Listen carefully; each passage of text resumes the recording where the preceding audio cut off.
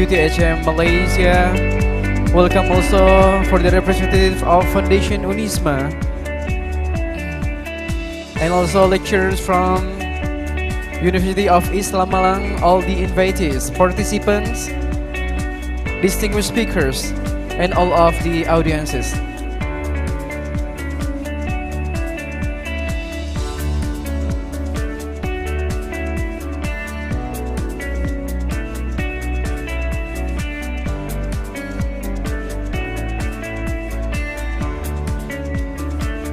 Welcome to the Rector of Unisma, Professor Dr. Haji Maskuri MSI, and the Dean of Faculty of Economic and Business, University of Islam Malang, Mrs. Nurdiana SA MSI.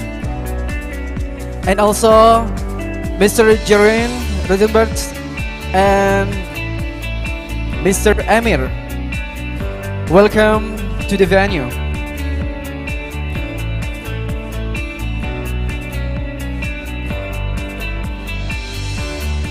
Okay, for all the leaders and the keynote speakers, please be seated based on the direction from the committee. Okay, please give a round of applause for all the leaders and keynote speakers for today's session.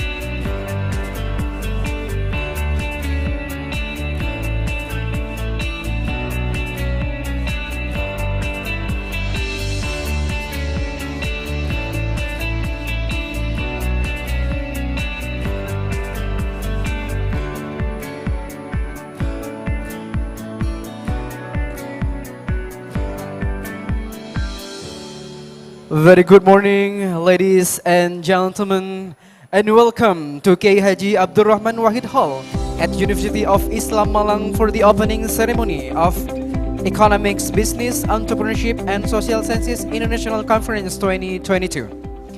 This event is conducted hybrid, where we have hundreds of participants attending here in person from various countries. And we have also keynote speakers and participants who are joining virtually from different places across the globe. I am Ervan Effendi, will be the MC for this international conference. On behalf of the committee, we are all very grateful to be blessed with health and the opportunity that we all can gather here to discuss various important issues in the global trends in economics, business, entrepreneurship, and social sciences. As our welcome gesture to you, we would like to present an international traditional dance performed by dancer from FAB Unisma students. Here is our welcome greetings. Please enjoy the show.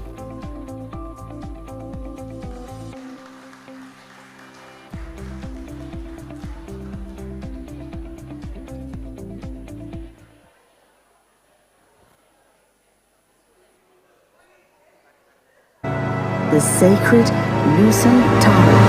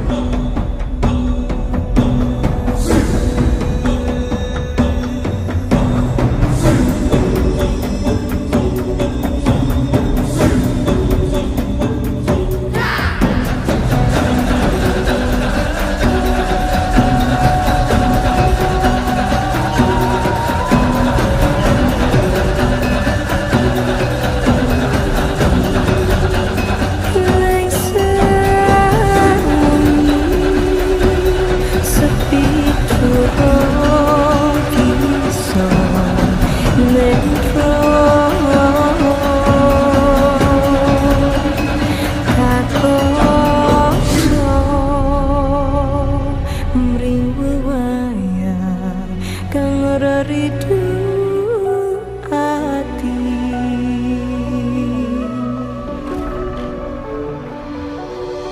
Cipik pariuk telengah sumbing dari Jawa, datang kaci bawa kepiting dua ekor, jajah budal belang api cak hidung gigi ronggang, sampai ketawa dulu dipacu raji tunggal. Sinanggar tula tula tula, sinanggar tula tula tula, sinanggar tula tula tula, sinanggar tula tula tula, sinanggar tula. Ayo mama, cinta mama marah beta, dia cuma cium beta. Ayo mama, cinta mama marah beta, larang muda punya biasa.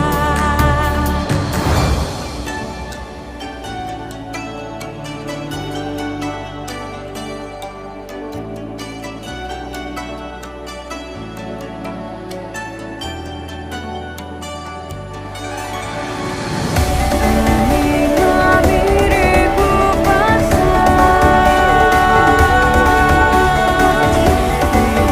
ditujui tonton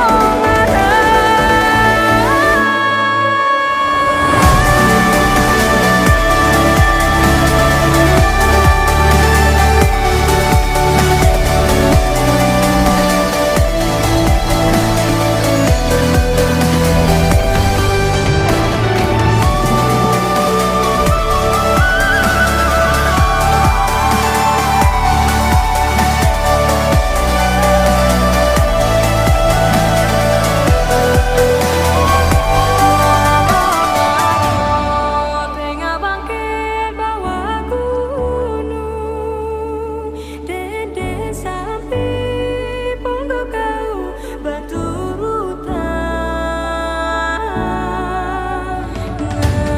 ngapote wajah etangane, rek macam tetana pada pote.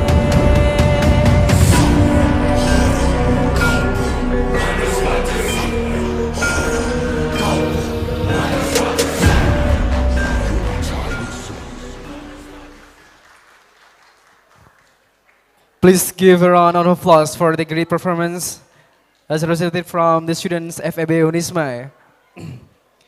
Okay, so ladies and gentlemen, hopefully you're enjoying the show before we come into the opening ceremony.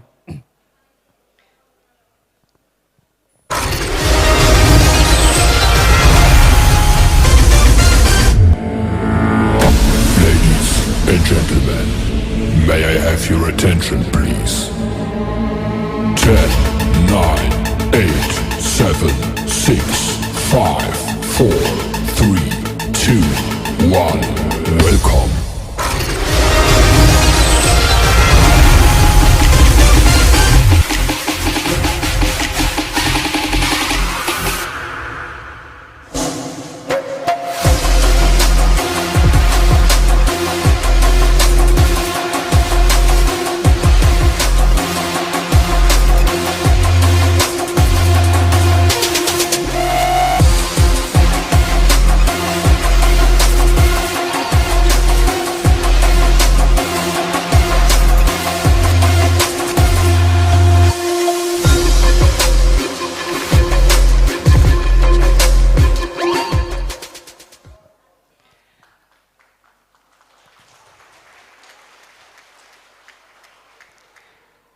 Assalamualaikum warahmatullahi wabarakatuh. Good morning everyone. Hamdanillah wa syukranillah wassalatu wassalamu ala rasulillah ibni abdillah wa ala alihi wa sahbihi wa mawalah amma ba'du. His Excellency Head of Unisma Foundation and represented by Dr. Haja Mudawamah, MSE, Her Excellency, the Treasurer of Unisma Foundation, Associate Professor Masliha, SMSE CAK, and His Excellency, Director of University of Islam Malang, Professor Dr. Haji Maskuri, MSE, and His Excellency, Deputy Rector, Professor Haji Junaidi Mistar, PhD, and Her Excellency, the Dean of Economics and Business Faculty, Associate Professor Nurdiana SA, MSc, and the Excellency Dr. Rini Rahayu Kurniati, MSc, as the Dean of Administrative Science Faculty. And the honorable distinguished keynote speakers of this international conference. The first is Professor Dr. Azrina M.D. Yassin, as the Deputy Dean on Academics and International Affairs of Faculty of Technology, Management and Business, UTHM, Malaysia. Welcome in Indonesia.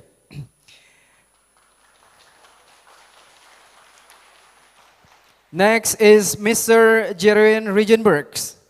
He is the CEO of NASU Sustainable Business Development and Innovation Center, Netherlands. Next is Dr. Sultan Emir Hidayat, the Director of Sharia Economic Infrastructure, Indonesia.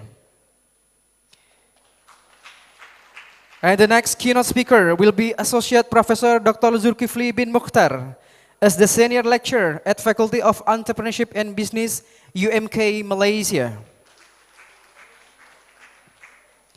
And the next is Dr. Watanan Srinin, Director of International Affairs at Faculty of International Studies at Prince of Songkla University, Phuket Campus, Thailand. And the next keynote is Professor Elkin Gasimov, as a Vice Rector at Moscow City University, Samara, Russia. And Mr. Shadi Ahmad Arif Al-Haleh, PhD, from Jiangsu University of Industrial Technology, China. The next keynote is Professor Dr. Zailani Abdullah, the Dean of Entrepreneurship and Business Faculty, and also Senior Lecturers at UMK, Malaysia. And the last keynote is Mr. Ikade Purnawan, MSED, as an international lecturer at Naruan University and Nagoya University, Japan. And respectable delegates from UTHM, including lecturers, faculty members, and also students, all the co-hosts for this international event, lecturers, speakers, international students, invitees, and all participants around the world, including Indonesia, Malaysia, Brunei Darussalam, Japan, China, Russia, Netherlands, Taiwan, Palestine, and Philippines.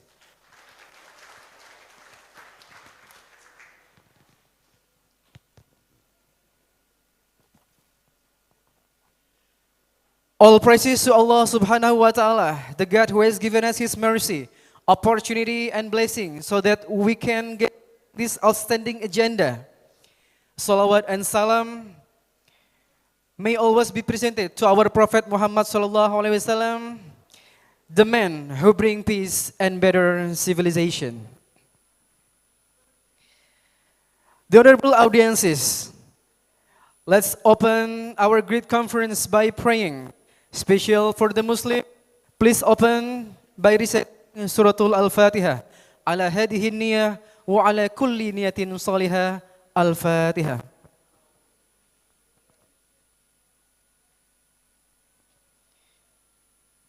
Thank you.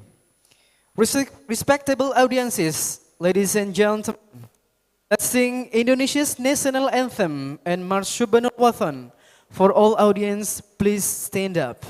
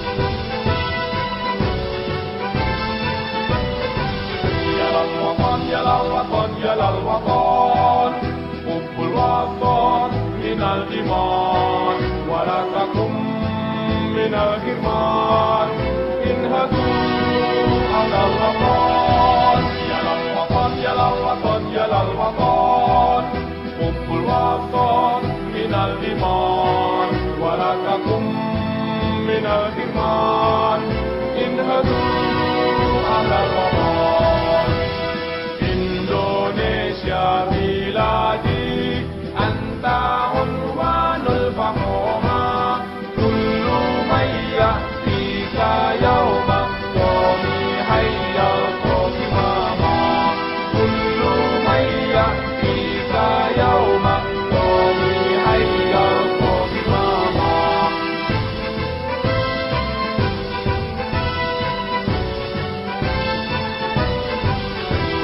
hati wahai tanah airku, cintamu dalam imanku, jangan halangkan nasibmu, bangkitlah hai bangsaku, usapkan hati wahai tanah airku, cintamu dalam imanku, jangan halangkan nasibmu, bangkitlah hai bangsaku.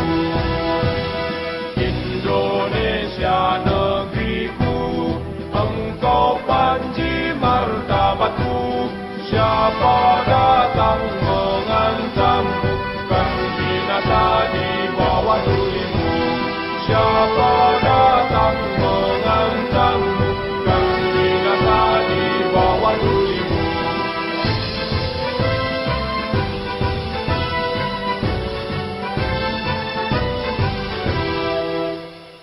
Ladies and gentlemen, please be seated.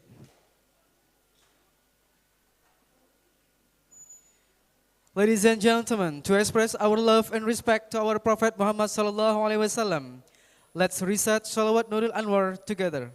Allahumma salli ala Muhammad.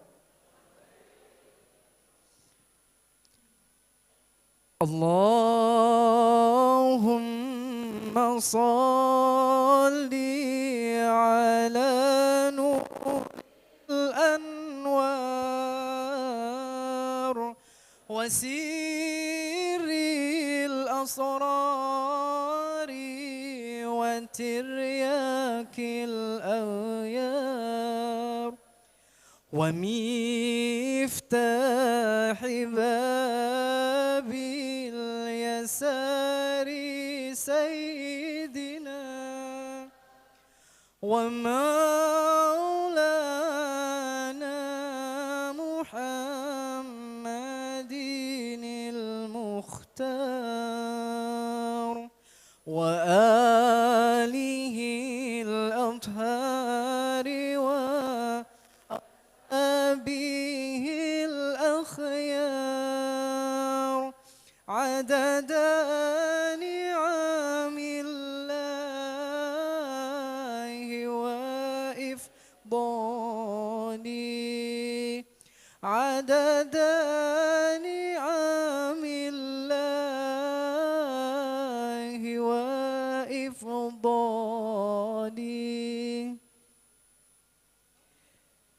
Distinguished speakers, participants, and all audience, in this great event, there always be a leader who initiate and support the agenda. After this, we will know who is exactly the person beyond it.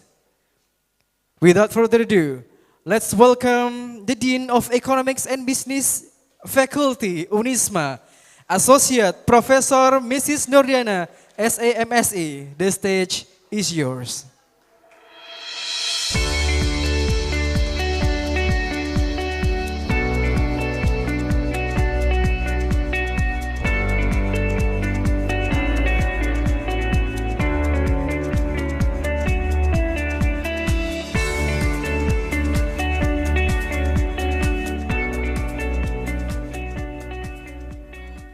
Assalamualaikum warahmatullahi wabarakatuh.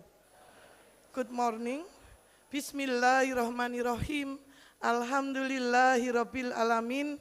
Wassalatu wassalamu ala asrofil anbiya'i wal mursalin wa ala alihi wa ashabi ajmain. Amma ba'du. The Honorable Rector University of Islam Malang, Profesor Dr. Bapak Profesor Dr. Mas Guri MSI, The Honorable Vice Rector University of Islam Malang, Bapak Profesor Junaidi Mistar PhD, and Bapak Associate Professor Nur Sotik Askandar, SMM, The Honorable Unisma Foundation, Ibu Dr. Haja Mudawama, SEMSI, dan Ibu Haja Masliha, SEMSI Akuntansi E.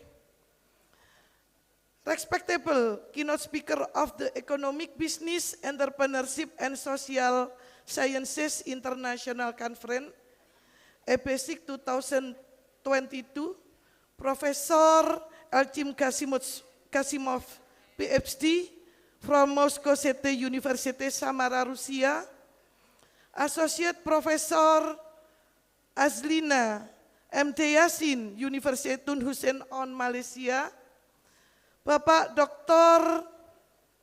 Sultan Emir dari Connect, Director of Syariah Ecosystem Infrastruktur, Dr. Sultan Emir Hidayat, terima kasih kehadirannya. Respectable Mr. Jeroen Rizenbeck, CEO Sustainable Business Development and Innovation Center, Respectable Assistant Professor Watanan Srinin from Songkla University, Phuket Campus, Thailand, Respectable Associate Professor Dr. Zulkifli bin Muhtar, University Malaysia, Kelantan, Associate Professor Dr. Yailani Muhtar from University Malaysia, Kelantan, Malaysia, Respectable Dr. Sadi Al-Hale, Yangzhou University of Industrial Technology, China, Respectable Mr. Ikadek Purnawan from Nagoya State University, Japan, Associate Professor Razali Madzin from UNISA, Brunei Darussalam.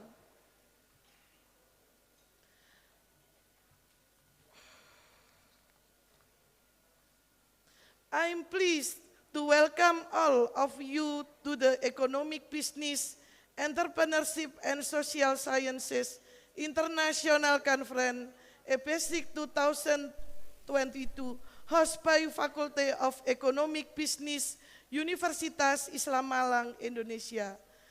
The objective of this hybrid conference to bring together researchers and practitioners worldwide to share new ideas and present the latest development in the theoretical and practical area of economic business, entrepreneurship, and social science. This year, conference brings together participants from the Netherlands, Russia, Malaysia, Taiwan, Jepang, Brunei Darussalam, Thailand, Philippines, Palestine, China, and Indonesia. I'm honored to have the distinguished keynote speaker in the conference, and I hope that all conference participants take time not only for paper presentation, but also engage one another actively and take this opportunity to develop their professional link further. The conference will not be possible without the dedicated effort of many individuals who have contributed to the various processes that make up this event. For their dedication, I sincerely convey my appreciation. My sincere gratitude also goes to our institution partner, Management Study Program, Faculty of Economy, Universitas Negeri Jakarta, State University of Malang, Universitas Muslim Indonesia Makassar, School of Business YKPN Yogyakarta, Universitas Islam Negeri Samarinda, Universitas Nahdlatul Ulama Sidoarjo, Universitas Negeri Medan, Universitas Malikus Saleh Aceh, Universiti Malaysia Kelantan, Universiti Tun Hussein on Malaysia, Prince Songkla University of Thailand, Unisa Brunei Darussalam, Tarlac Agriculture University Philippines, Emliku Smart Technology of Taiwan, Nanzan University of Japan, Faculty of Science Universitas Islam Malang, and my journal partner that provide their support in this conference. Enjoy the fruitful conference. Wassalamualaikum warahmatullahi wabarakatuh. Waalaikumsalam warahmatullahi wabarakatuh. Thank you so much for the welcoming speech from the Dean. It's a great pleasure for us to listen to your welcoming speech.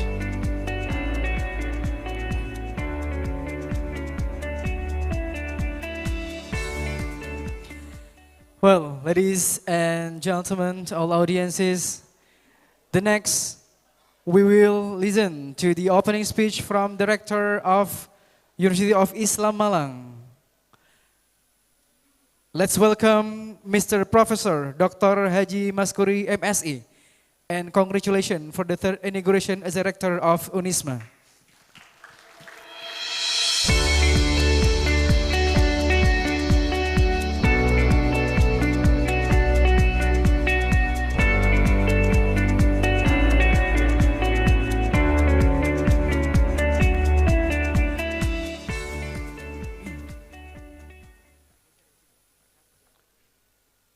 Assalamualaikum warahmatullahi wabarakatuh. Good morning. Bismillah, alhamdulillah, wa syukrulillah, ala nikmatillah, wala hawla wala quwata illa billah. Allahumma salli wa sallim ala sayyidina Muhammad wa ala alihi wa ashabi ajmain. Amma ba'du. Respectable Unisma Foundation yang dalam hal ini hadir Bendara Yayasan Unisma, Ibu Hajah Maslihah SEMSI, dengan Ibu Dr. Insinyur Hajah Mudawamah MSI, Respectable Vice Rector 1 and 2, Prof. Junaidi Mistar, and Associate Professor Gus Nur Sadik Askandar,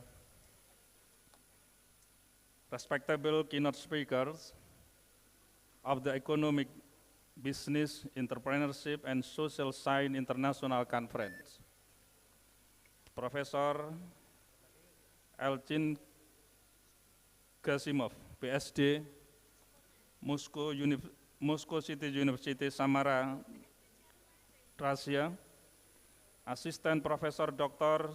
Zulkifli bin Mukhtar, Universiti Malaysia, Kelantan, Malaysia, Assistant Professor Dr. Watanan Srinin, Prince of Songkla University, Phuket Campus, Thailand, Assistant Professor Dr. Azlina MD Yasin, Universiti Tun Hussein on Malaysia, Dr. Sultan Emir Hidayat, Director of Syariah Ecosystem Infrastructure, Indonesia, Dr. Sadi E.A. Al-Haleh, Zhengzhou University of Industrial Technology, China, Mr. Ikadek Purnawan, MSED, Nagoya City University, Japan, Mr. Fredko, CEO PT Emliku Smart Technology and Commissioner of Taiwan Artificial Intelligence Industry Association, Mr. Jeroen Lijenberg, CEO Sustainable Business Development and Innovation Center, Netherlands. Respectable Associate Professor Nurdiana SEMSI, Dean of Faculty of Economic and Business of University of Islam Malang. Tepuk tangan untuk beliau. the conference committee, administrator, faculty member, teacher, researcher, student, and participant of this EBESSIC 2022. On behalf of Universitas Islam Malang, I welcome our honorary and keynote speaker from Russia, Malaysia, Thailand, China, Japan, Taiwan, Netherlands, Brunei Darussalam, and Indonesia. Welcome to Unisma Malang. Unisma Malang has strengthened and developed its national and international collaboration and reputation through its excellent services, achievement, and joint international program and event. Therefore, our motto is from Nahdlatul Ulama for Indonesia and the world civilization. This international conference is significant for us to set state of art in the area of economic, business, entrepreneurship, and social science, di mana Universitas Islam Malang sekarang, insya Allah di tahun 2023 nanti kita akan masuk ke milestone Entrepreneur University. Maka Fakultas Ekonomi dan Bisnis sudah mengawali untuk membuat satu terobosan-terobosan baru terkait dengan fondasi Entrepreneur University. Tentu kita tidak akan sekedar Entrepreneur University, tapi kita akan mengarahkan pada Socialpreneur University. Kita akan mengarahkan pada Technopreneur University. Ketiga konsep itu tidak akan bisa dipisahkan di dalam mempersiapkan generasi muda dalam rangka untuk meningkatkan daya saing lulusan Unisma di kancah nasional maupun internasional. It is also a perfect moment for us to develop our networking and collaboration with scholars across the nation and globe. Maka dari itu, kami bertekad untuk membuat jejaring seluas-luasnya dalam konteks untuk pengembangan Universitas Islam Malang, baik di tingkat ASEAN, di tingkat Timur Tengah, maupun di tingkat Eropa, menjadi bagian yang tidak terpisahkan untuk 4 tahun ke depan membawa Universitas Islam Malang pada level global.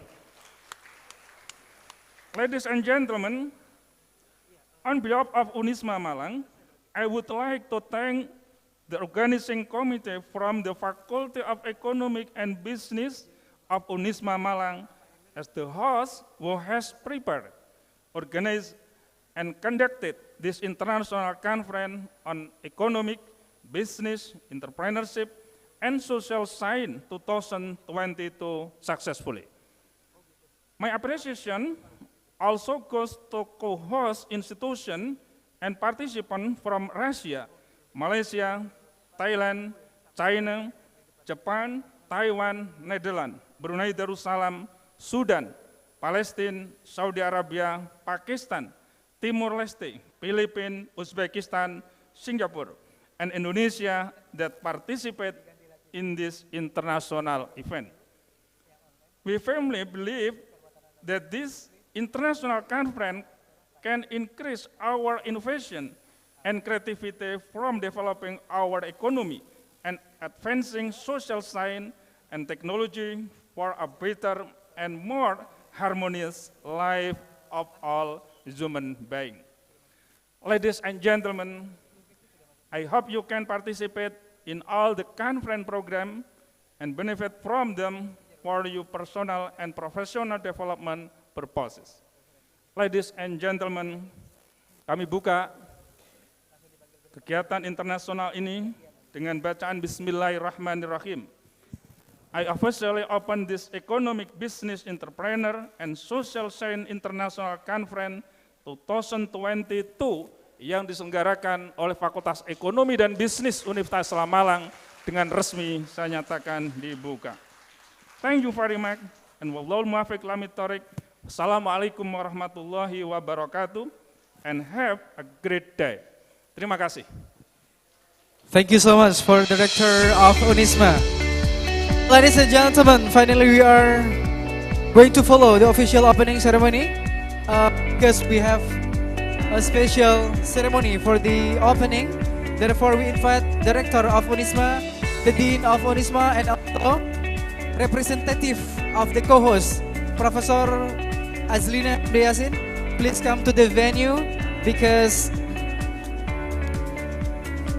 after this, please grab the bow arrow, as a symbol, and direct to the bow and the arrow to the screen, and show it after my instruction as the symbol of the official opening ceremony of this international conference. Okay, so please wait for my countdown. This is that's to symbolize the real opening.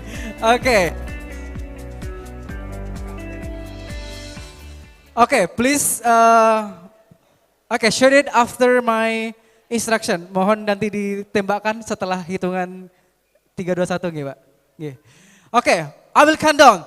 3, 2, 1, go. Okay, you may shoot the arrow. Bisa ditembakkan, Bapak.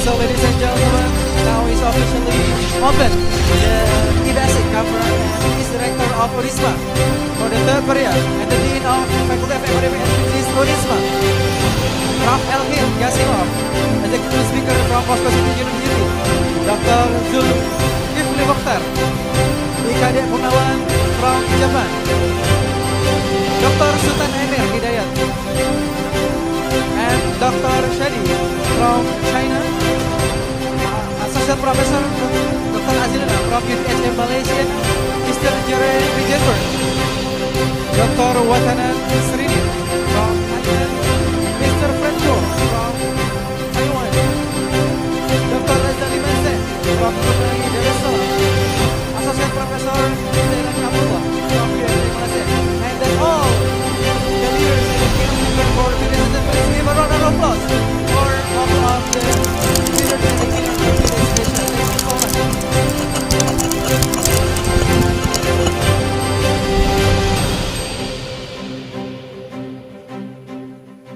Okay, thank you. The next is giving appreciation and proceeding of the conference from the Dean to the Foundation and also to the Director. Therefore, to the Dean, please go to the venue in the middle of the stage, in front of the stage, and we will give appreciation.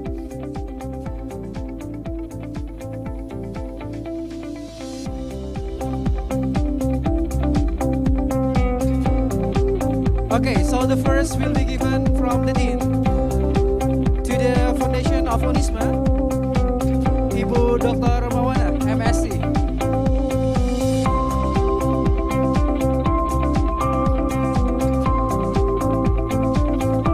Okay, so this is given to the Rector of Unisma.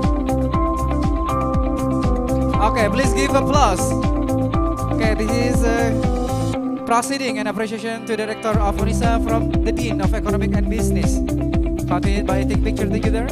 And the next will be given to the representative of Foundation of Unisma, Ibu Dr. Haja Mudawamah, MSc.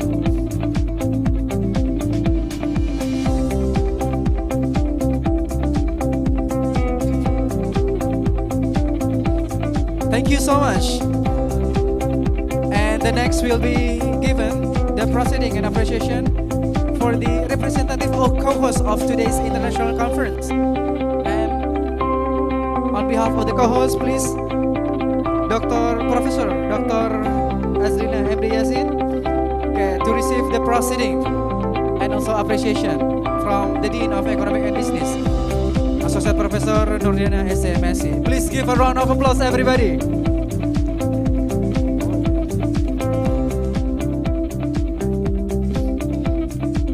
Thank you so much.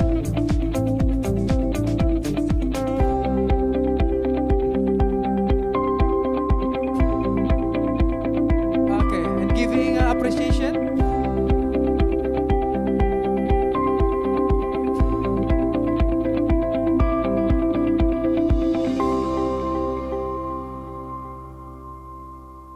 Thank you so much. Once more, give a round of applause and continue.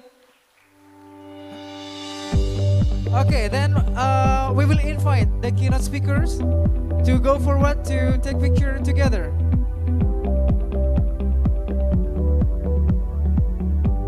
Okay, the first will be given to Dr. Jerion Regenberg.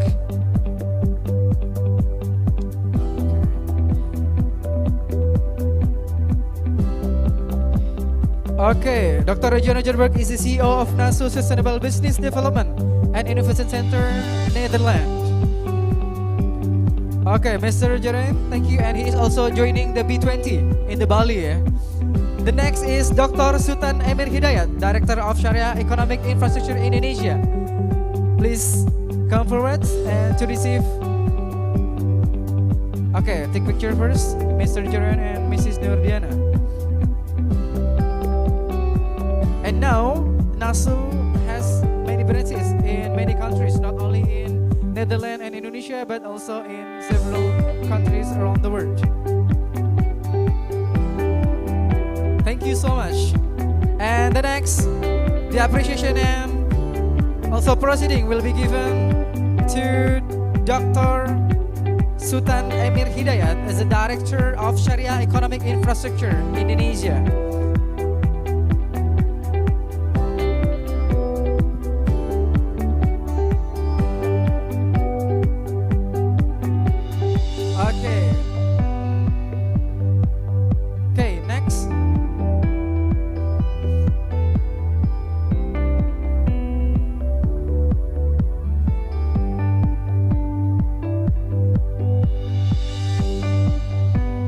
Okay, thank you so much, and after this, invite the co-hosts to receive the proceeding.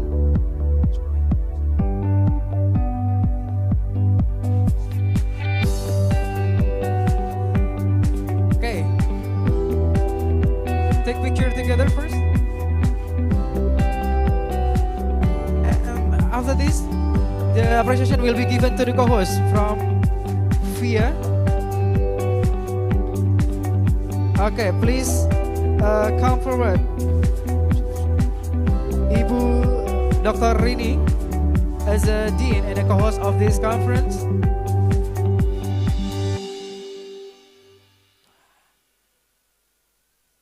Okay. And the next is a co-host from YKPN.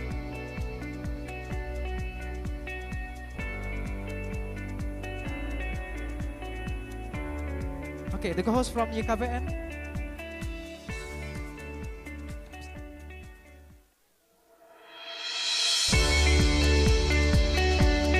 Okay. Okay, please take picture together.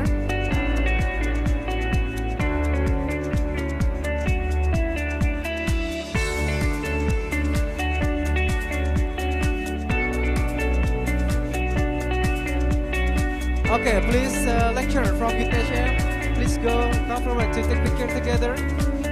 And also,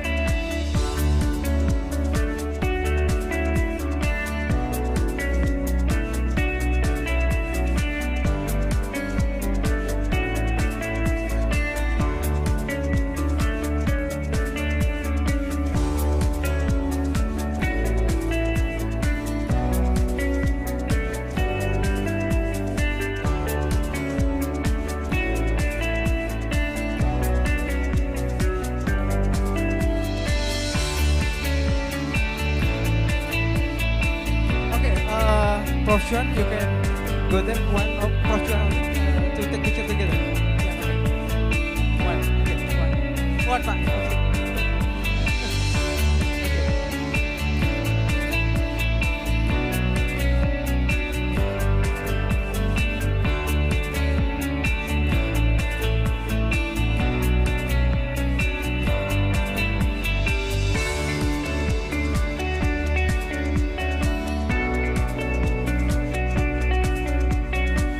Okay, from the co-host from YKPN and also UNSI and UNSIDA, please come forward to take picture together.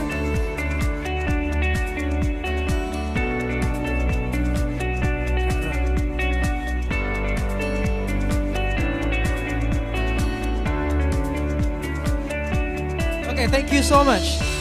Please give a round of applause for them.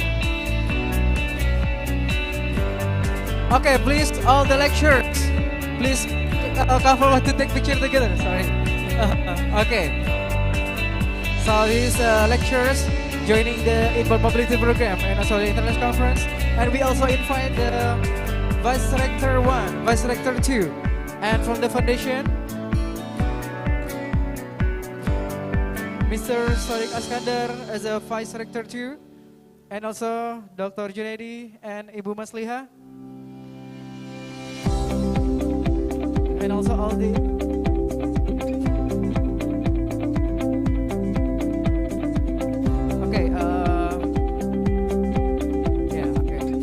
formal first. In 3, 2, 1. Okay, give it thumb ups. Okay, to the camera. Okay, please shake your hands to the camera. Okay.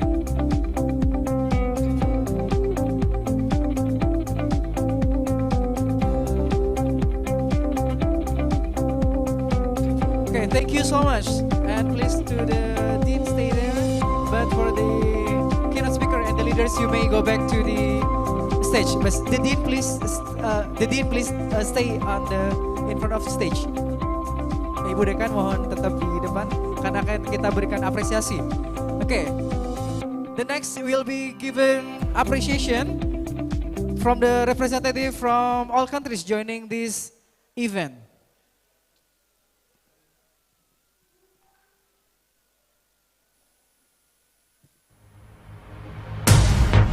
So, it is a representative from Indonesia, Malaysia, Brunei Darussalam, Japan, Thailand, China, Russia, Netherlands, Taiwan, Palestine, and Philippines. So therefore, we invite the Dean of Economic and Business, Ibu Nurdiana, SDGs, and the Dean to give appreciation.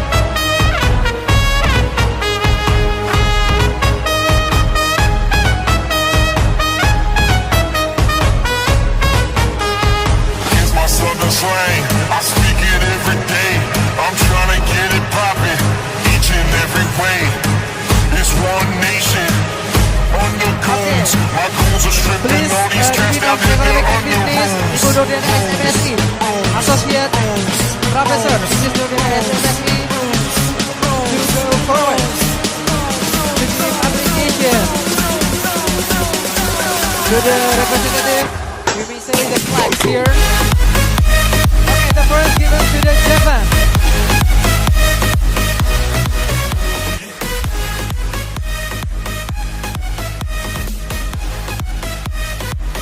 Okay. The next is to Taiwan. Okay, the next appreciation will be given to Thailand.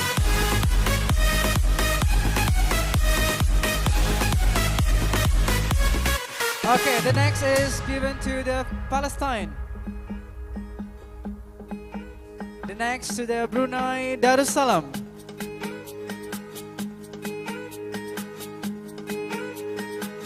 And the next is Russia.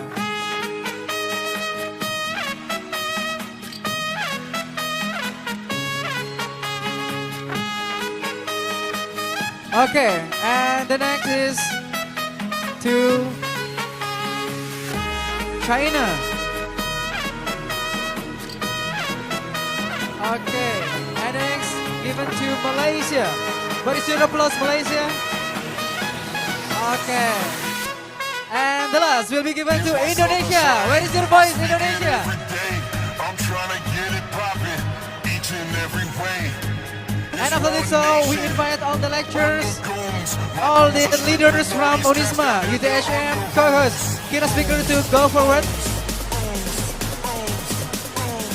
Okay, after these photo sessions, please kindly the lecturers, the students from UTHM, and all the leaders, lecturers, vice rectors, keynote speakers to go forward, and the co-hosts. Oke, Bapak Ibu dimohon untuk ke depan untuk melakukan sesi foto bersama dengan seluruh tim, mahasiswa dan tim. Oke, mahasiswa from UTHM also come forward. Mohon ke depan.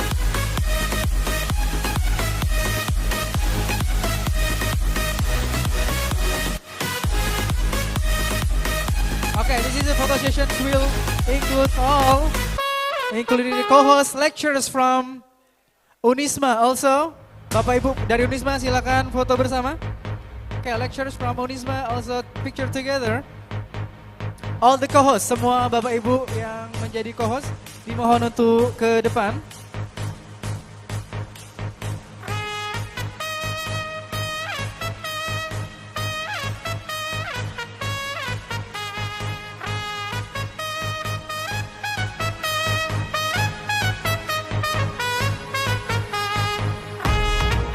Okay, so please check your flags, everyone. Yeah, benderanya bisa digoyang-goyangkan. Okay. So, okay, please look at the camera first. It's gonna begin with the formal session. In Bapak Ibu fotografer, okay, saya hitung. Okay, 3, 2, 1. Formal session first. Okay, continued by freestyle or free session yeah for the picture. Okay, you may use sum up, love or anything. Yeah. Okay. And please check your hand to the camera moving in front of you. Everyone please. Tolong lambaikan tangan kepada kamera yang sedang berjalan.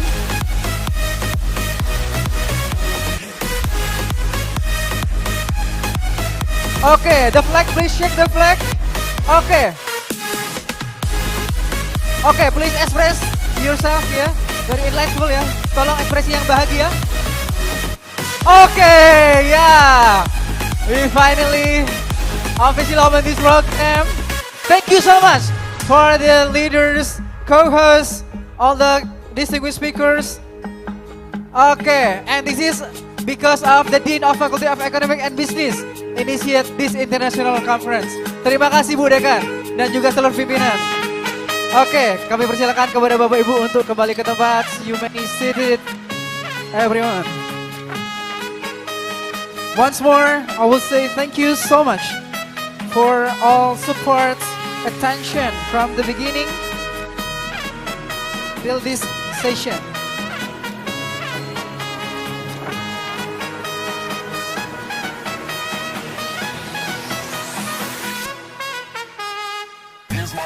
Okay, once again, I would love to, on behalf of the committee, I would say that thank you so much for everyone, from the rector of Unisma, vice rector 1, vice rector 2, and the foundation of Unisma, and also all co-hosts, all keynote speakers attending this event, and of course, special thanks also for our friends, yeah, from UTHM Malaysia, lecturers, faculty members, and also students. Thank you so much for coming to Indonesia, especially to FEB, Unisma, and Faculty of Administrative Science. Yeah. Welcome to Unisma, and hopefully you are happy here. Okay. So ladies and gentlemen, after this we are going to jump into the first session of the conference. But before that, before I close this meeting, could you please give a biggest round of applause for this opening ceremony?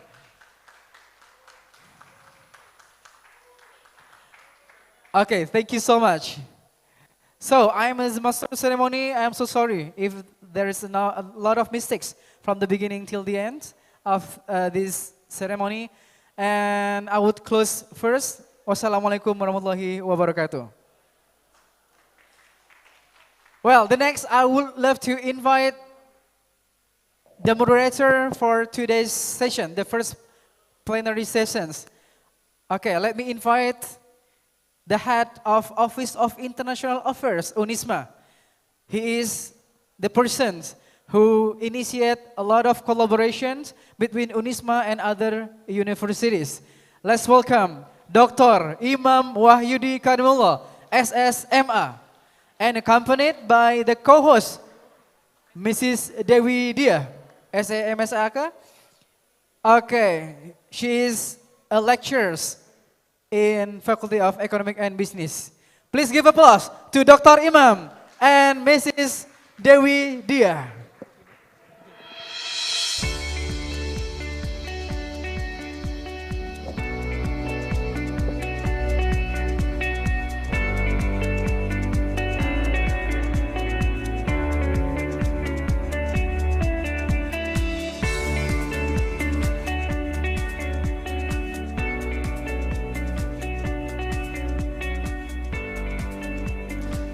Okay, thank you, Mr. Ervan.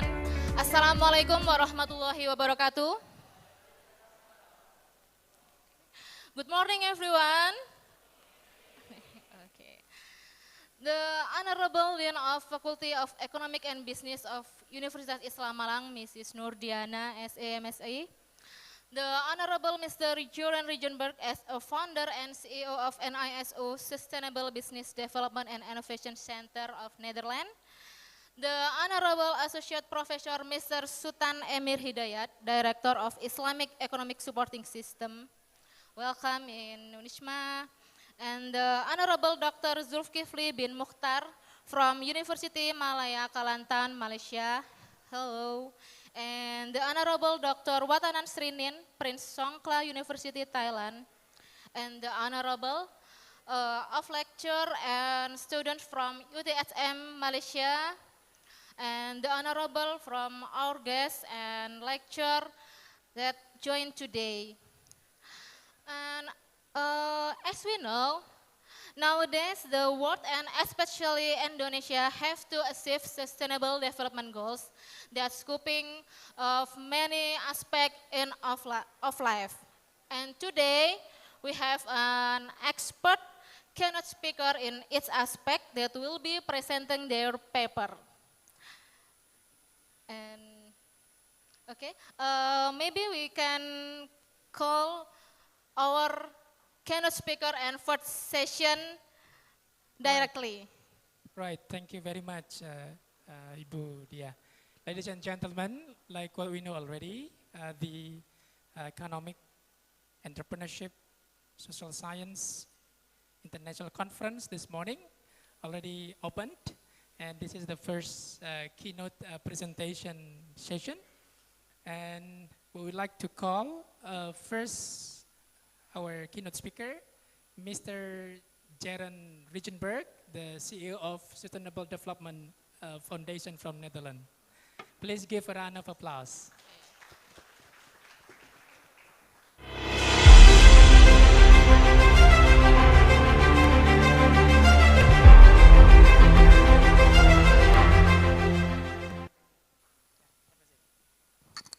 And then we have the second keynote speaker, which is Associate Professor Sultan Emir Hidayat.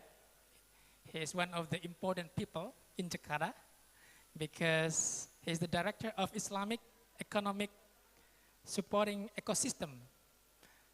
And his office complex of Ministry of Finance of the Republic of Indonesia.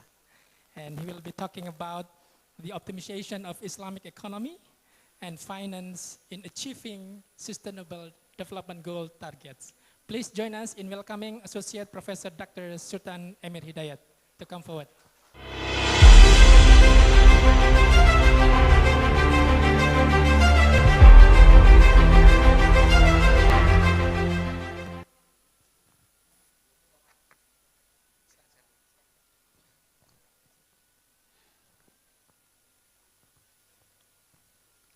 Ladies and gentlemen, we have 4 keynote speakers.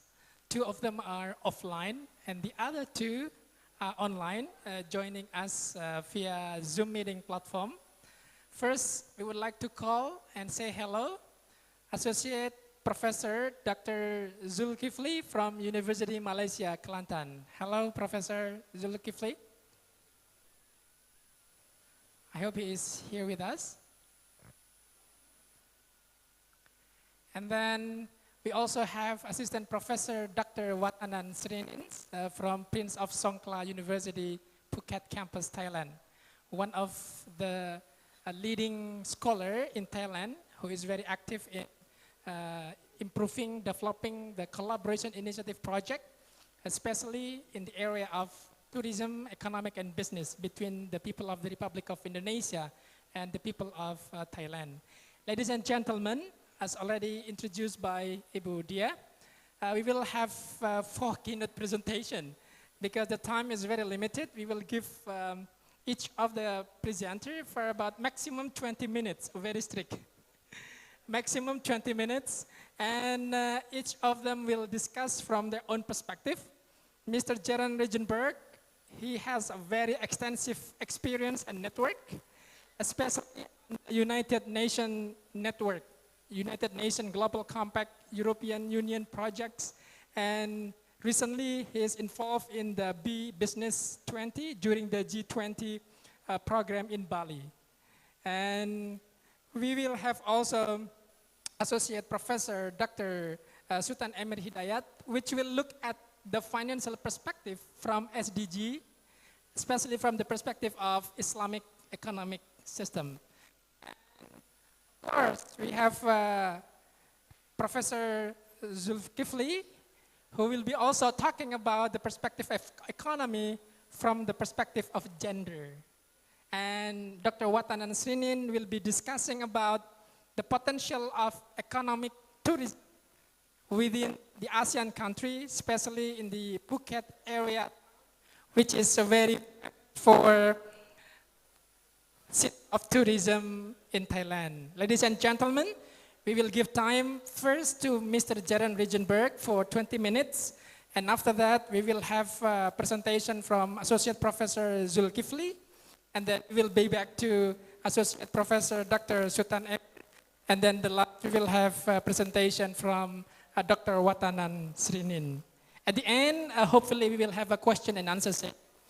And then please give a round of applause for the first presentation for Mr. Jaren Regenberg.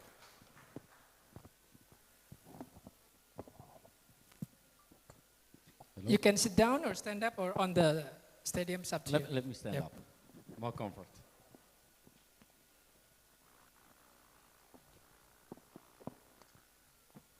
Assalamualaikum warahmatullahi wabarakatuh. Bismillahirrahmanirrahim. Alhamdulillah, I'd like to thank everybody here for being present and also online. I'd like to thank the rector of the University Islam Malang for this great event, and also the faculties of economic growth for this great event, and all the keynote speakers who are speaking today on this international event. Thank you very much for your efforts, for your lectures, and for your knowledge. My name is Jeroen Reinenberg. I'm born 30 July 1967 in the Netherlands. I classify myself not as a Dutch and also not as an Indonesian. Why? Because I'm campur. In Belanda, I'm not accepted as Dutch. They always ask me, where are you from? Same in Indonesia. So I classify myself as world citizen. Next slide, please. I would like to talk today about the difference between traditional business development and sustainable business development.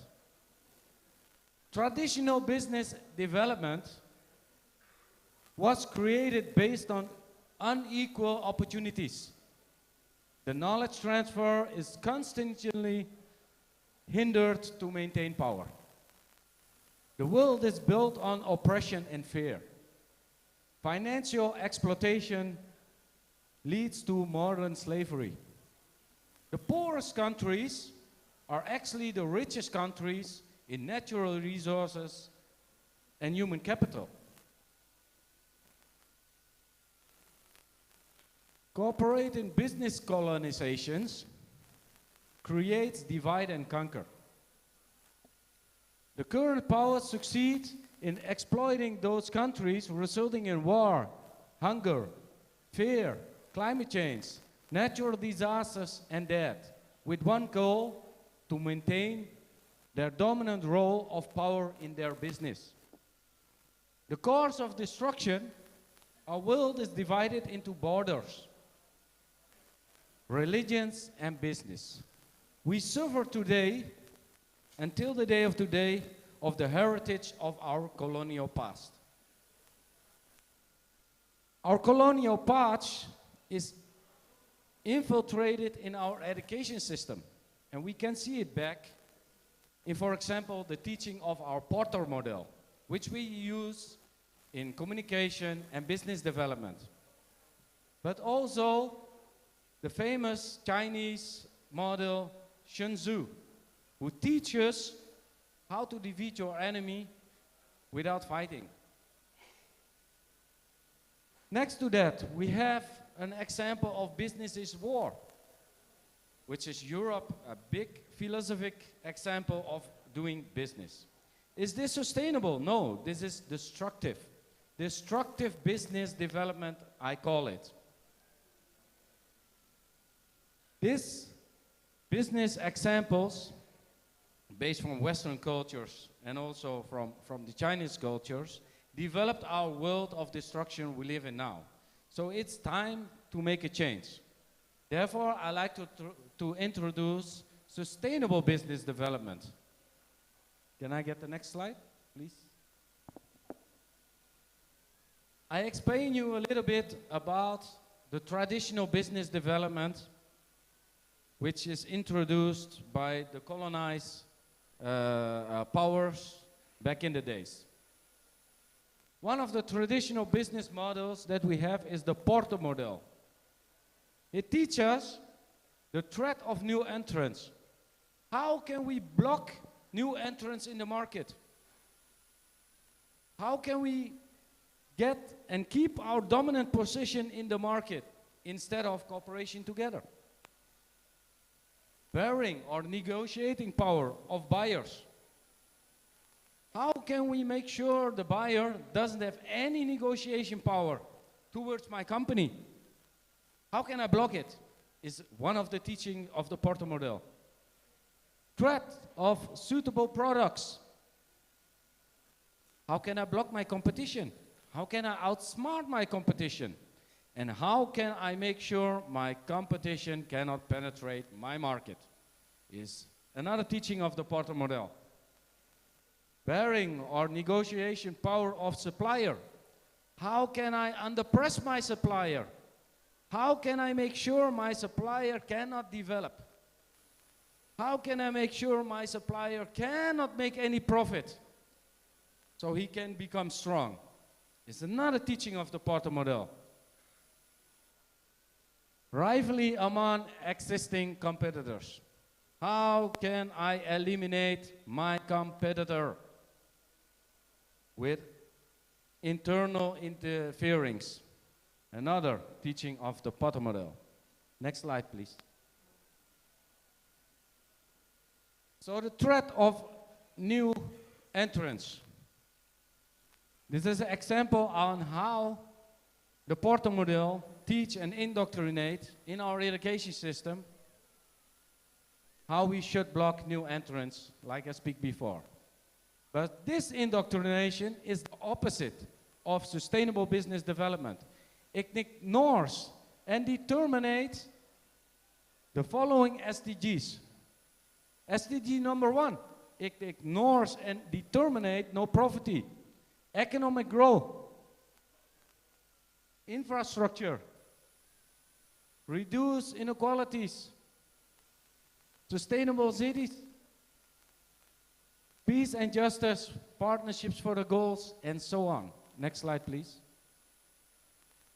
So bearing of power of the buyer. Bearing is a negotiation position towards the power of the buyer. So a great example is how can we make sure that our buyer is loyal. The biggest example are energy companies, oil companies, who make sure that you as clients are forced to buy their products. And during our time now, We have an energy transition. So there are some companies who are taking advantage of this position.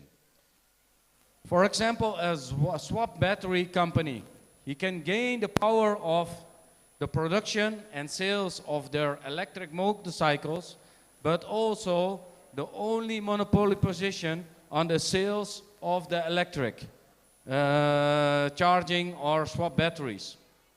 So that means he decides your price. So you don't have any freedom of deciding which kind of motorcycle I will use, because you only have one choice. So the Porter model teach them how to gain the power of consumer or buyer. Next slide, please. Threat of suitable products.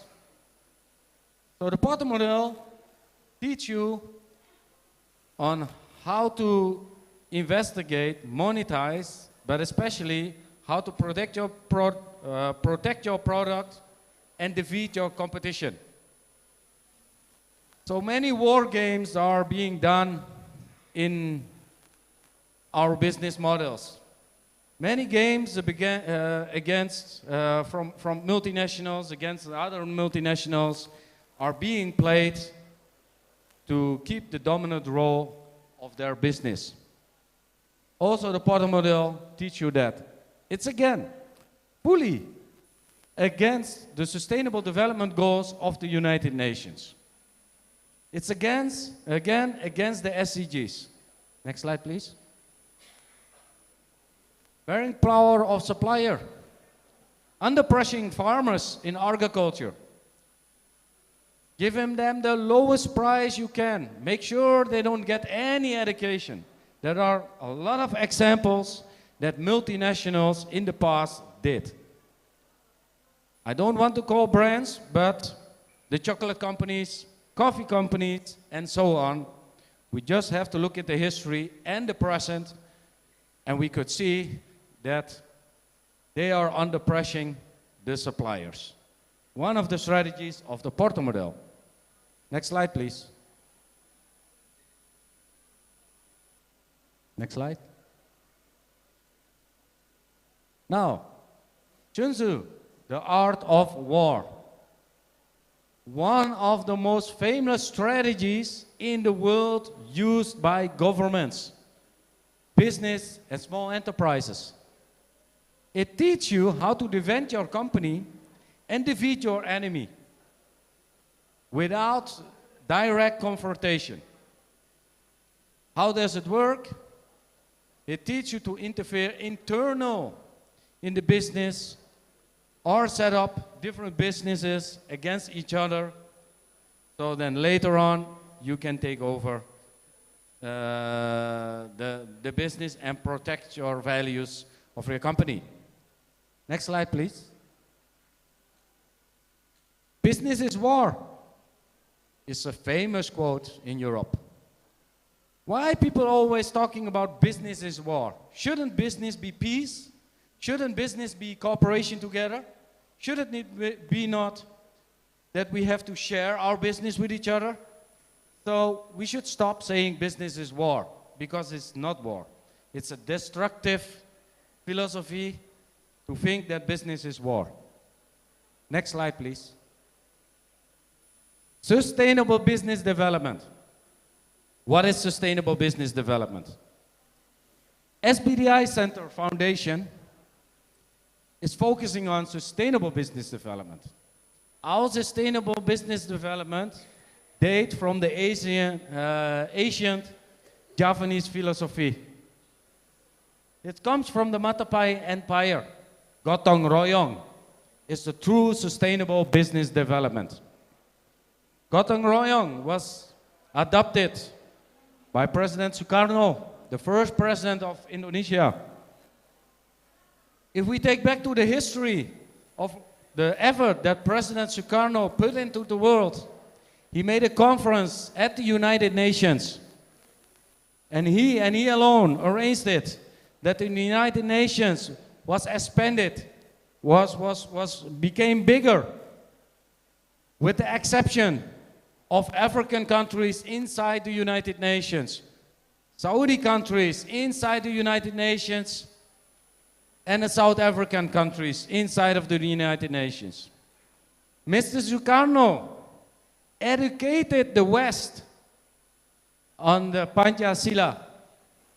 He educated the West and teach them what is the principle of Pancasila. That is the core foundation of the 10 principles now of the United Nations and the Sustainable Development Goals. So remember that these Sustainable Development Goals, the SDGs that we have now, is the foundation of Sukarno. So please, look at the history and find it out yourself. Next slide. Sustainable Development Goals. The core principles are the 10 principles of the United Nations Global Compact. Respect. Ensure. Support. Eliminate. Educate. Stimulate. Assume. Develop. Promote. And fight. With added to the SDGs, the Sustainable Development Goals. 1. No poverty. 2. Zero hunger. Well-being. Quality education. I cannot read. Quality education, and then equity, good drinking water and sanitation, clean energy, economic growth, and so on. So I want you to study at the SDGs, but the important thing is how you implement these SDGs within your company. How your company can ensure that you benefit, or the people benefit, of no poverty. So invest in your supply chain, invest in your community, will be SDG 1, zero hunger. Invest in your community, your supply chain, in your staff. Number 2, a company can have a beautiful, sustainable product like solar panels. Yeah, very beautiful. But is the company sustainable? Are they implementing this SDG, the Sustainable Development Goals, in their strategy? No. It's still a colonial business model. So we are trying to teach and change the mindset that we should invest in our people, should invest in our communities, our supply chain, because in business development, there's only one thing you have to think of to do, and that is invest in your human capital. Don't be arrogant, because it's not you who's making your business.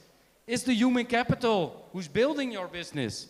It's your client, your stakeholders, your supply chain who's making your business, not you. Mr. Jaren, we have 6 more minutes. Okay, next slide, please.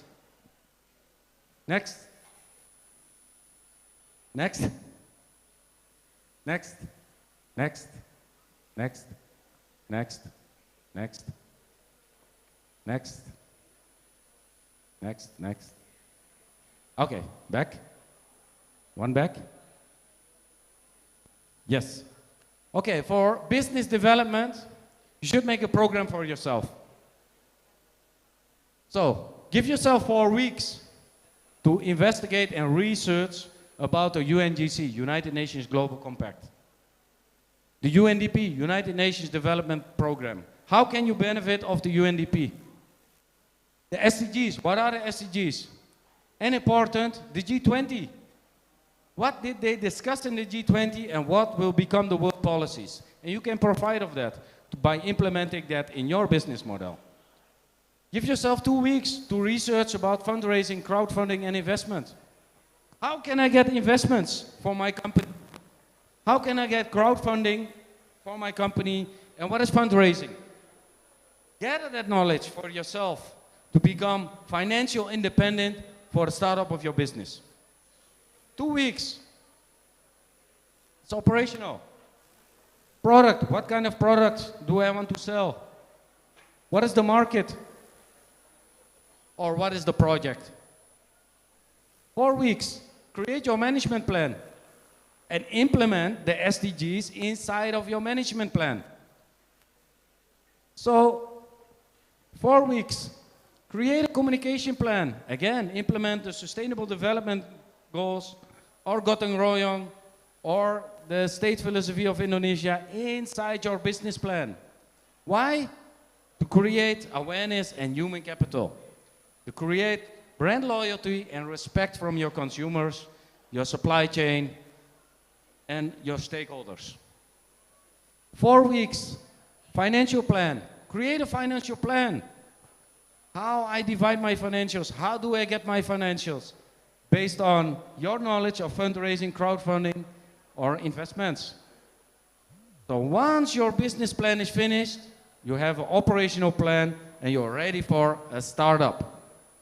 Your business plan is important for yourself. It's a guide towards the road you want to go. Make it for 3 years and 5 years, short term and long term. It's like a navigation system. If I want to travel from Malang to Jakarta, I don't have a navigation system, I will never reach Jakarta. I'm a bule. I don't know the way. If I have a navigation system, I will reach there. The same is a business plan. So my advice towards all your bright and young students, invest time in yourself. Invest time in knowledge, do a good research, and create a business plan before you go in operational actions. Thank you very much. Thank you very much, Jaren Regenberg. Give applause. Yeah, Mr. Jaren has many projects undergoing right now with United Nations Global Compact and some project proposing to European Union. So it's good if some collaboration can be developed with participants, researchers, especially for the international fundraising program.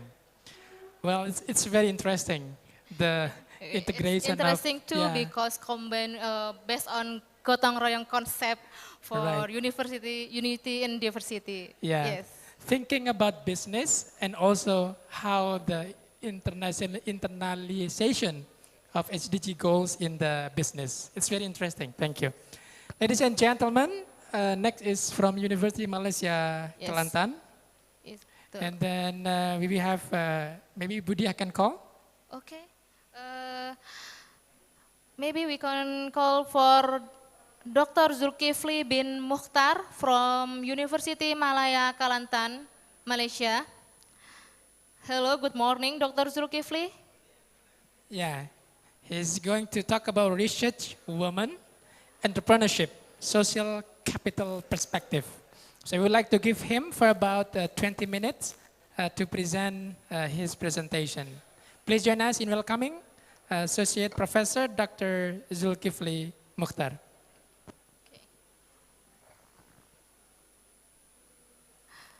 Allah Ta'ala. Okay, thank you. Wabarakatuh. Waalaikumsalam warahmatullahi wabarakatuh. Yeah.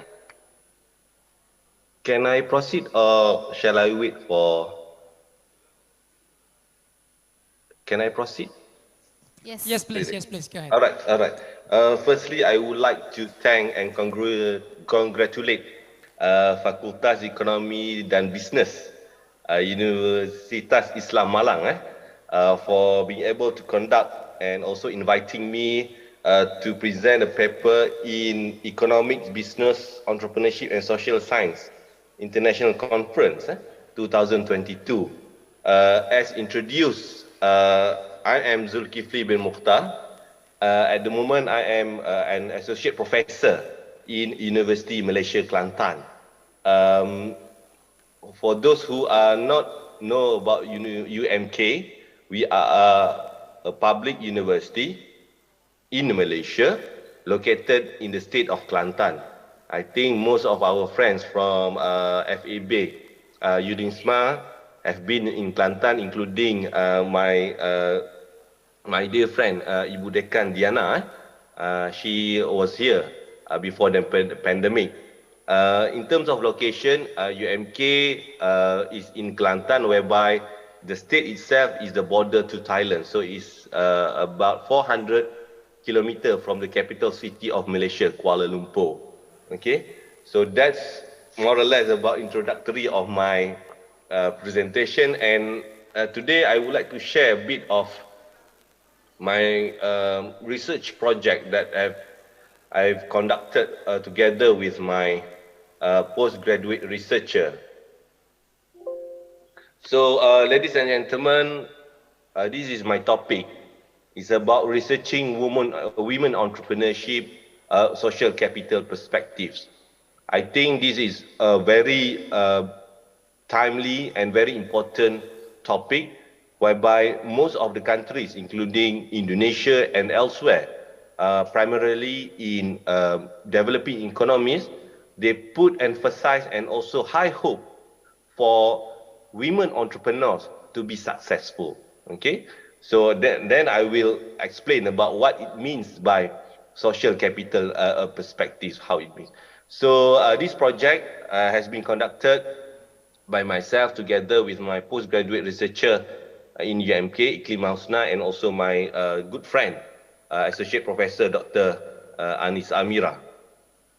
So these are my outline of my presentation. We're going to see the landscape of women entrepreneurship as a whole and also at a global perspective. Then I shall proceed with a cycle of entrepreneurship development.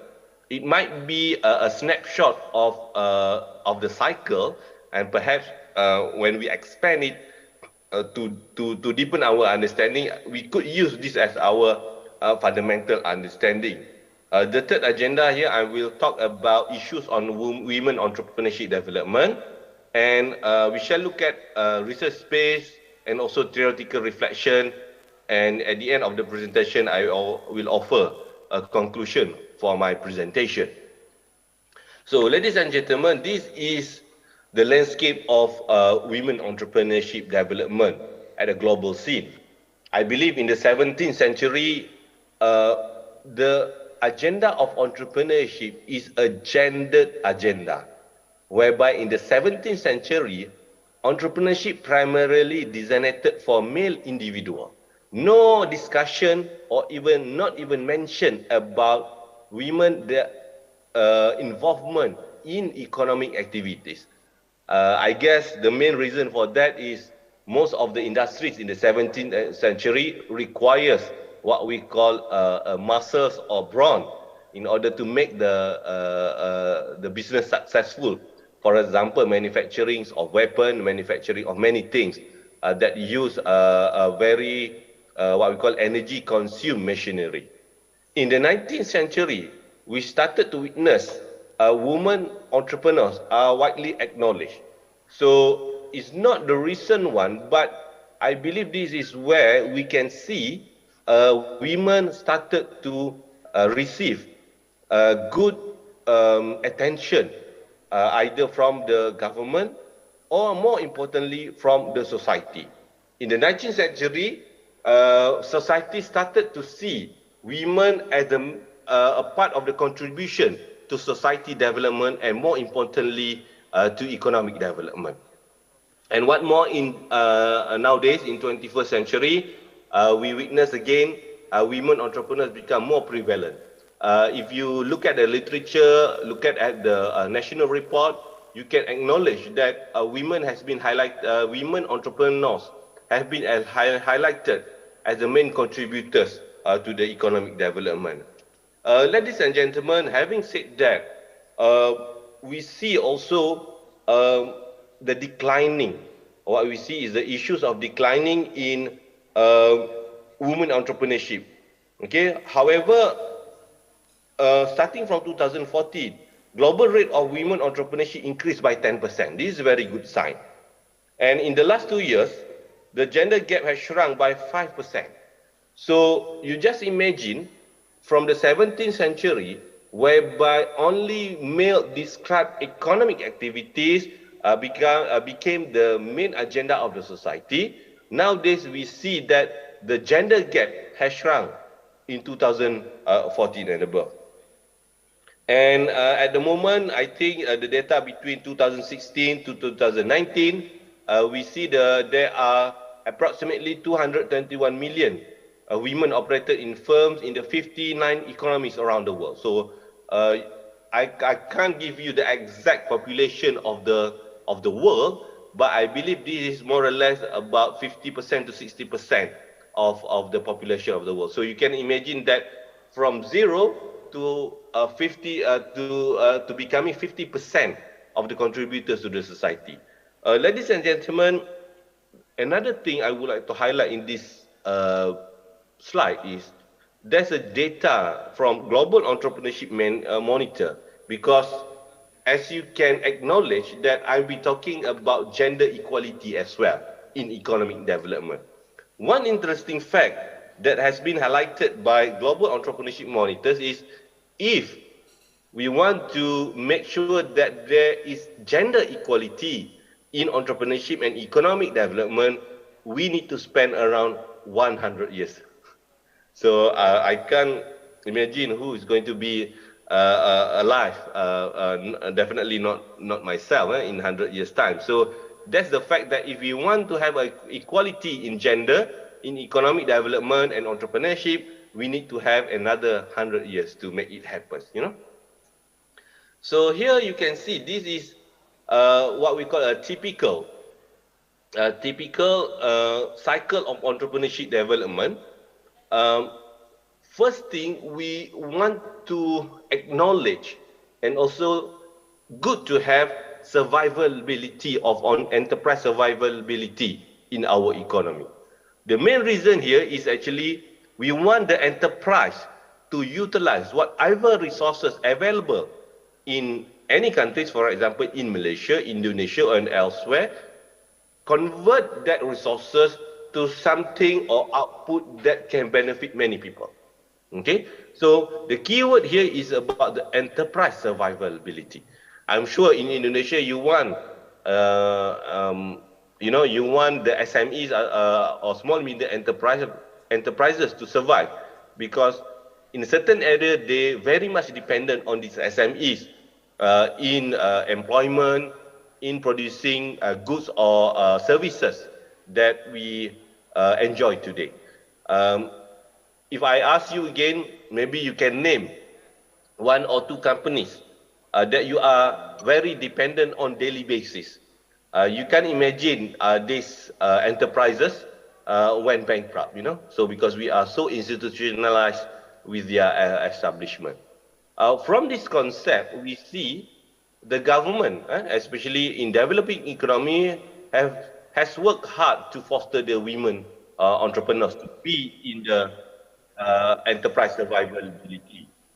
More or less, we also acknowledge that family and friends play an important role in assisting women entrepreneurs.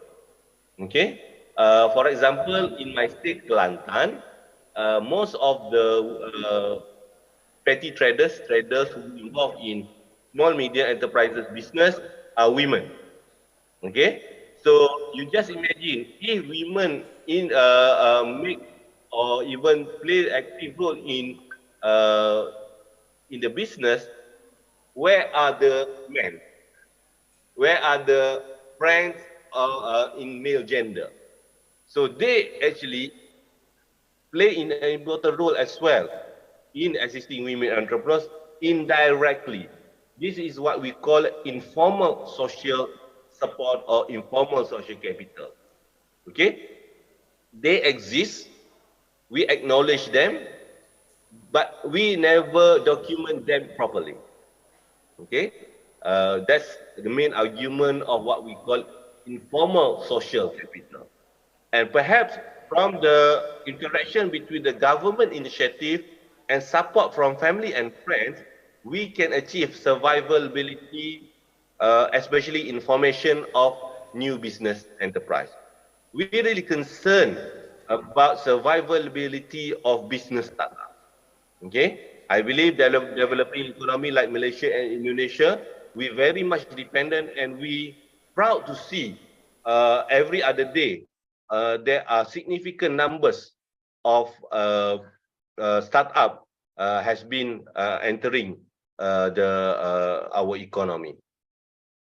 Now, having said about that cycle of entrepreneurship development, we also see that there's issues in women entrepreneurship.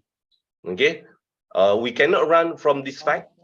The first fact is that the proportion of women who choose entrepreneurial career is lower compared to men.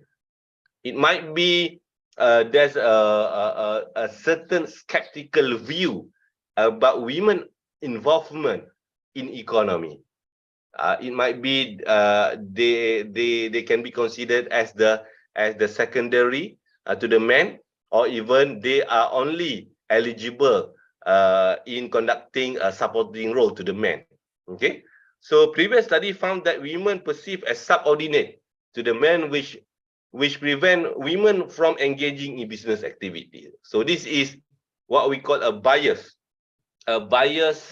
perspective or bias view about women women entrepreneurship in any countries, including our country and also Indonesia. Hang on a second. Due to gender inequality that discourage women from engaging in business as they encounter more barriers. So if you check on the literature or even you do a online search about the barriers of entrepreneurship, you will see most of the keywords starting from women entrepreneurship or women entrepreneurs.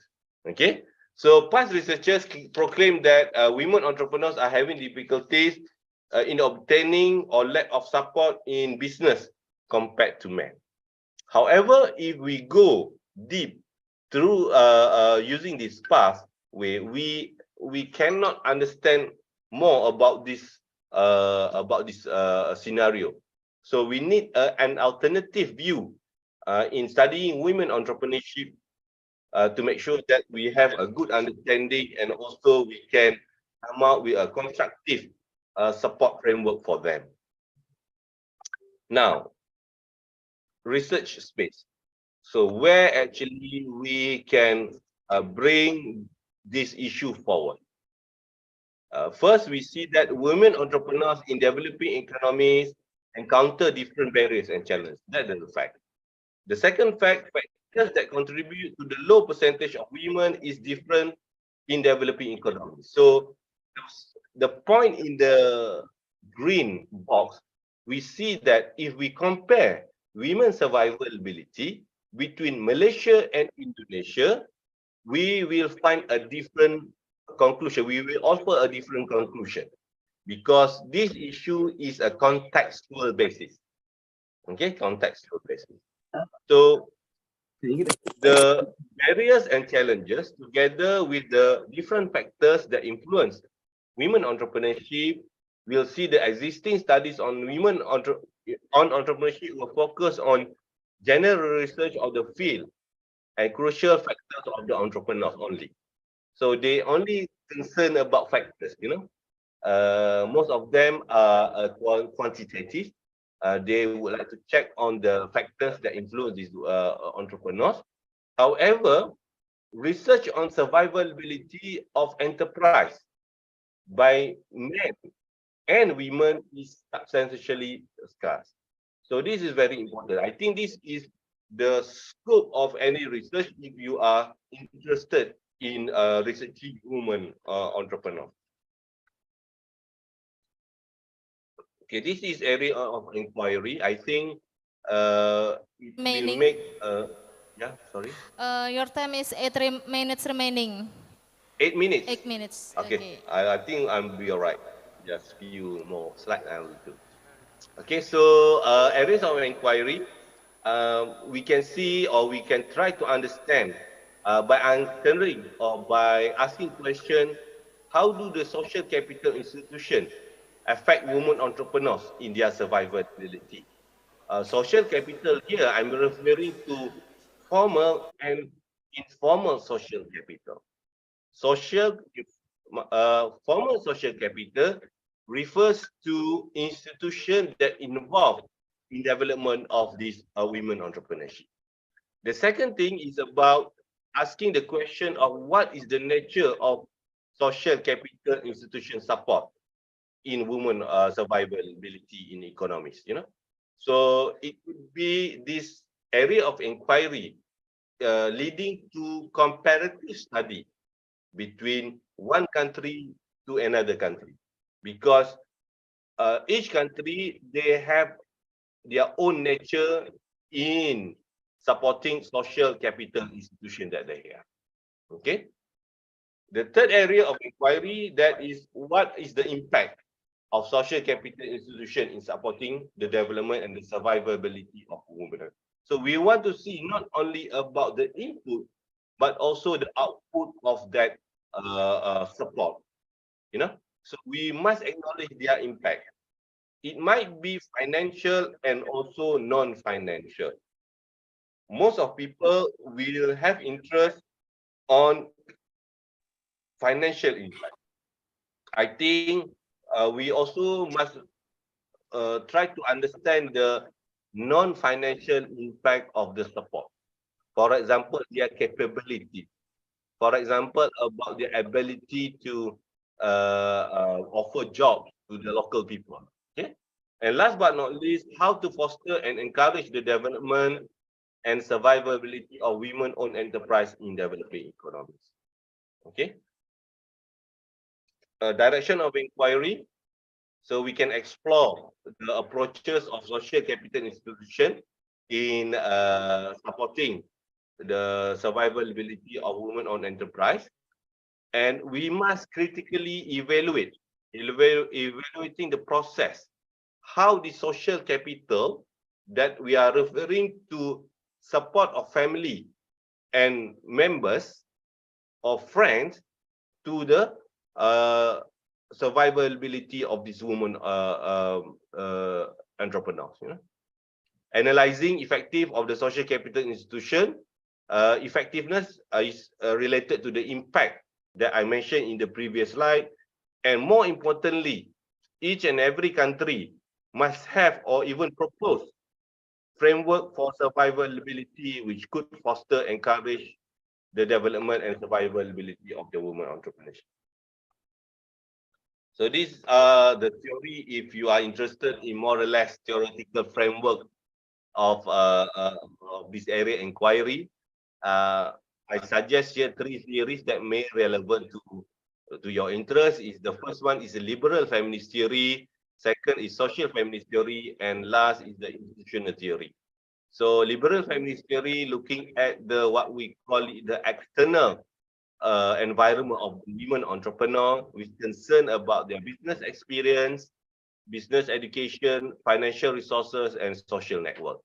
Okay, so liberal feminist theory is actually a theory that champion women equality. It's a social perspective, a society development perspective, a kind of theory. Okay, whereby the social feminist theory is more or less about the internalization of women entrepreneurship development. Okay, it dependent on the choice of the business, goal in entrepreneurship, perception of the business, management strategy, and the personal values. I think the personal values is prominent in this social feminist theory. And last but not least, in terms of the institutional theory, we can see different perspective, formal institution and informal institution. For example, formal institution looking at rules, law, and regulation, and the supportive pillar here is about regulative.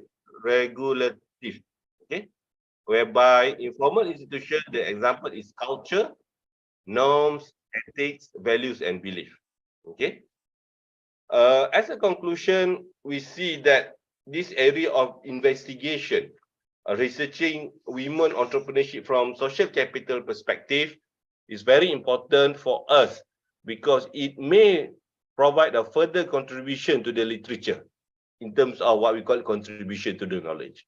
And we can enrich the knowledge about women entrepreneurs and survivability process of their enterprises. Okay, as we agree, women make up about 50 or even 70% of economy in developing countries. And practical contribution is about providing further contribution to the literature, particularly in developing economic context. And what more is the enriched knowledge about women entrepreneurs itself, because we must understand these women in order to accelerate their contribution in our economy. Okay, I think that's all from now. Thank you very much for your time listening to my sharing and presentation. So back to the moderator, perhaps.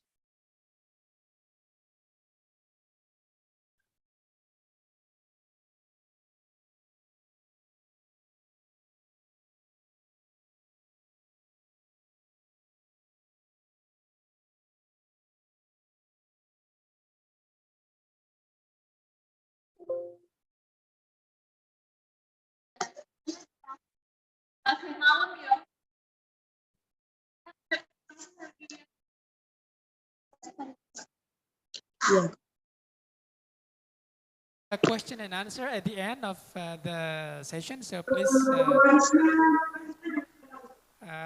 Now we would like to invite our next speaker from National Committee for Economy and Sharia Finance of the Republic of Indonesia.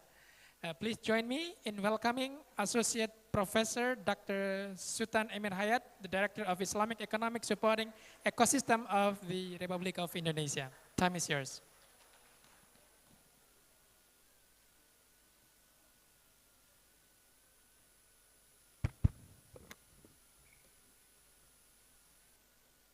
Bismillahirrahmanirrahim. Assalamualaikum warahmatullahi wabarakatuh.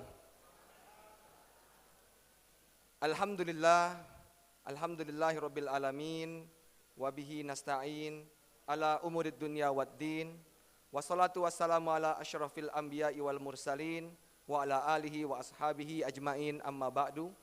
Rabbi shrah li sadri wa yassir li amri, wahlul uqdatan min lisani yafqahu qawli.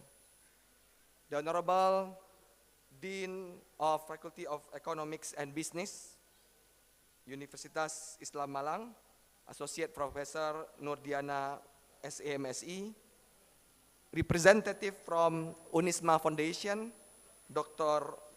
Mudawama and Dr. Maslihah, and all my fellow keynote speakers, Dr. Jurun Reinenberg. I hope I'm pronouncing your name correctly. Yeah. And also Dr. Zulkifli Mukhtar, Dr. Watanan Srinin, and Associate Professor Azlina Muhammad Yasin, as well as all the participants, ladies and gentlemen, who are present at this very prestigious forum. First of all, let us thank the Almighty Allah Subhanahu wa Ta'ala for the abundance of His mercy and gift to all of us, so that we can gather here, either directly or offline or virtually, at the Economics, Business, Entrepreneurship, and Social Science International Conference, IBESSIC. Therefore, I would like to convey my highest appreciation to the organizer, Faculty of Economics and Business, Universitas Islam Malang, as well as the co-host of this conference, for inviting me as one of the directors at the National Committee for Islamic Economy and Finance, KNIKS, to deliver my speech on this important agenda. Next slide, please. Ladies and gentlemen, Alhamdulillah, when we talk about Islamic economy and finance, Indonesia's position at the global level has improved significantly for the last 5 years. Alhamdulillah. Let us. Yeah. Again, this blessing, it is from Allah, but of course, through our best efforts. including UNISMA. If we look at the ranking published by global publishers, at the moment, Indonesia has been placed minimum at rank number 4.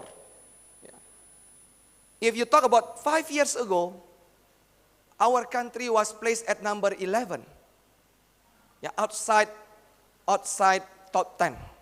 But at the moment, according to the State of the Global Islamic Economy report, overall our country has been placed at number 4. Alhamdulillah. And at the recent Global Muslim Travel Index, our country has been placed at number 2 as the top destination for Muslim travelers. And the recent Global Islamic Finance Report, we are placed at number 3. And the recent Global Islamic FinTech Report, we have been placed also at number 3. So, again, Alhamdulillah, thanks to God. This achievement should not make us complacent, but should motivate us to do more. And I believe through strong collaboration, especially with our neighboring countries, inshallah we can develop a better Islamic economy and halal industry, not only in the country but also around the globe. Ladies and gentlemen, next slide please. Yeah. When we talk about Islamic finance, there is also another good news that I would like to share with you. At the moment, the market share of Islamic finance in the country has reached 10.58% by August 2022. Alhamdulillah. Yes, it is still far away from its potential. Yeah. However, when you talk about 5 years ago, it was still around 7% in total. Yeah. But now we have reached already double digit. We reached double digit market share last year in 2021. And this is consisting of Islamic banking, around 7.03%, non-banking financial institution around 6.4%, and Islamic capital market, excluding Sharia compliant share, around 18%. When we talk about Sharia compliant share, Alhamdulillah again, more than 50% of share listed in Indonesian Stock Exchange have been qualified and have passed the screening of Sharia compliant. It means more than 50% are already Sharia compliant. However, when it comes to market capitalization value, it's still only about 47 to 48%, which means we need more big caps, to be qualified to be Sharia compliant share. Majority of the Sharia compliant share are still medium and small caps. However, we need to appreciate this and let us do more, including UNISMA.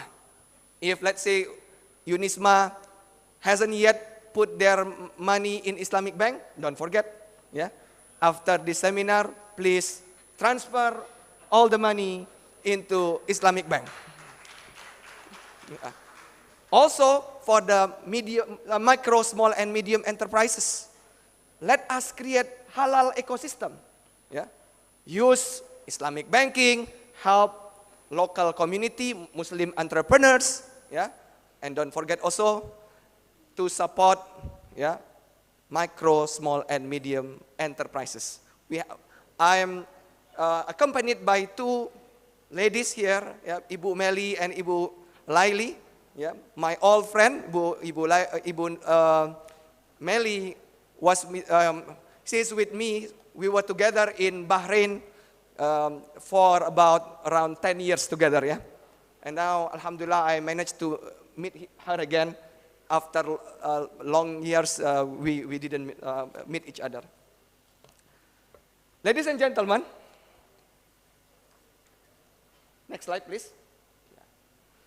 Another good or important point I would like to share with you, that Islamic finance, Islamic economy and finance has been included in our national medium and long-term plan, or we call it here RPJMN, yeah, and has been included explicitly, yeah, in our National Development Planning Agency's National Medium and Long-Term Plan, which include here accelerating the development of the Islamic financial sector, carrying out socialization and education on Islamic finance, increasing the role of Islamic financial institution in the implementation of government programs and payment systems, increasing the quantity and quality human resources, encouraging improvement in transparency,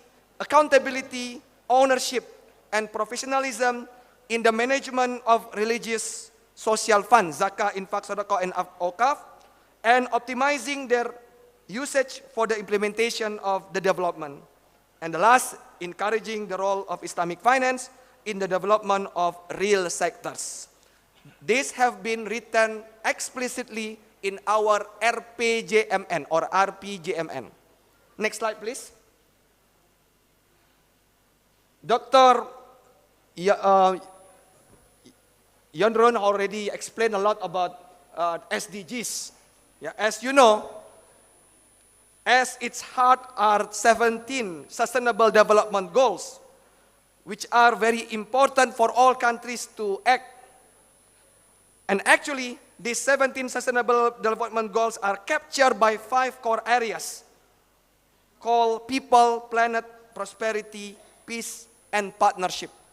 And during our discussion, when you talk about partnership, it should be based on fairness, yeah, equality, yeah, and all these things are embedded already in the Islamic teaching as well as the Indonesian culture. When he talk about gotong royong, yeah, Islam has what we know as sharing risk and sharing the profit. Yeah, one of them is the instrument of profit and loss sharing is mudharabah, and also musyarakah.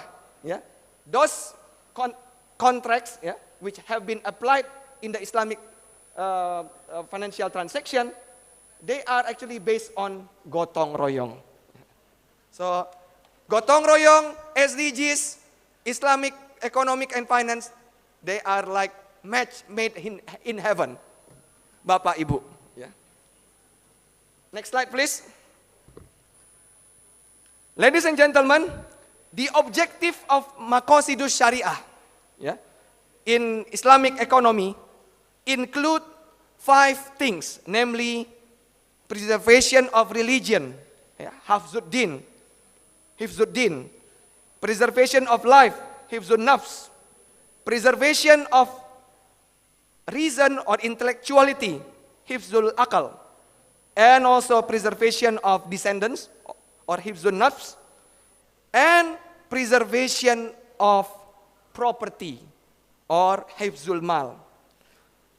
The absence of these 5 things leads to the loss of basic needs of the society, which in turn will endanger human life. And the focal point of Maqasidus Syariah is basically sustainable development and inclusiveness. So there is no more discussion when we talk about Islamic economy and SDGs. They are already match made in heaven. Yeah. Ladies and gentlemen, next slide please. The values and objective of Sharia, or known as Maqasidus Syariah, again have similar concept with the 17 goals of Sustainable Development Goals. Probably the one that which is not in line is when we talk about gender equality, especially when they are promoting LGBT. Can we accept LGBT? No, right? Yeah. But other than that, all the 17 Sustainable Development Goals are already embedded in the teaching of Islam. In the context of implementing a sustainable economy, the business activities of the Islamic financial industry are already in line because they have applied the principles of Islamic teaching, which is rahmatan lil alamin. Yeah? Because in Islamic teaching, it is forbidden to destroy the earth. Yeah? Ifsad fil earth, yeah? Both physical damages and non-physical damages. Next slide, please. Ladies and gentlemen, likewise with value in Islamic finance, the main goal of Islamic finance still refers to the maqasidus syariah, which is not only targeting on profit, but also to create the welfare of the society, which is known as maslahah. Yeah. The maslahah is created by building ethical and moral economy, minimizing volatility, promoting fairness and justice through profit and loss sharing, promoting productivity, mitigating economic fragility. Maqasidus Syariah aim to achieve maslahah. It is also implemented by Islamic finance through the prohibition of riba, usury, gharar, high uncertainties or extreme uncertainties, maisir, excessive speculation, and encourage the involvement of real sector in economy, along with the financial sector. Okay, How many excuse more minutes? 7 minutes. 7 minutes. Okay, I still have time. Next slide, please. Ladies and gentlemen, there are several added values obtained by impact investor when they are implementing Islamic finance, and the other way around. For impact investor, when they are implementing Islamic finance, they will get several additional values in the form of, number one, they could expand the sources of the fund. They can develop new markets. We talked about Kuwait just now, and probably they might require, Dr. Renenberg, that the investment not only impactful but also Sharia compliant. And then develop impact investing tools as well as developing asset-backed financial instruments. Meanwhile, when Islamic finance include the impact investing in their activities, it will lead to add the impact value to Sharia products, expand the reach of Islamic financial products, and get global recognition, as well as develop better coverage to fulfill the market needs. Next slide, please. Yeah. In the context of national Islamic or national economic recovery, Islamic economy also can become one of the main pillars to support the national economic recovery. Not only to accelerate the economic recovery process, but also to support Indonesia's economic growth in accordance with sustainable principles. Islamic economic values can also promote equitable national growth in every key aspect, including inclusive and equitable education, health and economic welfare, which is in line with the Maqasidus Syariah. And also the Islamic redistribution mechanism, which is known as zakah, infak, sadaqah, and awqaf. They are very fundamental and systematic social safety net system, which not only reduce economic inequality, but also strengthen social and economic resilience. Islamic financial system, which is based on profit and risk sharing, can also maintain financial system stability against various types of crises in order to realize sustainable growth. Islamic economic principles are also in line with the four main pillars of the SDGs, which cover human, social, economic, and environmental aspects. Given the increasing importance of the role of the Islamic economy and finance, both at the global and domestic levels, the government of the Republic of Indonesia has established the National Committee for Islamic Economy and Finance, KNIKS. This committee is a non-structural government organization which is directly chaired by His Excellency Joko Widodo, President of the Republic of Indonesia. Can you imagine the number one person in this country is leading directly the National Committee for Islamic Economy and Finance. And the President also appoints His Excellency Ma'ruf Amin, the Vice President of the Republic of Indonesia, to be the Executive Chairman of this committee. He is the one who daily commissioned or supervise the ministries and relevant authorities in delivering or implementing strategic programs in Islamic economic and finance with four main focus areas, namely halal industry. Number 2, Islamic financial services. Number 3, Islamic social finance. Number 4, Islamic business and entrepreneurship development. Next slide, please. Ladies and gentlemen, Indonesia has unique instrument called Cash Wakaf Link Sukuk.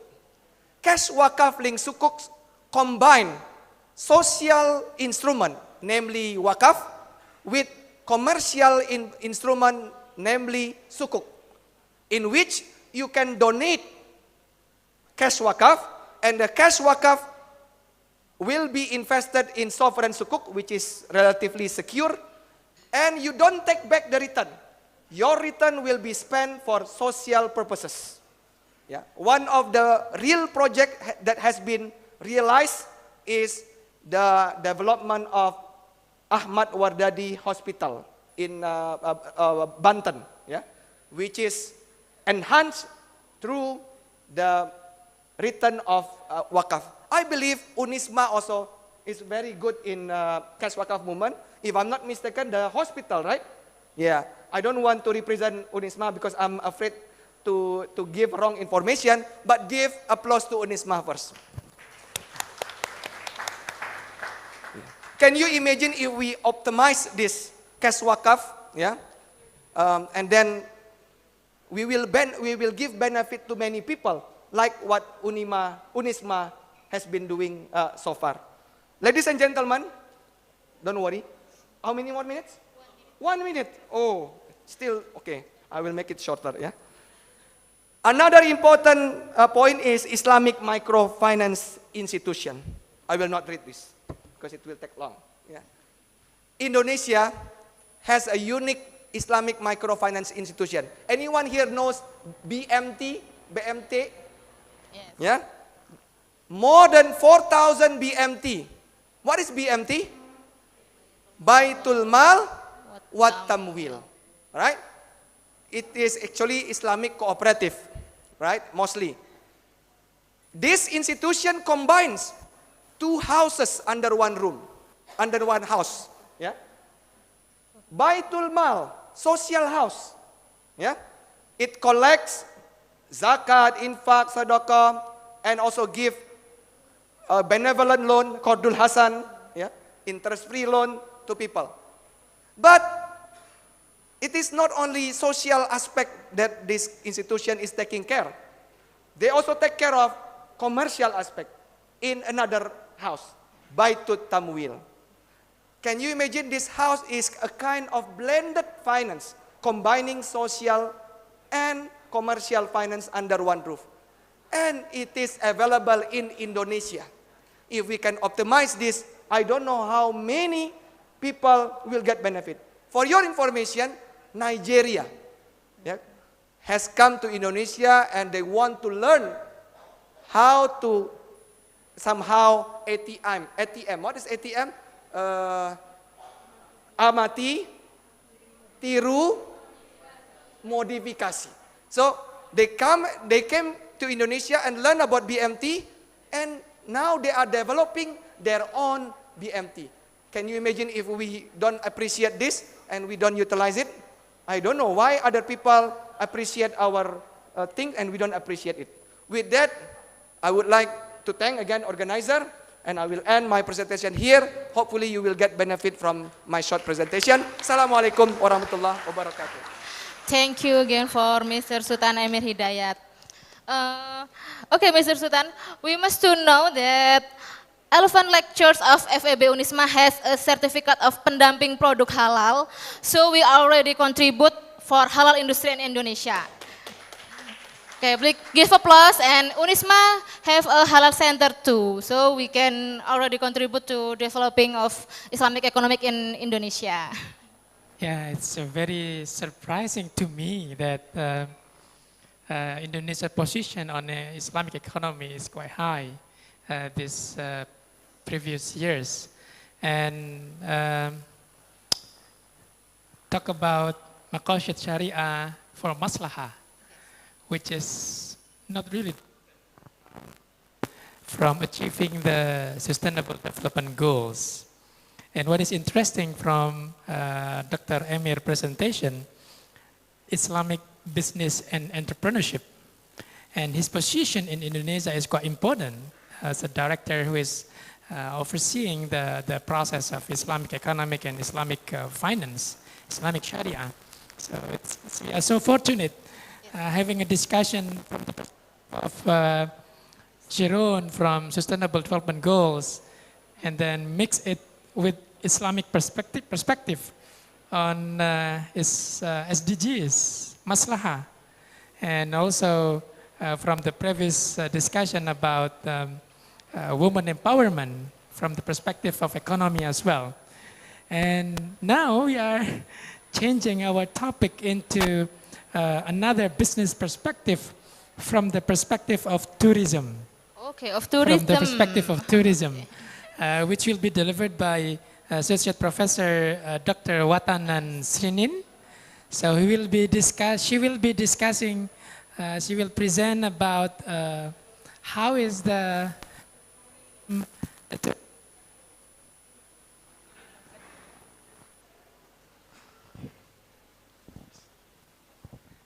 tourism sector, especially in Phuket, Thailand, local culture, and how to add value in the business perspective and tourism perspective. Please join us in welcoming Associate Professor Dr. Watanan Srinin from the Faculty of International Studies, Prince of Songkla University, Phuket campus, Thailand. Your time is about 20 minutes, Professor Watanan, and after that we will have a wrap-up question and answer session for the four keynote presenters. Time is yours, Associate Professor Dr. Watanan Srinin. Yes, thank you. You can hear me? Yes, yes, Prof. Yes, okay, thank you. Yes, I need to share slide first. Okay, firstly, I need to say thank you to University of Islam Malang and Faculty of Economy and Islam Malang to give opportunity to us to join International Conference EBESSIC 2022.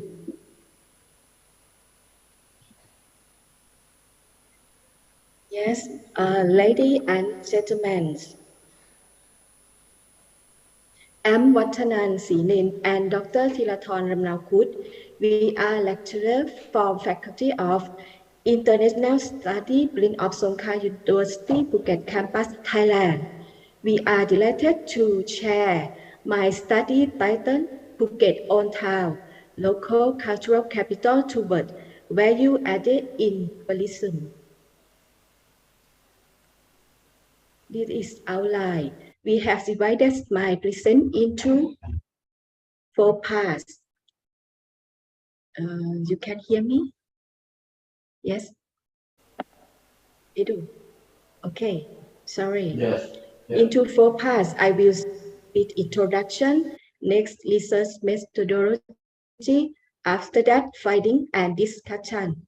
And lastly, we will end our talk with conclusions. Nowadays, the tourism industry is an industry that's expanding more and more, constantly and important to the economic system of Thailand, crushing the creation and promoting increased domestic tourist attraction by developing a tourist attraction as a destination where travelers. As a result, the number of tourists increased very years and can generate income for many countries. Thailand, therefore, has declared sustainable development as a national agenda. By contrast, in the 8th National Economic and Social Development Plans until the present, the 12th edition with 5 developments goals as follows. The first, restriction production towards an innovation-based economy. Second, human development for the new world. Third, towards a society of opportunity and justice. The fourth, transitioning productions and consumption toward sustainable. And lastly, extension links the country's abilities to cope with risks and chance under the context of the new world. One interesting aspect of Phuket multicultural mix is the Baba Yaya or Baba Phuket, which is the term used to refer to the Peranakan Chinese community on the island.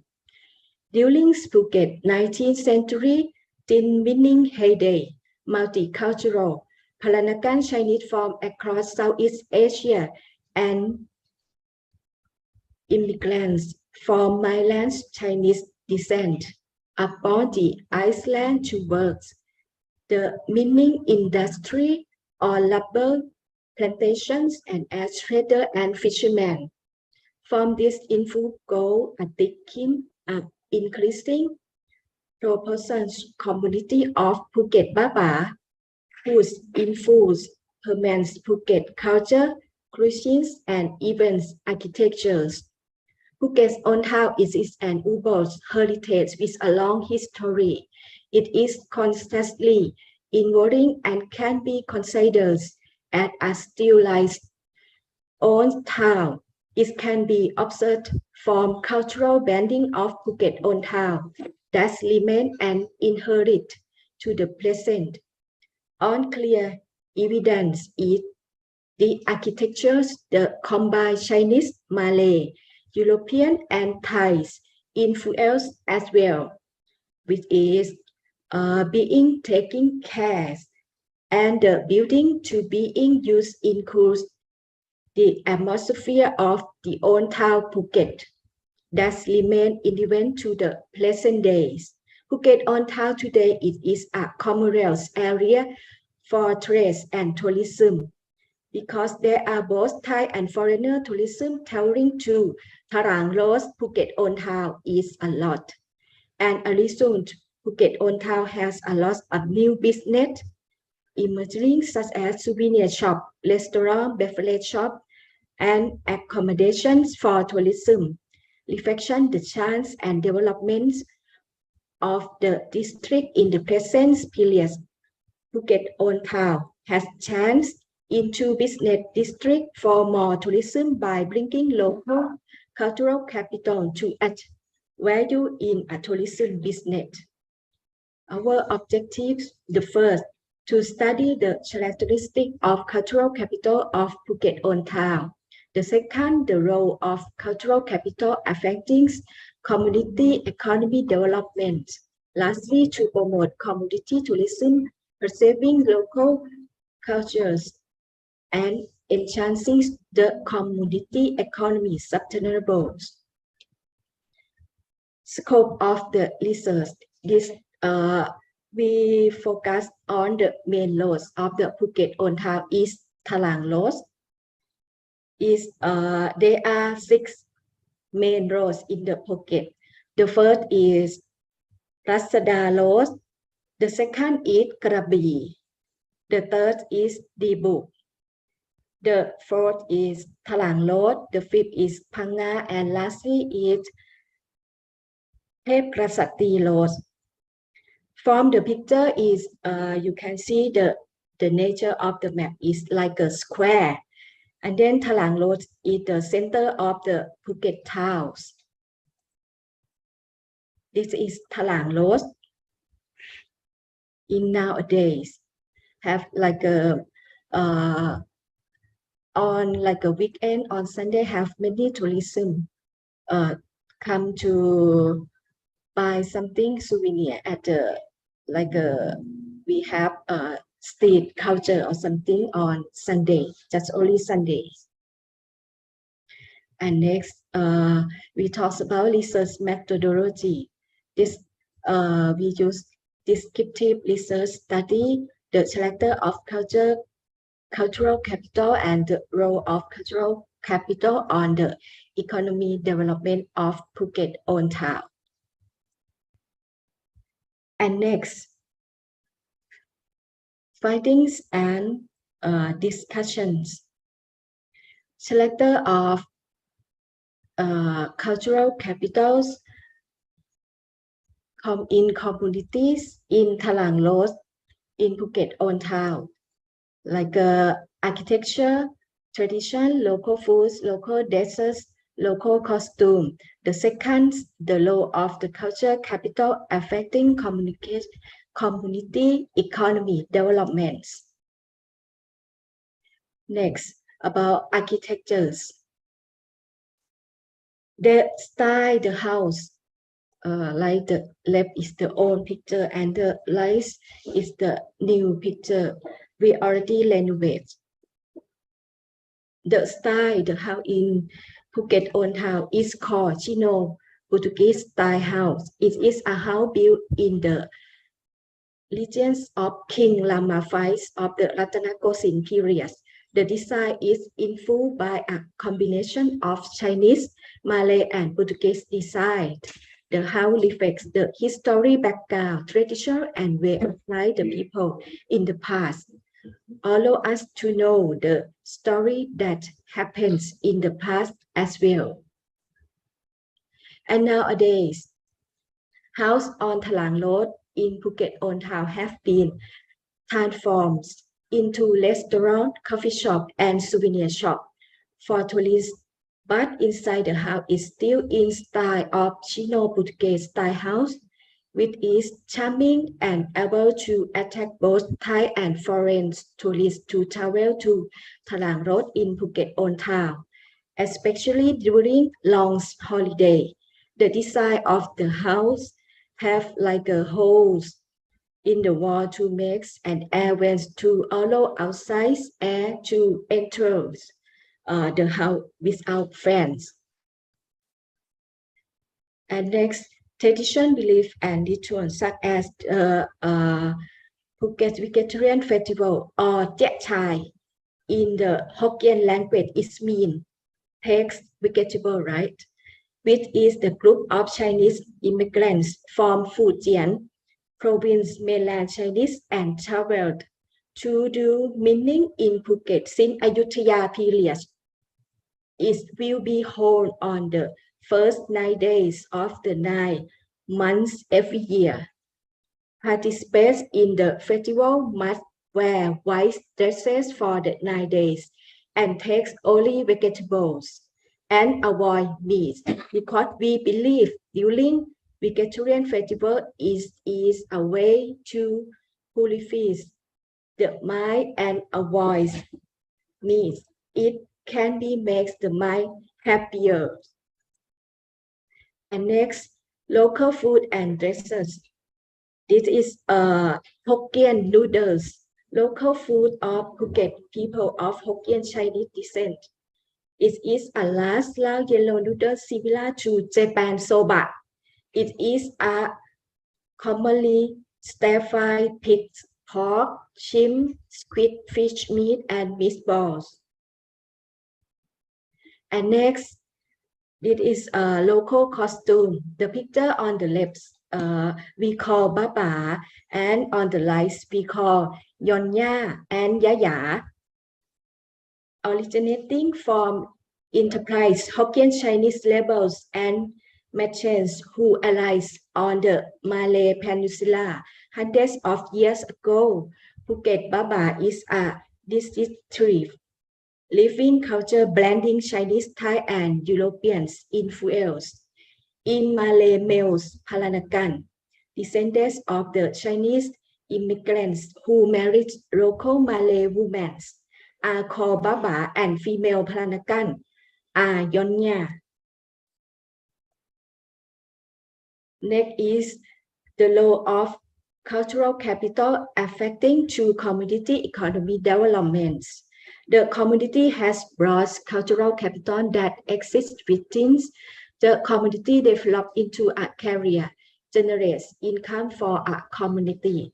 The first, self-reliance based on local wisdom. The second, the community is strong. The third, wisdom, beliefs, traditional and rituals create value and add economy value. And next, according to the number of the tourists who travel both by air and sea, which expect in 2021 tourist arrivals will be 6.1 million, with a forecast rank of 6.1 to 6.1 million due to various situations improving. It can be said that Phuket is still popular with both Thai and foreign tourists. This is in consist with the goal of Phuket province to elevate local traditional events to international festivals and expanding to the target group to the new world travelers groups as well. Yes, and it's also in line.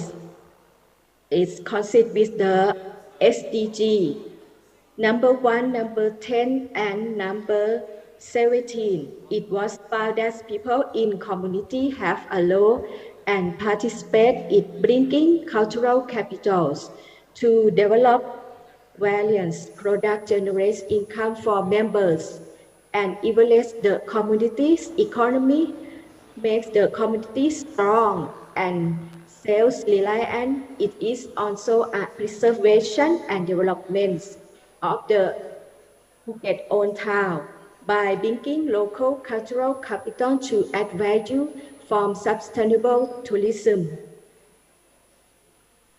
Yes. Lastly, conclusions. The development of social capital is one of important matters in developing people and Thai society to be able to move forward to knowledge society, knowledge links in the mind of rapidly changing situation in the global society. Because Thailand has a lot of good social capital that can be used to support Thai people to have a better way of life and also help to support the economy, social and political development of Thailand, especially bringing cultural capital and wisdom that society has abundance in all areas of Thailand. Both are unique to the natural values, beliefs, goods, traditional and cultures as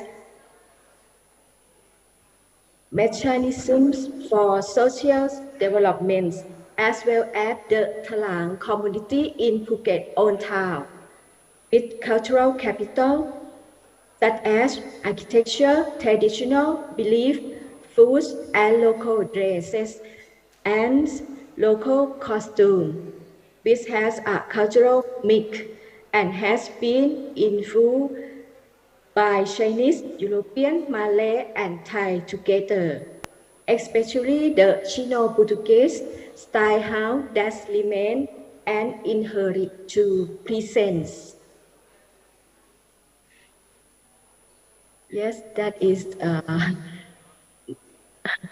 my presentation. Yes, thank you. Yes, thank you, Mrs. Dr. Watanan Srinin, for your presentation. It's very interesting to know about Phuket Old Town as capital cultural at Thailand. In Indonesia, we have two Kota Tua at Jakarta in Indonesia, and we have Kayu Tangan Heritage at Malang, and we can do a Also research. Malaysia have old town, right? Okay, Old Town at Malaysia. Okay. And it is also very interesting, Budui, that talking, Professor Watanan Srinin mentioned about global partnership, local culture, local tourism, and community economic development, Community which economic also development. part of the achieving the sustainable development goals. Okay. Okay. Thank you so much, Professor Dr. Watanan Srinin. So now we are going to have a question and answer session. We have a question and answer session. Maybe we can give for two Persons, yeah. two participants. Because we have a very limited time.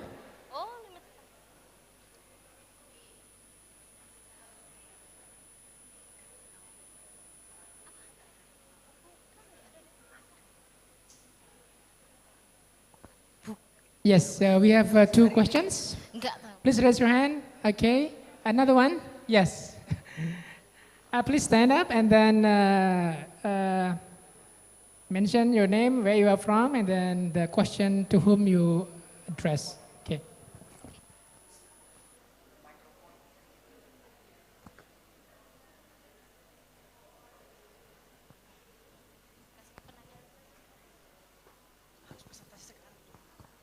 We are very happy because the perspectives are quite different. Maybe we can call five keynote speaker, Mr. Ikadek Purnawan. Oh, Ikadek. Okay, so he will be joining us or directly to the questions? Oh, he's in the Zoom. Okay. So, Okay. so we postpone the questions because we have another a keynote presentation. Time is yours, Budewi, to introduce. Okay. Mr. Kadek Purnawan, are you ready to join here?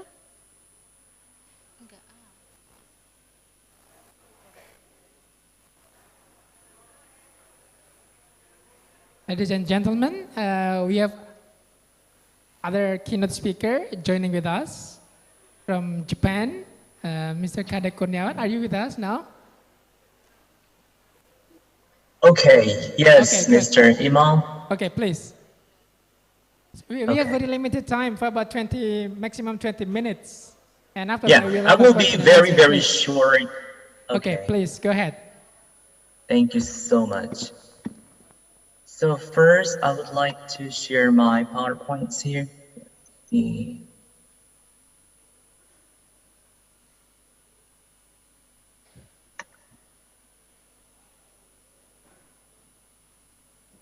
Okay, thank you so much for this great opportunity to speak in this prestigious conference.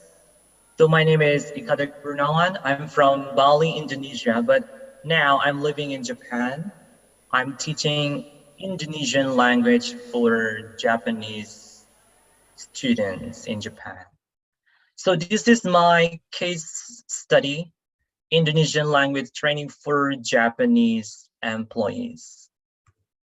So my research interest is these intersections between international business, multinational companies, and also language education. So my focus of research today is all about international business and language education in a multinational companies. First, there has been a growing number of Japanese employees who are learning Indonesian language because of this trade, or also the cooperation between Indonesian companies and Japanese companies. And the second one, foreign language skills are very essential, very vital in today's economy. And language proficiency supports executives advance in their careers and help multinational companies speed up overseas expansion. That's what Japanese companies have been doing recently. They are trying to expanding their overseas companies. And for myself, the researchers, has been teaching Indonesians to Japanese employees who reside in Japan for several years. So my classes are conducted online. I have online classes, face-to-face classes, and also recently we have been using a hybrid methods to train the employees. Okay, these are example of Japanese companies which are sending their employees to work in Indonesia. For example, the first one is the aluminum companies.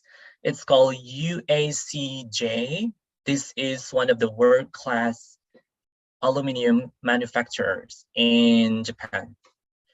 So the second ones, maybe this is quite familiar for Indonesian people. Hisamitsu, this is Saronpasu. This is a company for medicines and therapeutic.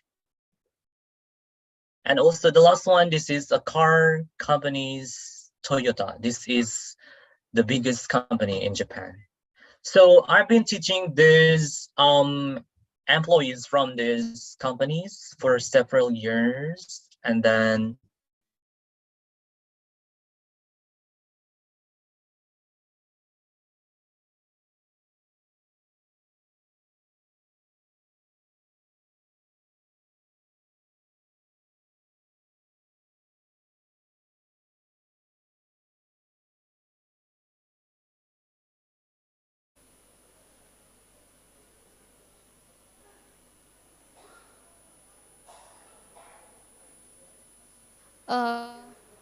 Hello, Mr. Kadek. Are you there, Mr. Kadek?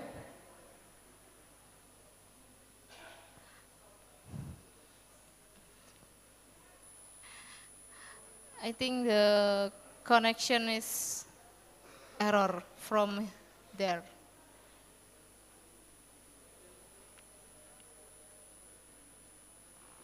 Okay, I'm so sorry. Okay, go ahead. Okay, I'm so sorry.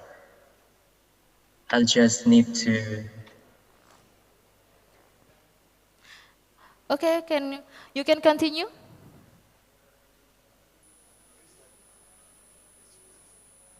Connect. Second one is business negotiations. We focus on how to negotiate between Japanese companies and Indonesian companies. The second one, and then the third one is business presentation. Okay, my research question: what are factors that facilitate and hinders employees' learning? Okay, here, this is very short.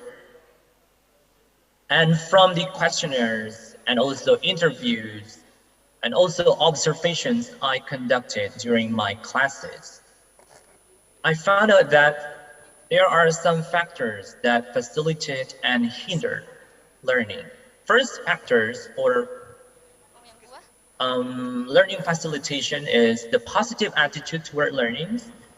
Japanese employees, usually they are very positive about their learnings. They want to learn this. And the second one is corrective feedbacks from the teacher.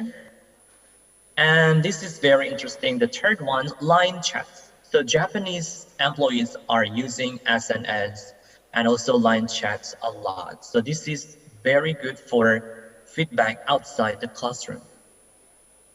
And next one's factors that hinder learning. Perhaps hybrid learning is a new kind of method, so it has some problems, especially technological glitches, especially when we use Zoom, for example, internet connections, or maybe technical problem happens during the lesson. And the second one's no appropriate textbook for business Indonesians. So we are still very lack of textbooks for business Indonesians. So I think this is areas for improvements. We need to try to come up with ideas for business Indonesians textbook. And the last one, no suitable online resources for business conversation. Unlike English, English has so many online resources for business, but Indonesians, maybe they are very, very limited. Okay, next, according to the report, so here, okay, so negative, positive feelings toward language may reflect impressions of linguistic difficulty or simplicity. So what I found from this case study is that employees have positive attitude toward learning Indonesian for business, regardless of cultural differences and history of their country. And they are eager to communicate with their Indonesian co-worker when they reside and work in Indonesia. Okay, next. So I think the correct feedback is very, very essential when you train foreigners who wants to work and reside in Indonesia. In this case study, error corrections by providing negative evidence, negative feedback plays a facilitative points here, and perhaps even vital role. This is very interesting. When you put or when you deliver negative feedbacks to employees, they will learn better. They also express their opinions toward this feedback. For example, I will give you some example. The first one, sometime this conversation happens in my class. So the learners say, saya mau pergi Sidoarjo dan bekerja. I want to go to Sidoarjo and bekerja. It's supposed to be like that. And then I say, pergi ke Sidoarjo, ke. So it seems that the learners miss the word ke here. And then the learners try to correct themselves. Ya, saya mau pergi ke Sidoarjo. To Sidoarjo. Go to Sidoarjo and work. Okay, the second feedback. So the learner says, saya tidak tahu bagaimana cara meningkat bisnis di sana. Yeah, so he tries to express, I don't know how to improve the business there. And then the teacher say, oh, meningkatkan bisnis di Indonesia. So this affixation, mekan, is very hard for Japanese employees. And I try to give this kind of feedback around the way. And this is very interesting. For Japanese employees, they really want to have a quick and real-time feedback. So what I've done is I try to use the line official, where you can send messages to so many employees, so many people. Just in one click, you can send many feedback to many people. And I'm trying to use this during my class outside and also outside the classroom. And the limitations of the Indonesians teaching business in, I think this is the focus of textbook. So I try to come up with my own textbooks. First, I would like to explain this. So lessons, the first one, I usually introduce the lessons at the first beginning. And usually it's a typical dialogue between two speakers. And it seems very, very essential for Japanese. They want to learn from the dialogue, from the conversations. And then the second ones, they try to learn the useful expressions. Okay, expression that are usually or commonly used in a business setting. And then the third one, maybe less important, is grammar sections. Sometimes they don't want to learn grammar, but then the teacher, for example, says that grammar sections, grammar point is essential somehow. And the last ones, we have practice and recent business updates. Usually for advanced students or intermediate level students, they really want to know business updates in Indonesia. For example, I have this. Last time we had discussion on this Gojek. So Gojek is one of the biggest Indonesian startup company. We have this discussion and they really like this. And I tried to make this Japanese translations equivalent to Indonesian translation like this. So this is our discussion for intermediate and advanced level learner. So I think that's all from what I have been doing so far. This is my case study. I really appreciate every single idea or even feedback or questions. Thank you so much, Mr. Imam. Back to you.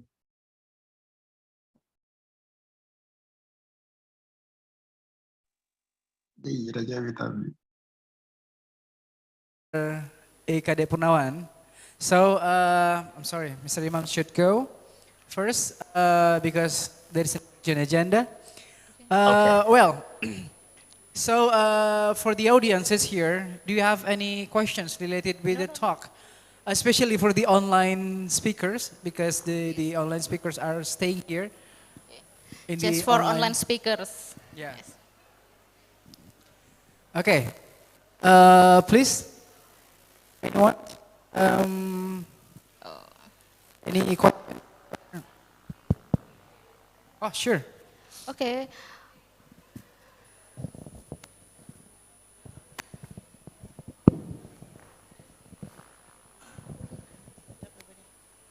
Assalamualaikum warahmatullahi wabarakatuh. My name is Sabaria from UTH Malaysia.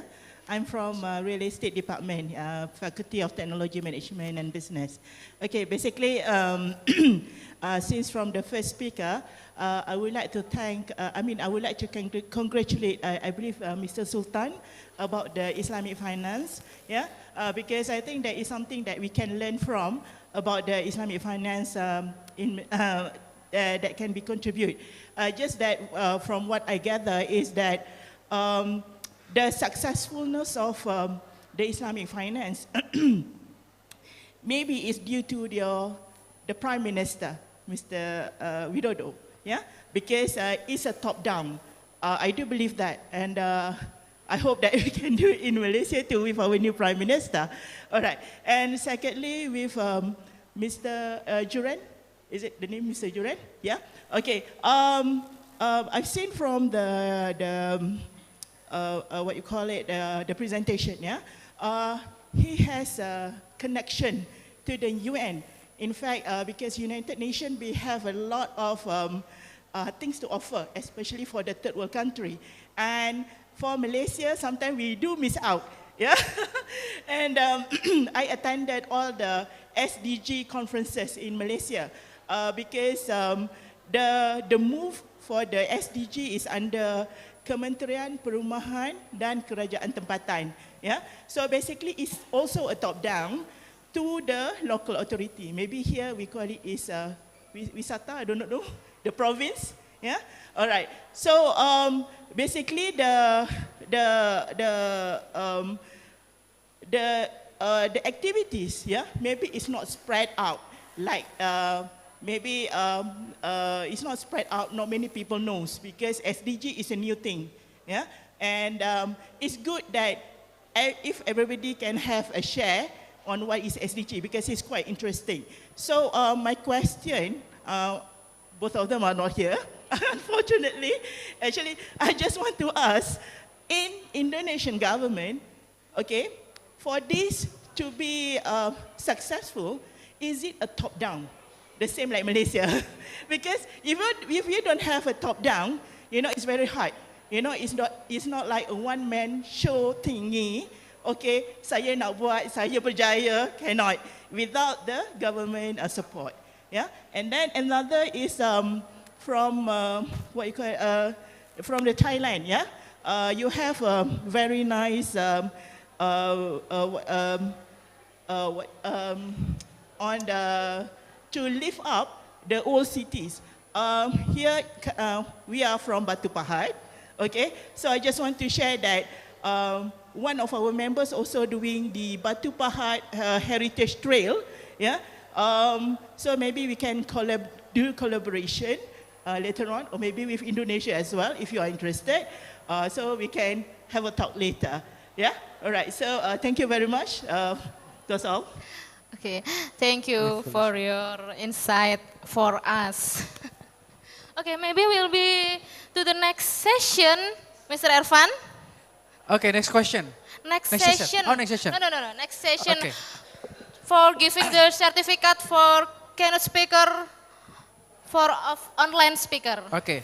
Actually, it's very great questions, Doctor. Yeah, okay. Unfortunately, the two speakers are having an urgent meeting, so they need to leave here. But yeah, I understand talking about SDGs, and Mr. Juren also joined B20 and G20 in Bali, so I think it's good to talk. Exactly. Okay. Maybe I will connect you and Mr. Juren later on if you need. Yeah. Okay, the next is giving appreciation or certificate of appreciation.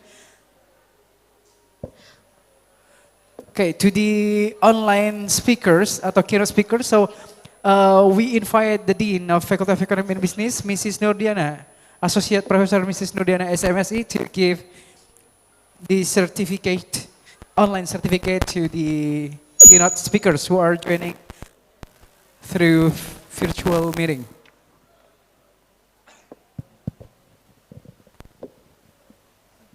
Okay, for Mr. Ikade Purnawan, can you, please, all the speakers, Mrs. Watanan Srinin, Dr. Watanan Srinin, okay. So the first is to Mr. Ikade Purnawan. Okay, Mr. Ikade Purnawan is a lecturer in Japan, so the first appreciation will be given to Mr. Ikade Purnawan. Please on cam, Mr. Ikade. Okay, so now the process of giving online certificate from the Dean of Faculty of Economics and Business to Mr. Ikade Purnawan as a keynote speaker for this first plenary session in this international conference. Okay, please give a round of applause to Mr. Ikade Purnawan. Thank you. And it will be continued by the next keynote speaker. Okay, Mr. Associate Professor Dr. Zulkifli from UMK Malaysia.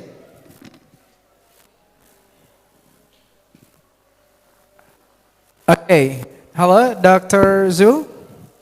So this is giving certificate. Hello. Wow, you look so fresh. Okay.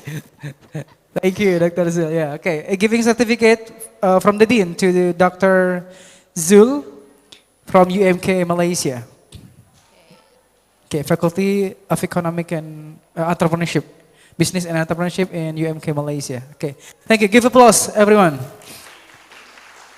Thanks a lot, Dr. Zul. Hope to back to Malang again. Okay. Yes, the next will be given to Dr. Watanan Srinin, Associate Professor Dr. Watanan Srinin from Prince of Songkla University Phuket campus. So Dr. Watanan Srinin, please receive this online certificate.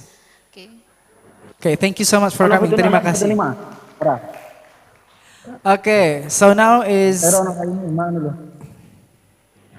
Okay, thank you so much for the Dean and all the keynote speakers.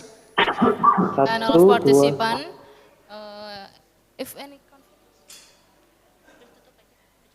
Okay, thank you so much. So it is the end of our first plenary sessions. After this, we'll be continued to the next or second plenary sessions. So I'm as moderator of these plenary sessions. Okay, I'm Dewi. Okay, and I'm Arfan Effendi, as representative of Dr. Imam. Yeah. Okay, thank you. Assalamualaikum warahmatullahi wabarakatuh.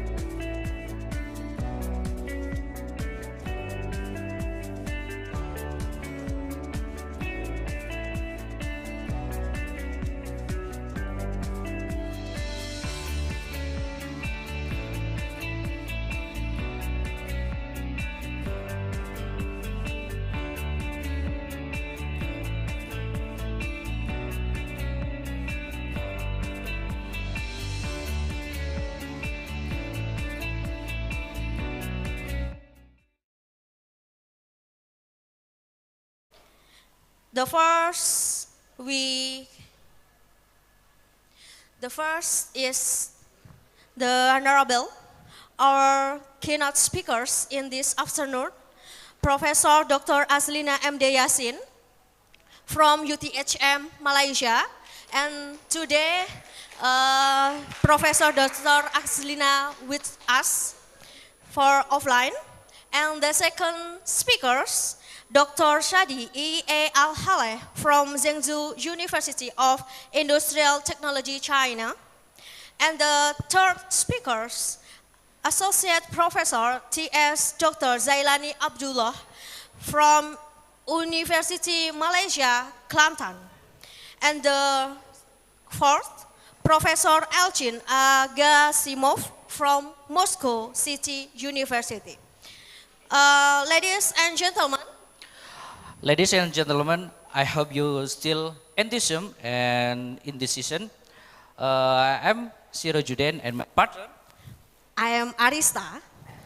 It gives a great pleasure to us to be moderator for the Economic, Business, Entrepreneurship and Social Science International Conference with an expert speaker on this afternoon. Okay. As we know, there are a lot of issues happening in the world. The pandemic has impacted a lot of sectors, including economics and social aspect. In today's conference, we will get a closer look into the area economic, business, entrepreneurship, and social science.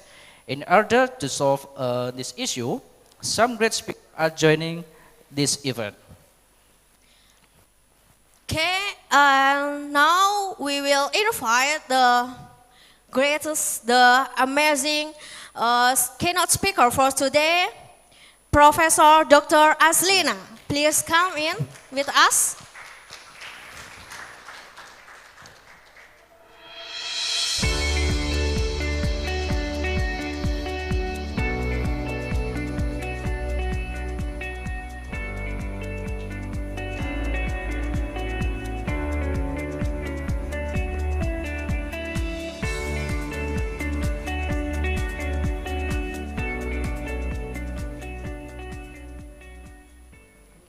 Assalamualaikum warahmatullahi wabarakatuh and very good afternoon.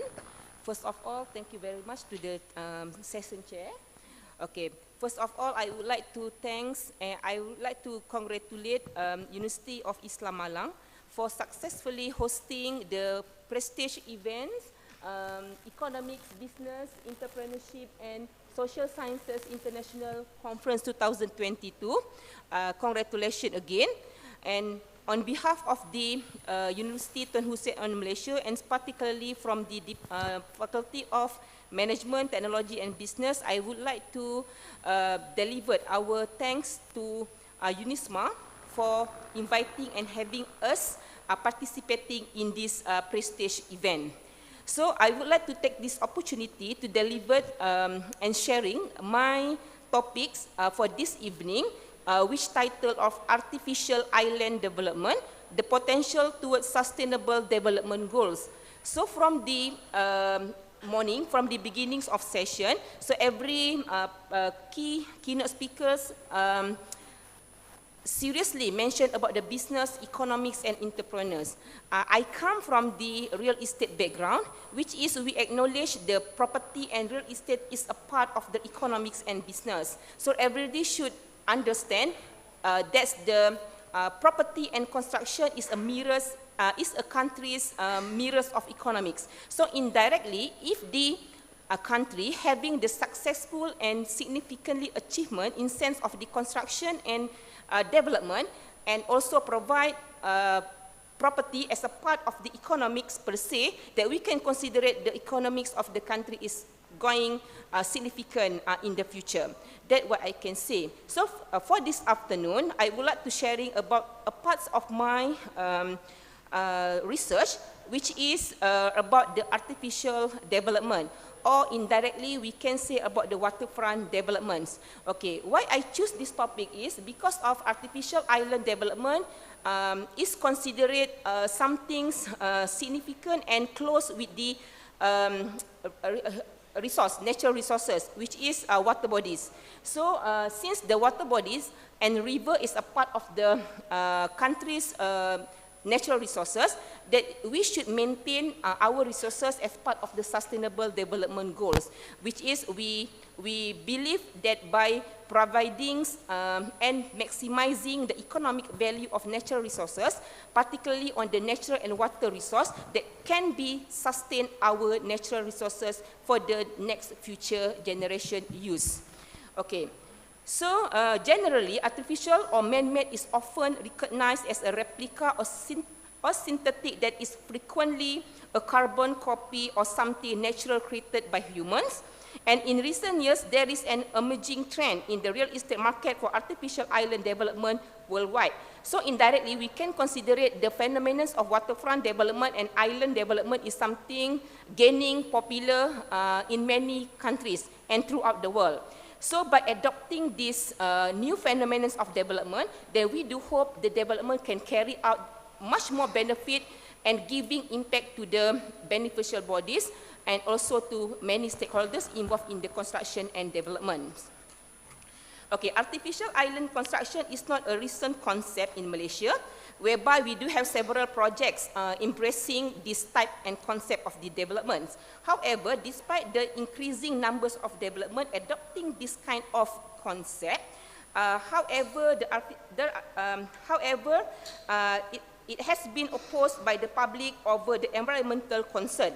And artificial island development brings more disadvantages to the ecosystem as well as economic issues compared to its advantages of particular areas. Means that despite of having the beneficial to the stakeholders, the island development, the artificial island development also contribute to the environmental concern, whereby the development create a negative impacts is more as compared to the positive one. Okay, therefore, this research basically aims to identify the potential of artificial island development that has been escalating over the years.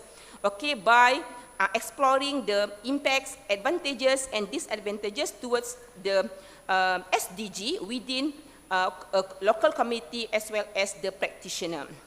Okay, next.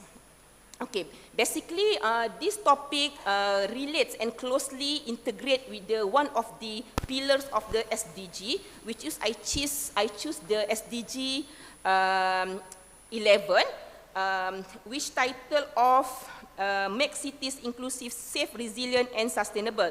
The official mission of SDG 11 is to make cities inclusive, safe, resilient, and sustainable, whereby the development must balance social, economic, and environmental sustainability.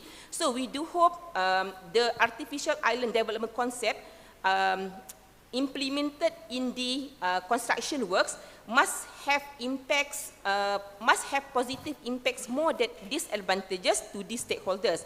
That we can, that what we want to happen at the end of the product. So just to make sure the cities develops through this concept, having the balance between the social, economics, and environmental sustainability pillars. Okay, then through this SDG 11, there has 10 targets to be achieved, and this is being measured with 15 indicators as listed in the slide. Okay, next slide. Okay, so I would like to explain a little bit about the artificial island development, what the artificial island development is all about. So as what I mentioned earlier, the artificial island development can be also considered as a waterfront development, and the water body can be lakes, rivers, and so on. Okay, in general, the artificial island refers to a varieties of aquatic construction that can create a specific habitat for humans, such as piling or floating hydraulic construction. Okay, in a restricted sense, the term artificial island refers to land artificially created in the sea. And some of the scholars stated that the artificial island is a man-made island in the water. Okay, so anything development that involve the water space that we can consider it as a artificial island development or waterfront development. So the different things is the waterfront development is something or any development that can be what we can say you not simply can touch the water from the land, but you just simply views the water from the development. Then also we can say that once is a waterfront development. Okay. Okay, next. Oh, next. Okay. So by adopting the artificial island development, they could contribute to the three dimension or three benefit of adopting the artificial island development. One of contribute to the strategic and geopolitical. Okay, they are frequently developed to keep an eye on neighboring nation and serve as a place for military and defense infrastructure construction. This artificially established island may be utilized to attack adversarial countries with warship and missile. This considered the advantages by adopting the island development, the artificial island development. There can be military boundaries between one country to another. So the second dimension or second benefit of adopting the artificial island development is contribute to the economics matters. Okay, artificial islands are often built for the purpose of researching and exploiting natural resources such as water, coal, and etc. And another economic benefit associated with man-made island in the tourist industry, countries develop artificial island for tourism attraction. Most of the development for island development focusing on the tourism, okay, or recreational purposes. So by adopting the artificial island development, they contribute to the economics country, whereby they create the job opportunity, they provide the landscape of economics for the country, more specific. Okay, the third dimension or benefit of adopting artificial island development is contribute to the marine and nautical, known as a maritime security and marine security in gaining use a significance in international affairs. Okay, next. Prior to implementing the artificial island development, the most important part need to be undertaken by the developers is land reclamation. Okay, land reclamation is the process of creating artificial land from within a coastal area. So coastal land reclamation or simply reclamation is the process of reclaiming uninhabited sea or river banks. Okay, the coastal reclaiming became an urban regeneration choices in Malaysia since 1988 and whole coast in federal state like Kedah and Negeri Sembilan. Means that the reclamation activities have been taking place in Malaysia for the past 1988 and until now there were so many construction works adopting the reclamation activities to pursue with the construction works. Okay, it can be one of the methods used to attract foreign investment, demonstrate the critical role of the coastal land reclamation in ensuring economic sustainability. If the development project adopting the land reclamation concept means that the development exposed towards the environmental concern. So by having the very good process and adopting a very particular element and process throughout having the approval instead of the planning approval, then can maximize and avoiding the environmental effects later. Okay, next. Okay, implication of artificial island development. So as similar as other development, by adopting the artificial island development also contribute to the implication, positive and negative side. So theoretically mentioned, there was 4 categories or 4 elements that we can say about the implication by doing this concept of development. And I divided into the 4, which namely economic, social, environmental, and strategic and geopolitical. So in the economics sense, the artificial island development can contribute to the upbringing the living style and also giving the more economics value to the country, particularly in the state where the project is undertaken. Okay, coastal cities have reaped the benefit of dense urbanization, such as improved transportation links, higher tourism revenue, and expansion in business and industry. But they have also suffered the consequences. Okay, but the economics value generate from the development, this concept of development is higher as compared to the negative impact. Okay, in sense of the social benefits, land reclamation may also result in the loss of community engagement, community livelihood based on its tradition, whereby the people living along the coastal will lost their memorable values about the water engagement between themselves and the water value. For example, if you are a fisherman, then you are unable to doing your usual works after the development taking place. So in regards to the environmental implication, the ecosystem has been poisoned, signaling the end of the seabed's existence. The severe pollution caused by noise continues to worsen.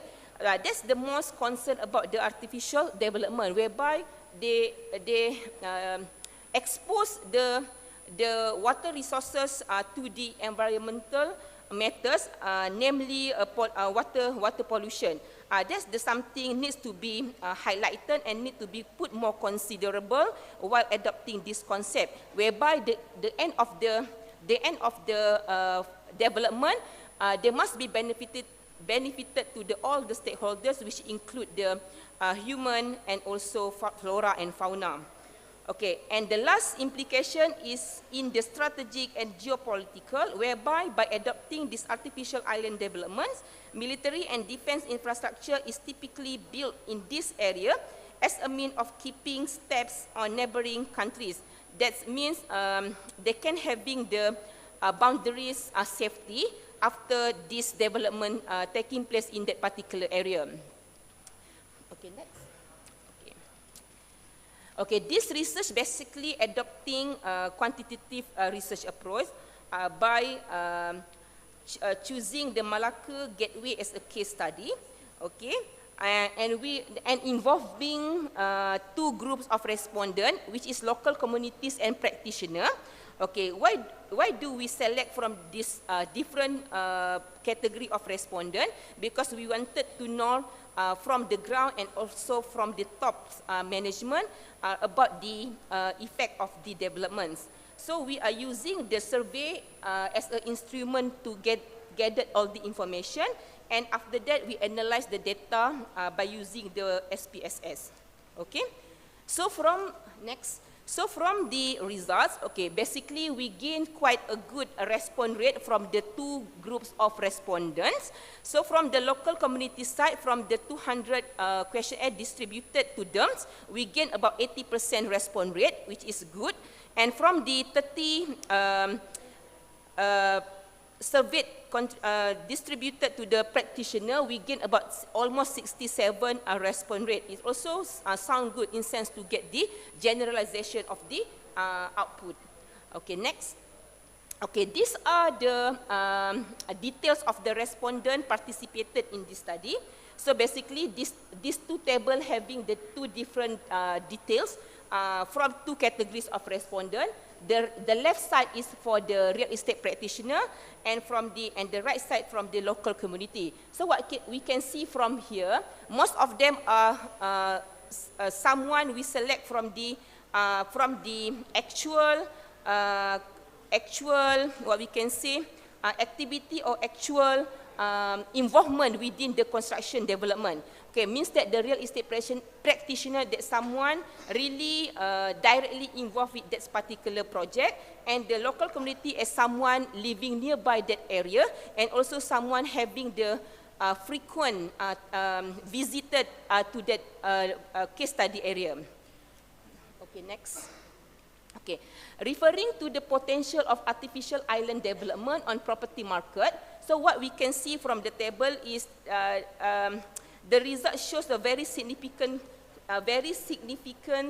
contribution of very significant potential between the artificial island development on the property market. Means that this new concept of development is significantly accepted by the local people as a user and by the practitioner as a supplier to the property market. Okay. Prof, I'm sorry, 10 minutes again. Okay. Then the development of artificial island has a significant potential towards Malaysia real estate market, and the housing price is higher in the vicinity of artificial island development as compared to other places due to several reasons, especially increase of the development cost. So what I can say is even the cost for undertaking this kind of project is considered higher as compared to the actual one, but the significant impacts through the increasing percentage of price on the property is significantly increased. What I can see is from the survey, the property value for the property that we can assume or what we can assume as a waterfront property or artificial island property, then the property value is higher 40% as compared to the similar one but in the different places. Okay. The demand of artificial island on real estate within the artificial island vicinity is forecasted will be increased in the future due to the what we can say speculation about the value of the property in the future. And the respondent also agreed that the artificial island is successfully recognized as tourism center, despite of contribute and create a job opportunity to the local people, but the area developed by using this kind of concept also can establish themselves as a tourism attraction, whereby most of the foreigners will come just for the sake of to visit that waterfront development or any something that relates with the water bodies. Okay. In fact, the development of artificial island is having potential to boost property market sales in future, since the gateway is expected to cost 42 billion to build and attract 2.5 million tourism yearly. So from that figure, then we can forecast it for the future that by doing this kind of development will create investment and also contribute to the economic value of the country. Okay, next. The impact. Okay. The impact. Okay. In regards to the impacts, next again. The impacts of artificial island development from the community perspective, then we divided the impacts into positive and negative impacts within the four categories, namely economic, social, environmental, strategic, and geopolitical. In terms of the positive side, okay, what we can see from the table, so they having the economics impacts higher as compared to other one, social, environmental, and strategic, and geopolitical.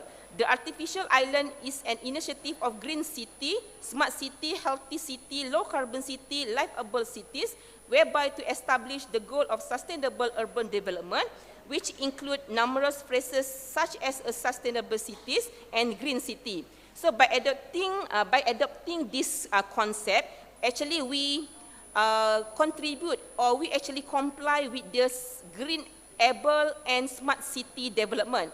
And this development concept contribute to the theory of SDG Principle 11 to create the most communities and livable cities. Okay, that reflect back to the theory of SDG. So referring to the impacts of artificial island development in parts of the negative impact, what we can see from here, many Malaysians were not affording to own the property in the artificial island vicinity due to the extremely expensive. Because of we implementing land reclamation, which is costly in terms of the construction development cost, so the effects which go to the price of the property. So the end price of the property will be extremely expensive and unaffordable to own the property basically by the own or by the local community. But we can see is the project basically focusing on the promotion or provide the project purposely for the foreigner or for the investor. Okay, moreover, the artificial island development also contributed to the negative social problems such as the native population lost their livelihood. What we mentioned earlier, most of them will lost their usually activities. For example, if they are the fishermen, then we are unable to proceed with what they are doing before because of the new development came in and the new economics activities contribute to that particular area. So majority respondents were agreed that the power instability and political turnover had fallen short of artificial island development expectation due to the fact that the majority of purchasers appear to be investor and non-residents. Like I mentioned earlier, most of them are investor and foreigner. They buy the property closely to the water area. Then the area becomes not familiar with the residents. Okay? And industry experts point out that enforcing local strata rules on maintenance costs and assessment tax is nearly impossible if the owners are absent and cannot be traced. So disadvantage is if you sell the property and only the foreigner or foreign investor afford to buy that property, then giving the disadvantage to the local community or local authority to collect the tax because the resident not stayed in that property. Okay, next. Conclusion. Excuse me. Okay. Your time is 2 minutes. Okay. As a conclusion, the results show the majority respondents were agreed artificial island development influenced the market sales of property in its surrounding areas. In terms of its impacts toward the community and buyers' perspective, were categorized under 4 elements, namely social, economic, environmental, and strategic and geopolitical.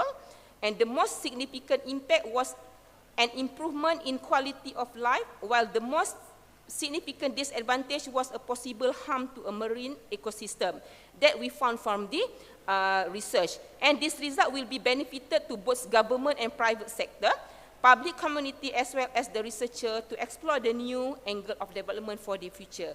So we do hope by using this output from the research, we do hope that we can maintain our natural resource, especially the water bodies, and contribute to the SDG 11 to sustain and to proceed with the SDG goals and objectives. With this, I thank you. Thank you very much for your presentation. And now, okay, ladies and gentlemen, now allow me to invite the Dr. Shadi. Yeah, Dr. Shadi. Yeah. Can you hear me? Dr. Shadi? From Zhengzhou University of Industrial Technology, China. Excuse me, Dr. Shadi? Yeah, I do hear you. Do you hear me? Okay. We'll present the material of banking industry and the adoption of blockchain technology application. Okay. Before he present about the topic, Dr. Shadi is a Doctor of Management Accounting in Zhengzhou University, Industrial Technology in China. He dedicated to exploring the main constructs of technology theory perspective, enhancing a better fit for strategic managerial accounting and influencing a better understanding of technology accounting based research. Dr. Shadi, I heard that you're expert in Japanese, right? Yeah. Yeah, sure. Yeah. Maybe you can say hello to our audience in Japanese. Assalamualaikum warahmatullahi wabarakatuh. Waalaikumsalam. Aku hari pakai bahasa Jawa, tapi give up lah konferensiku. Piye cak? Api kabare. Okay. Because our time is limited to Dr. Study, time is yours. Thank you. Thank you so much. Thank you. So I gotta share the screen from here, or you gotta share my screen?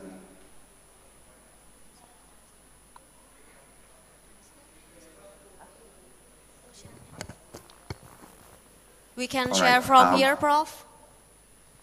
Okay, go ahead.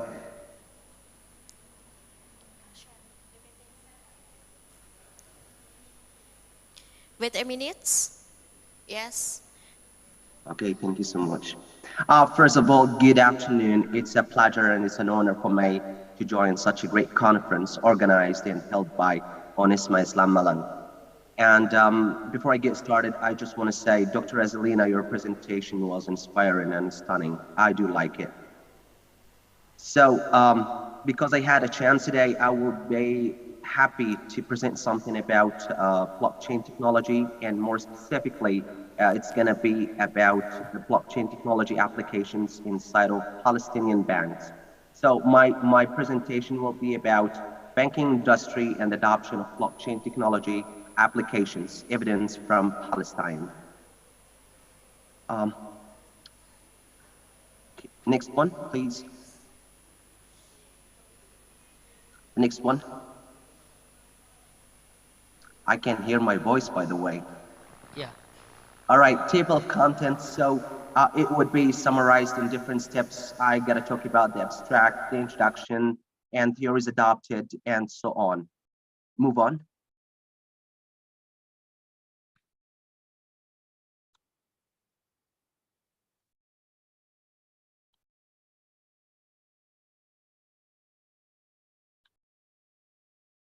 Could you please make my PowerPoint a bit clear, because I can't read it. Or I can share the screen from my laptop. It's totally fine by me. All right, it's not that clear.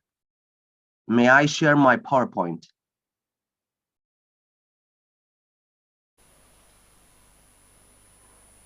Can I share mine? Yes. Yeah. Wait a All right. minute, Wait a Prof. minute. Okay.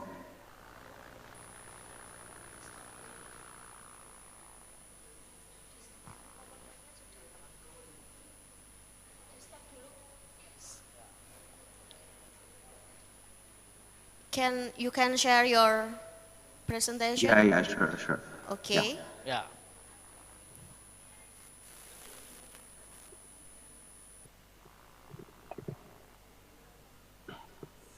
So my topic would be about blockchain, as I mentioned before. The essence of my study, blockchain technology and Palestinian banking industry. What is the purpose for my study?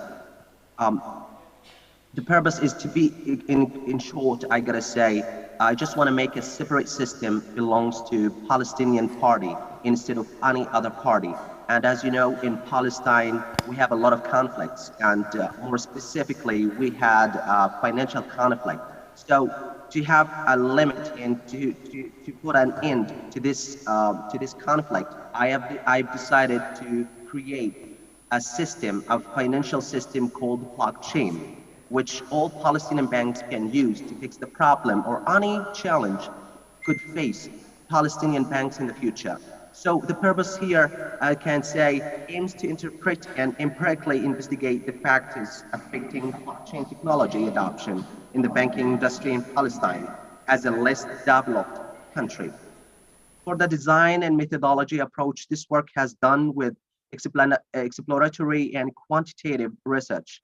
Both SPSS version 25 and Smart Partial Least Square version 3 were employed to test the reliability and validity of factors and statistically estimated the association coefficients of the conspicualized relationship in the framework.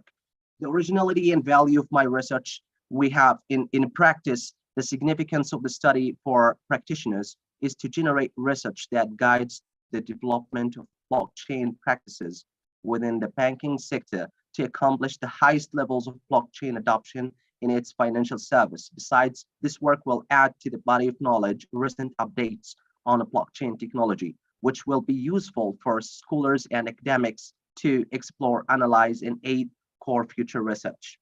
Theoretically, this study is set to be undertaken in banks located in Palestine, particularly in the West Bank areas. Therefore, more theoretical constructs would be delivered. Frankly, no prior research has been conducted in Palestine. So this is the first research conducted in Palestine. For the contributions, I had 5 different contributions in this study. Firstly, this study contributes to the ongoing research on the factors affecting blockchain technology adoption in the Palestinian banking industry, and provides heuristic guidelines and implications for academia and industry alike. Besides, this study extends more literature concerning theoretical contributions for identifying the conceptual framework and the structural design resulting from the adoption of blockchain.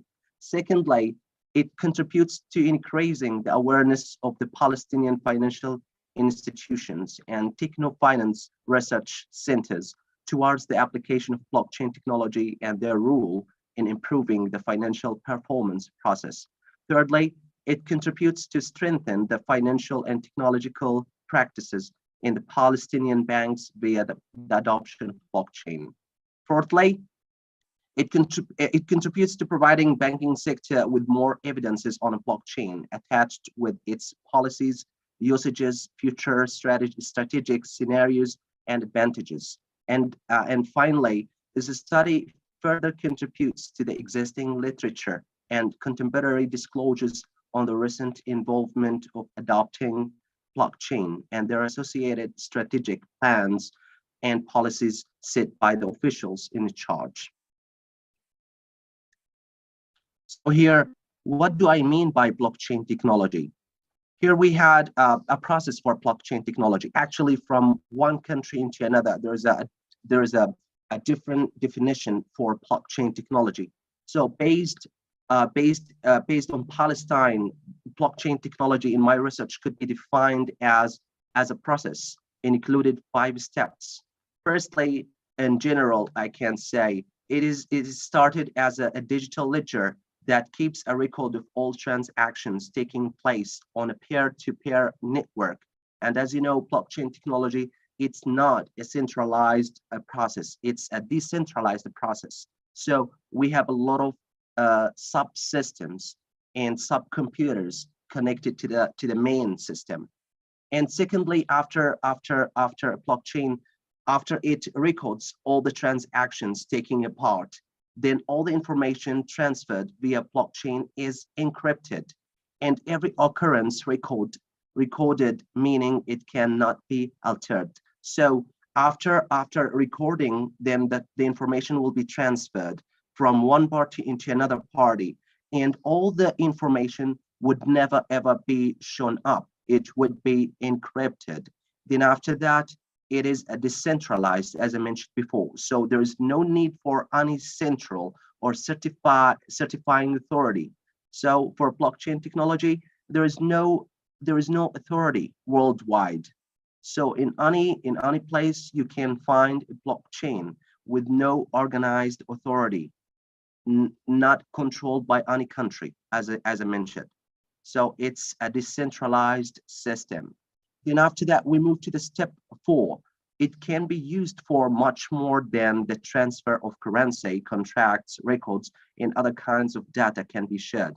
And as you know, blockchain technology had a lot of different types. For example, in banks, they used what we call it. They used encryption and cryptocurrency and Bitcoin, for example, the investment in Bitcoin, for example.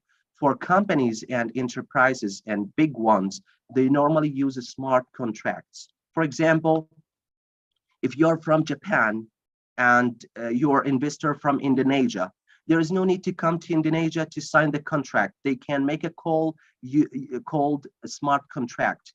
In smart contract, they can end up any service offered by any agency. So, for example, if you need any service such as translation, such as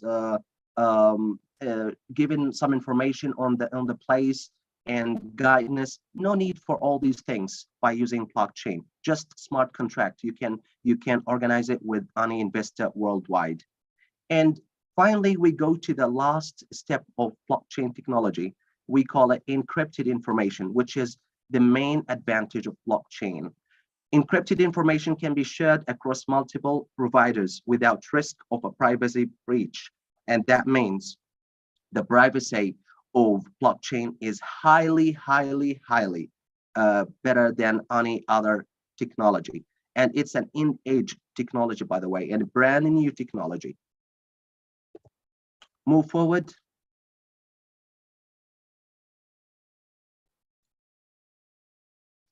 The background of my research actually could be summarized in different points. So here I can say blockchain technology was initially invented in 2008, and its first application came in the shape of Bitcoin, a cryptocurrency, and it was discovered in Japan, by the way, by I can call him a genius called Nakamoto.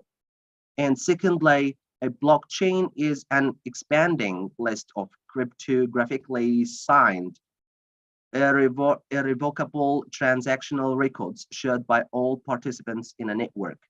Thirdly, blockchain has been devised in the banking industry to tackle the concerns with traditional centralized banking by enabling a decentralized, called distributed transparent alternative. And fourthly, blockchain is also known as the trust protocol and is designed to boost trust in the digital era. And blockchain is a supplement to the solution of cybersecurity that is currently in place, and an innovative tactic of conveying and storing data that consolidates translucence and security. And sixthly, I can say adopting blockchain is to gain complete control over their structural information process and provide them with a highly secure protection system against any fraud mechanism. In Palestine, since 2014 was firstly initiated. In Palestine, they adopted the blockchain technology in 2014, and it was in the shape of Bitcoin, not in any other shape. By 2021, blockchain technology has been adopted widely by banks, by institutions, by different organizations in Palestine in shape of smart contracts and cryptocurrency. The main gap of my research actually could be summarized in 3 short points. It is premised on how to achieve competitive advantages in financial contracts. Secondly, how to lower costs associated with economic agents' involvement. And thirdly, how to provide information transparency and effective monitoring over operational hazards and lowering costs related to network infrastructure and financial transaction. And as you know, adopting blockchain is not cheap. It's really costly, but it's really advantageous. Move forward here. Here I got the main idea of blockchain technology. Blockchain core point, as you can see up here, on the right side, it's a centralized mechanism. On the left side, it's a decentralized mechanism. So blockchain actually, as you can see, it's a different lines with no system, with no authority. So the first one, there is an authority there, control everything. But in blockchain, there is no authority. I can say if you get a look at the third page, here I got a funny picture. As you can see, we have different animals, bird, monkey, penguin, elephant, fish, seal, and fox. And the judge is saying, for a fair selection, everybody has to take the same exam and please climb off that tree. And that means all the animals can climb the tree in terms of blockchain technology. Even the fish, it's kind of funny one, even the fish can climb off the tree in terms of blockchain. I know it sounds creepy, but it could be. But in terms of centralized technologies, we cannot say fish can climb the tree or penguin can climb the tree. It's quite creepy and weird. But that in short, what a blockchain means. All right, here in my model, I used dependent variable and independent variables. For the dependent one, I used called the adoption of blockchain technology. And for independent one, I have 5 constructs, and each one has 2 up to 3 variables, or 1 up to 2 variables. So here I got environmental factors such as competitive pressure and market trends expectations. Then I got information technology, which contains facilitating conditions and trust. And we move on, organizational structure contains decentralization and formalization. And then organizational factors contains top management support and financial resources. And the last one, organizational size, which contains firm size.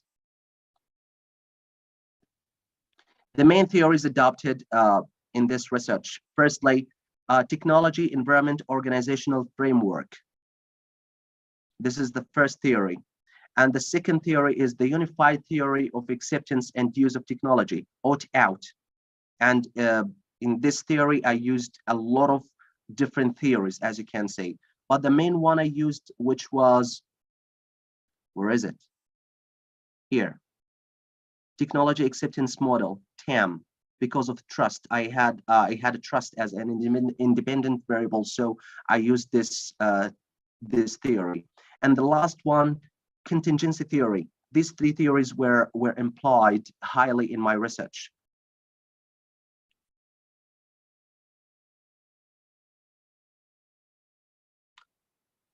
And here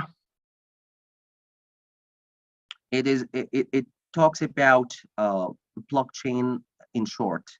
It's a process, its definition, key benefits, and so on.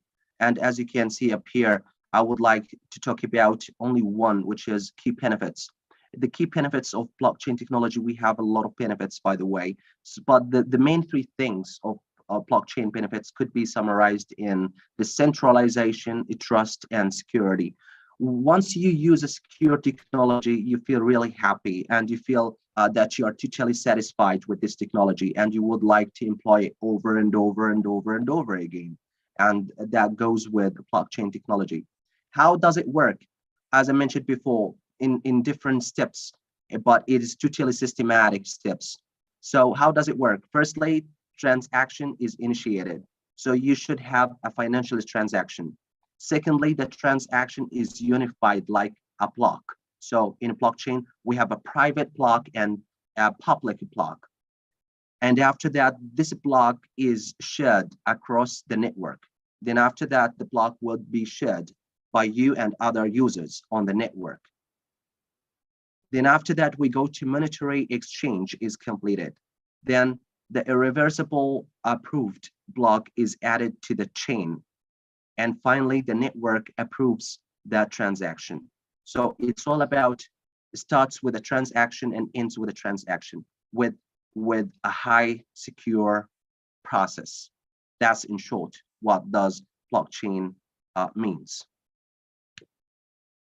Right here, blockchain benefits versus challenges.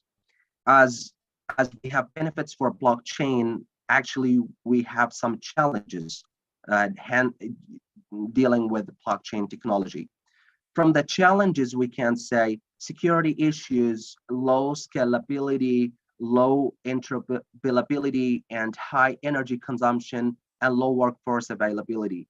And nowadays, by 2023, as I heard, based on the reports published by International Blockchain Organization, they were saying that the high energy consumption would be lowered by time. They are working on saving the energy of blockchain. And talking about blockchain limitations like energy cost, latency, complexity, and awareness and adoption, and regulation. And as I said before, blockchain has no regulations, has no authority, but by time they would create a unified regulatory system to manage each and every single transaction of blockchain.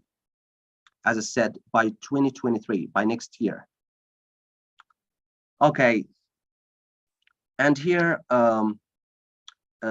we have some differences between different types of blockchain. Speaking of blockchain, smart contracts, for example, how it works. So for smart contracts, as I said, there is no agency must be used. If you want to make any investment with any with any investor worldwide. You can make it directly with no need to any agency. So how it works, for example. Dr. Shadi, excuse me, your time is 5 minutes again. 5 minutes. Oh my God. I'm All so right, sorry. I got it. Thank No you. worries, no worries. Okay. So here, for example, how it works. We go with issuing bank, then nominated bank, then reimbursing bank, then confirming bank, then advising bank. This is how it works in short, but with among banks. So because I don't have time, let me go so quick to the different important parts of my topic. Okay.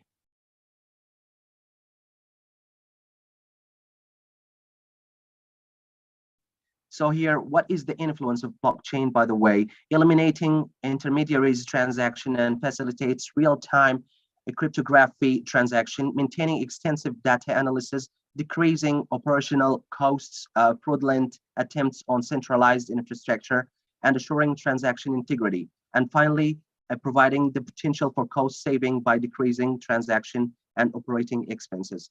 And for blockchain, we have different types by time. So blockchain 1.0 called Bitcoin, 2.0 called smart contracts, and 3.0 called what we call it, Shadi, cryptocurrency, and belongs to financial institutions. This is the most important one. Okay. This is the main idea of my topic, by the way.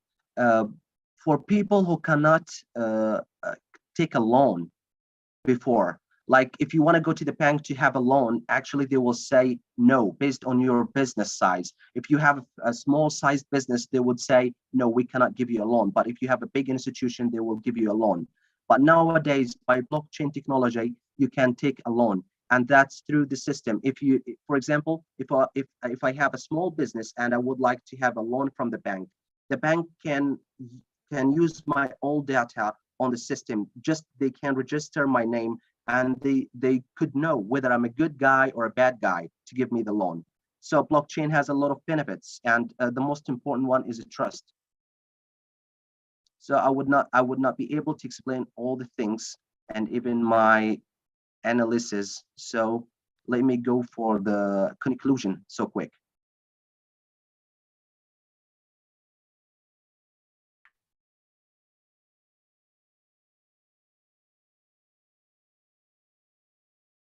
Okay, this is the last part. Let me explain it so quick. So for my conclusions of this research, I have a lot of points, but let me talk about them so quick. Firstly, empirical findings indicating higher levels of implementing various applications of blockchain technology into banking industry.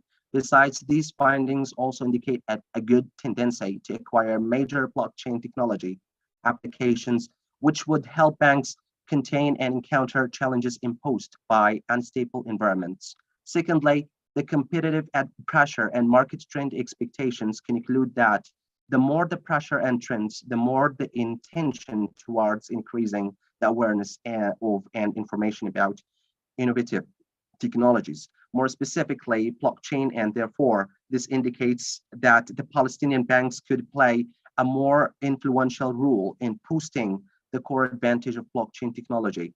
Thirdly, the facilitating conditions and trust could provide a multifaceted advantage that addresses operational and practical needs. Besides, these two factors may encourage blockchain users and providers to rule out long-term strategic goals used to disseminate necessary information linked to adopting blockchain applications into banks. Fourthly, the structure shape concludes that the Palestinian banks need to create a new blockchain-based curriculum that covers all of the essential skills. And this one is not that important. Sixthly, in favor of size banks and could reduce information technology infrastructure, capital expenditure, and promote better development of their various operational units.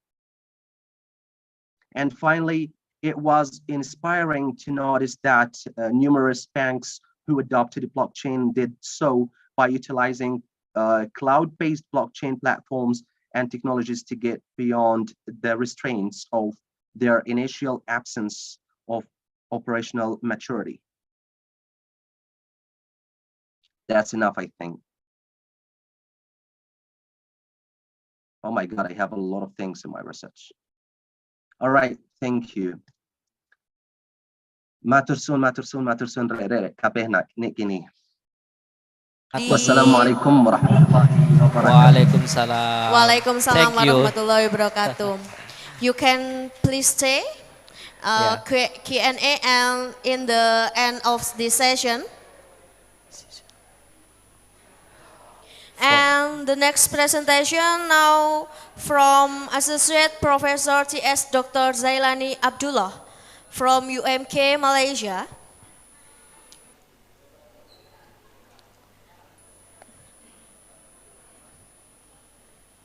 Bisa diputar. The team.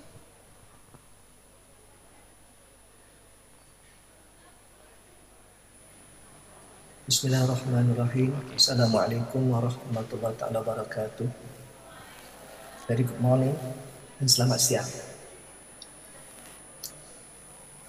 First of all, I would like to say many thanks to the main organizer and host, the Islamic University of Malang, UNISMA, for inviting me as a keynote speaker in this international conference, so-called Economic, Business, Entrepreneurship and Social Sciences International Conference 2022 is the theme enhancing business optimization in achieving SDGs target in facing the risk of global crisis 2023. I also hope that this sharing of information and idea regarding the digitalization of SMEs in Malaysia will benefit all the conference participants. Actually, this virtual conference is part of the new norms after the COVID-19 pandemic, which has been fully utilized by many conference organizers around the world. So my name is Zailani Abdullah. I'm Dean of Faculty of Entrepreneurship and Business from Universiti Malaysia, Kelantan. So this is abstract of the topic that I'm going to talk today, which is related to the digitalization of the small, medium enterprise in Malaysia. So since 2020, the world is facing with the unprecedented challenge with the community and economies everywhere affected by the growing of the COVID-19 pandemic. And therefore, in March 2020, the World Health Organization declared the COVID-19 outbreak the pandemic, citing the alarming level of spread around the world. So this is some terms that has been used widely with regard to the endemics, epidemics, and the pandemic diseases. You can see from the diagram what is different between those categories of diseases. So this is some background of the Malaysian Movement Control Order, or MCO, that was implemented in 2020 until December 2021, which is about 1 year, 10 months, 3 weeks, and 4 days due to the COVID-19 pandemic in Malaysia. So this is the phase. We have 4 phases of this MCO. The first phase begins in June, which is the second half of the June. We fully implemented so-called national lockdown, which is only essential services can be operated. And phase 2, which is in July and August, this is expansion of the list of allowed activities. Some social sectors remain closed. And in phase 3, which is started in September and October, the government start to initiate and allow gradual opening of the social sectors. And phase 4, which is in November and December, full opening of the services and production, including the social sectors. So this is the coronavirus cases around the world. Right now, we have nearly 650 millions of the coronavirus cases, with the death nearly 7 million, and the recovered case around 627 million. And in the case of Malaysia, the total case nearly 5 million, the total death nearly 37,000, and the total recovered cases is nearly 5 million. And the active cases right now around 23,000. So this is the cases, new cases and death based on the case in Malaysia. We can see from this diagram. We have highest new cases in 10 March 2022, and the rest right now, which is we believe this is under control. So now we go to the SME, small medium enterprise. In Malaysia, the classification of SMEs cover services, manufacturing, agriculture, construction, and mining, and quarrying sectors. You can see from here, in terms of the sales turnover, and also the number of employees to relate with the three categories. Basically, we have a medium, small, and micro. But I'm not going to touch in detail about this category. So small, medium enterprise. At the moment, there is no common definition, and in fact, each country has its own definition of what constitutes of the SMEs. So basically, it's referred to the business that will maintain revenue, of course, and the asset of employee with certain or predefined threshold. So why SMEs? Because it is a contributor to the job creation and global economic development, especially to the developing country. And according to the World Bank, the SME control up to 40% of the GDP in the emerging economy. So this is the SME situation. The total number of 1.2 million, or equivalent to 97% of the total business establishment related to the SME. You can see that it's nearly 97%. And suffers a loss of the 40.7 billion caused by MCO imposed by the government of Malaysia. And overall GDP for the SME sector experienced at 7% year-on-year fall to RM 512.8 billion in 2020 compared to RM 553 billions in 2019. This is the information shared by the HRNA itself. So now we move slowly SME digitalization. Then in this part, I'm going to share the basic term that has been widely used with regard to the digitalization or digitization. Digitization is a conversion of data and process. Digitalization is a transformation by embracing the ability of the digital technologies. So the SME's digitalization refer to the associate with the digital marketplace, online platform, big data, and etc.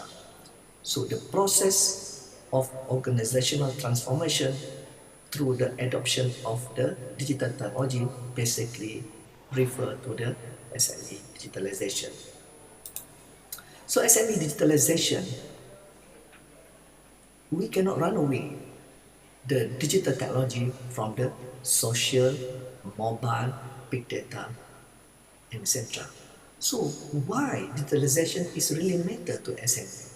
Why we have to pay attention? Why the government put a lot of attention about the SME's digitalization? we can classify or we can highlight three main reasons. Number one, sustaining competitive advantages to the SMEs. Number two, we try to get the opportunity of the massive market. And last but not least, reconfiguring the resources that we have right now in terms of the production and the services. This is the main reason why the government put attention with regard to the SME digitalization.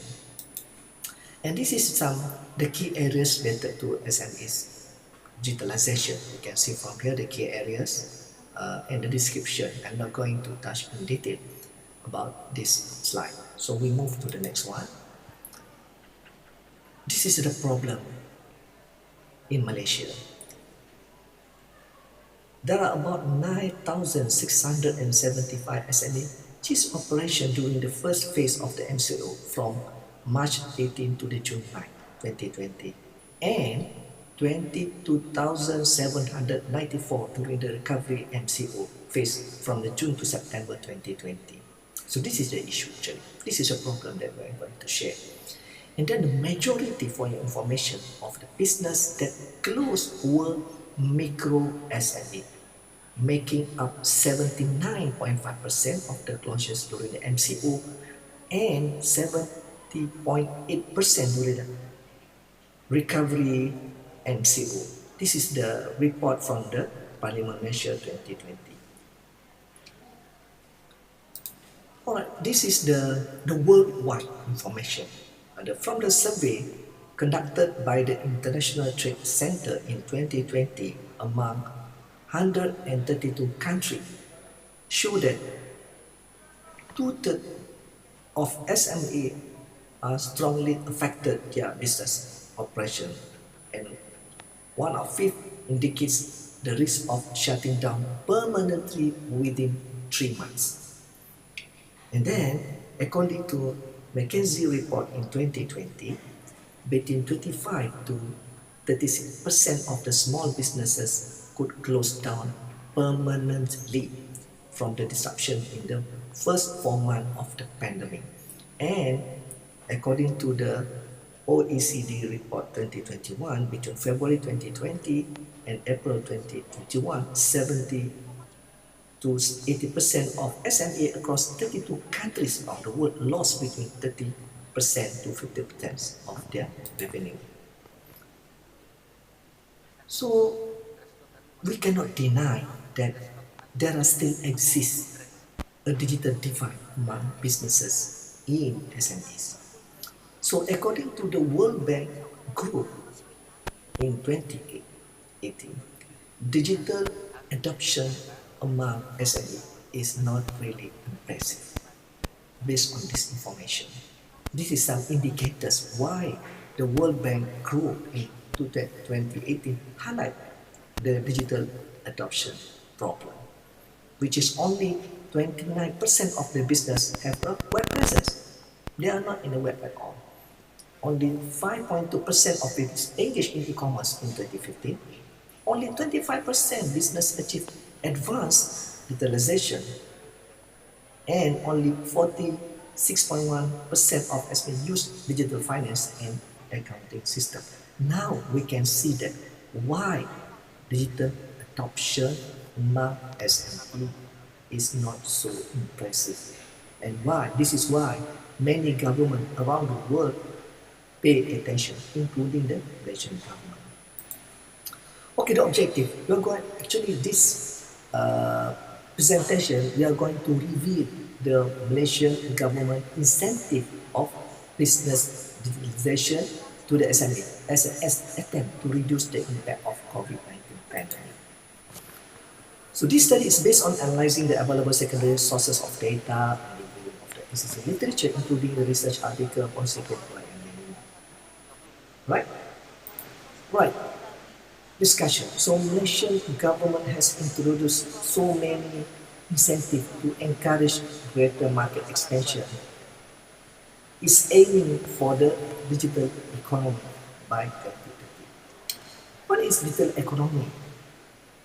So I'm going to share the definition. So digital economy refer to the any activities or transaction to produce, adopt and innovate digital technologies and services in relation to the socio-economic function for enhancing wealth creation, productivity and quality of life. In fact, the government is in the process of rebranding and improving the MSC Malaysia 2.0 as the catalyst for the growth of the country digital economy and expected in late 2022 or in early 2023. So this is some incentive by the Malaysian government. You can see from here, 200 million allocated for the digital digitalization grants, which is 50 million for Bumi Putra micro entrepreneurs in rural area, specifically for Bumi Putra, and 250 million to boost for e-commerce, which is nearly 900 billions in revenue generated by e-commerce industry in 2020, and 45 million incentive technical transformation will be provided by the Malaysian government. Incentive, this is next. The government also introduced digital free trade zone, which is cover the e-fulfillment hubs, satellite service hub, and e-service platform. So basically, digital DFTZs to facilitate export for SMEs by providing platform, e-fulfillment activities, and enhanced trade facilitation measures.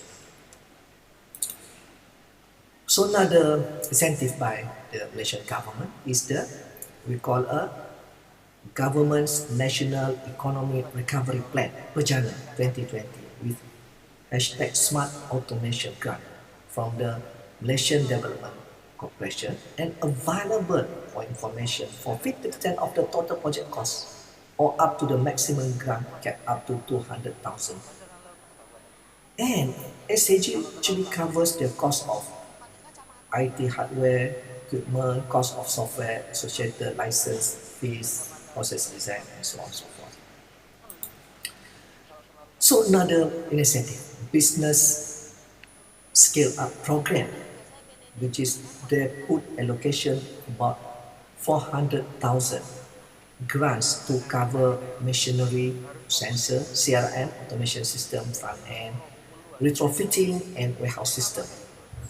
50,000 of grant cover the e-commerce and 200,000 of grant cover the premise renovation, advertising, packaging product, packaging.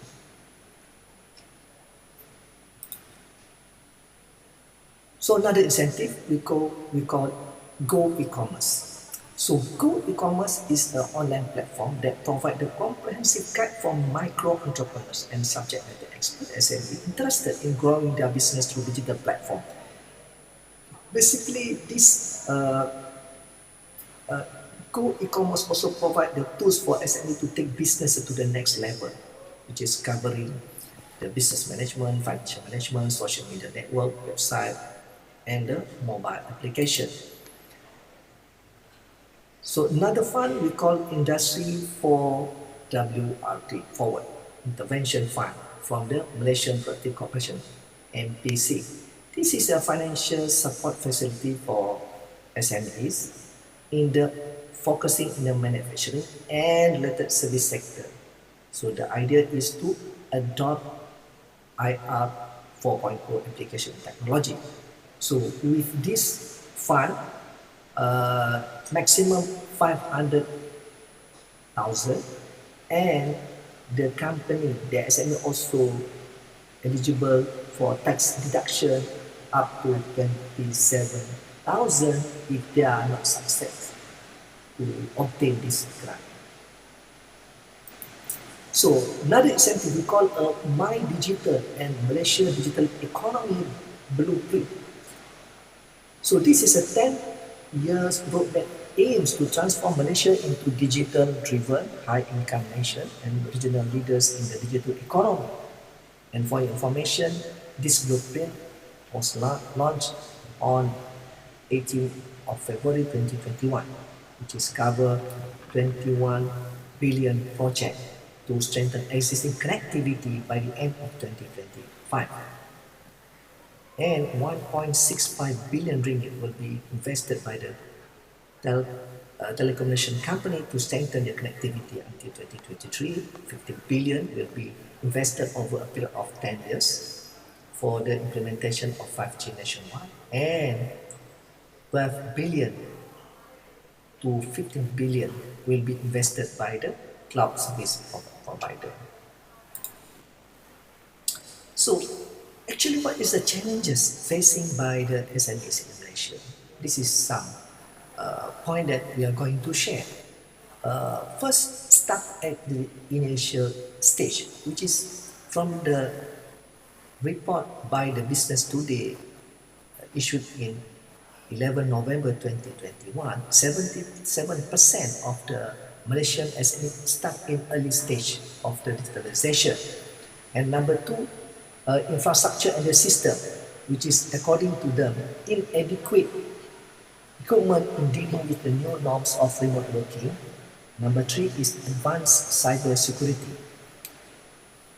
So 12th National Plan highlighted that cyber security is a contributing factor to slow down of digital economy with the experience of 43% of the lost data.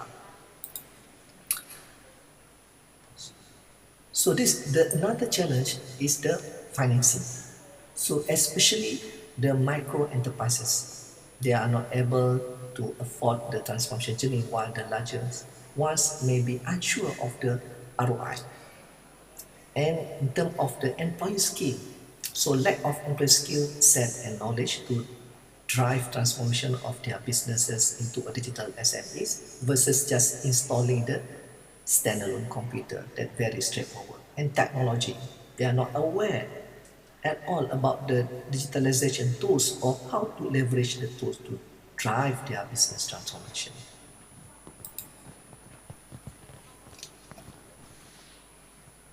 So another challenge by the SME, business strategy. So difficult for them in developing a digital business strategy and using digital technology such as cloud, analytical, or the software to innovate and transform their business. Last but not least, regulatory. So SMEs are unfamiliar basically with the regulatory imposed by the government, specifically on compliance, product guidance, and licensing and the permit.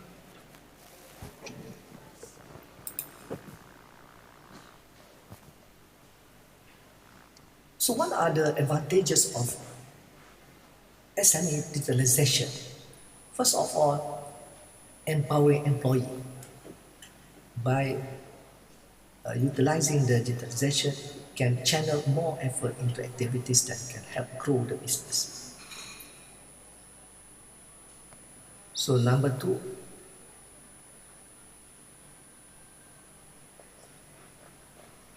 in terms of the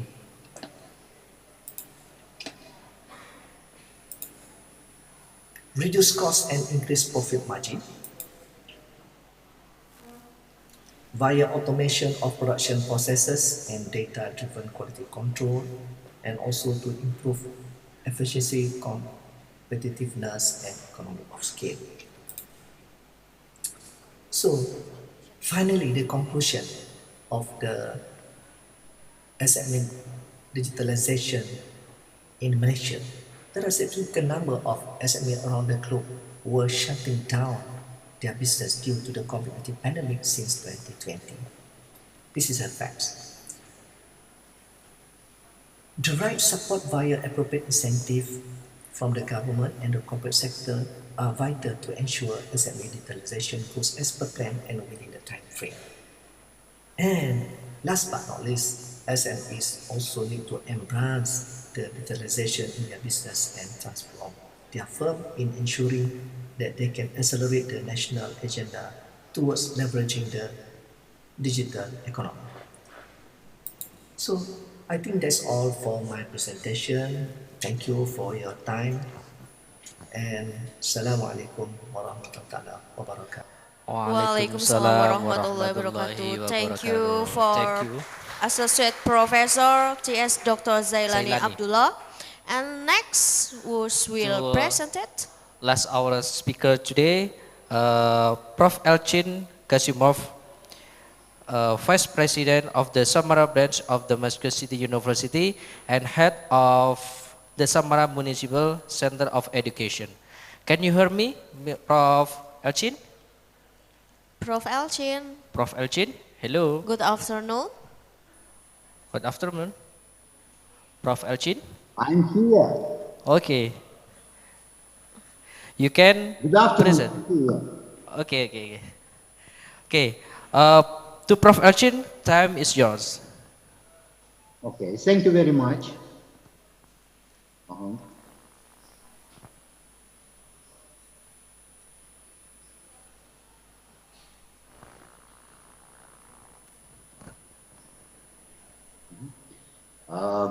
Good afternoon, ladies and gentlemen. Dear Indonesian friends, I'm very happy to take part in your conference and present my theme, overcoming interference in business communication.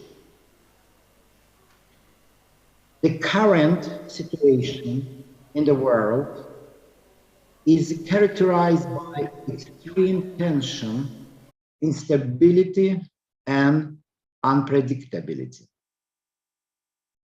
Crisis phenomena are observed in virtually all spheres of human life.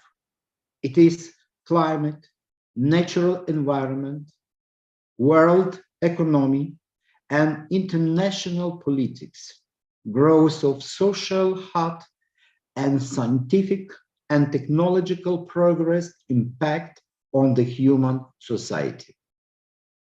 Today, the political, economic, and social intensity in the world has reached heights, and to reduce it, we need dialogue and consensus building, the development of joint ways to overcome the global crisis, need a sober view of the ongoing global process. For this, it is important to have the most reliable, objective forecast of the development of events.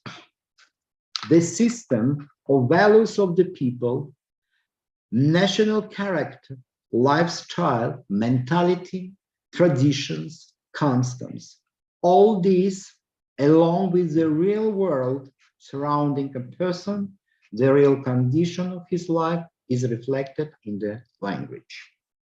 Knowledge of the state structure, socio-economic relations, lifestyles, norms, and rules of behavior, rituals in various situations of interpersonal and business partnership, traditions, customs, ritual of native speakers are the key to the success of intercultural communication.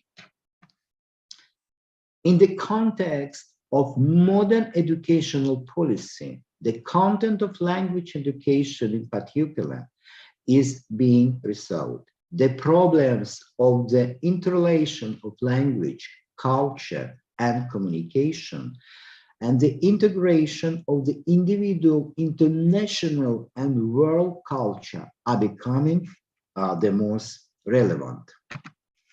Today, there is no sphere of human activity that could not be viewed through the prism of business communication, which occupies a significant place in the life of modern society.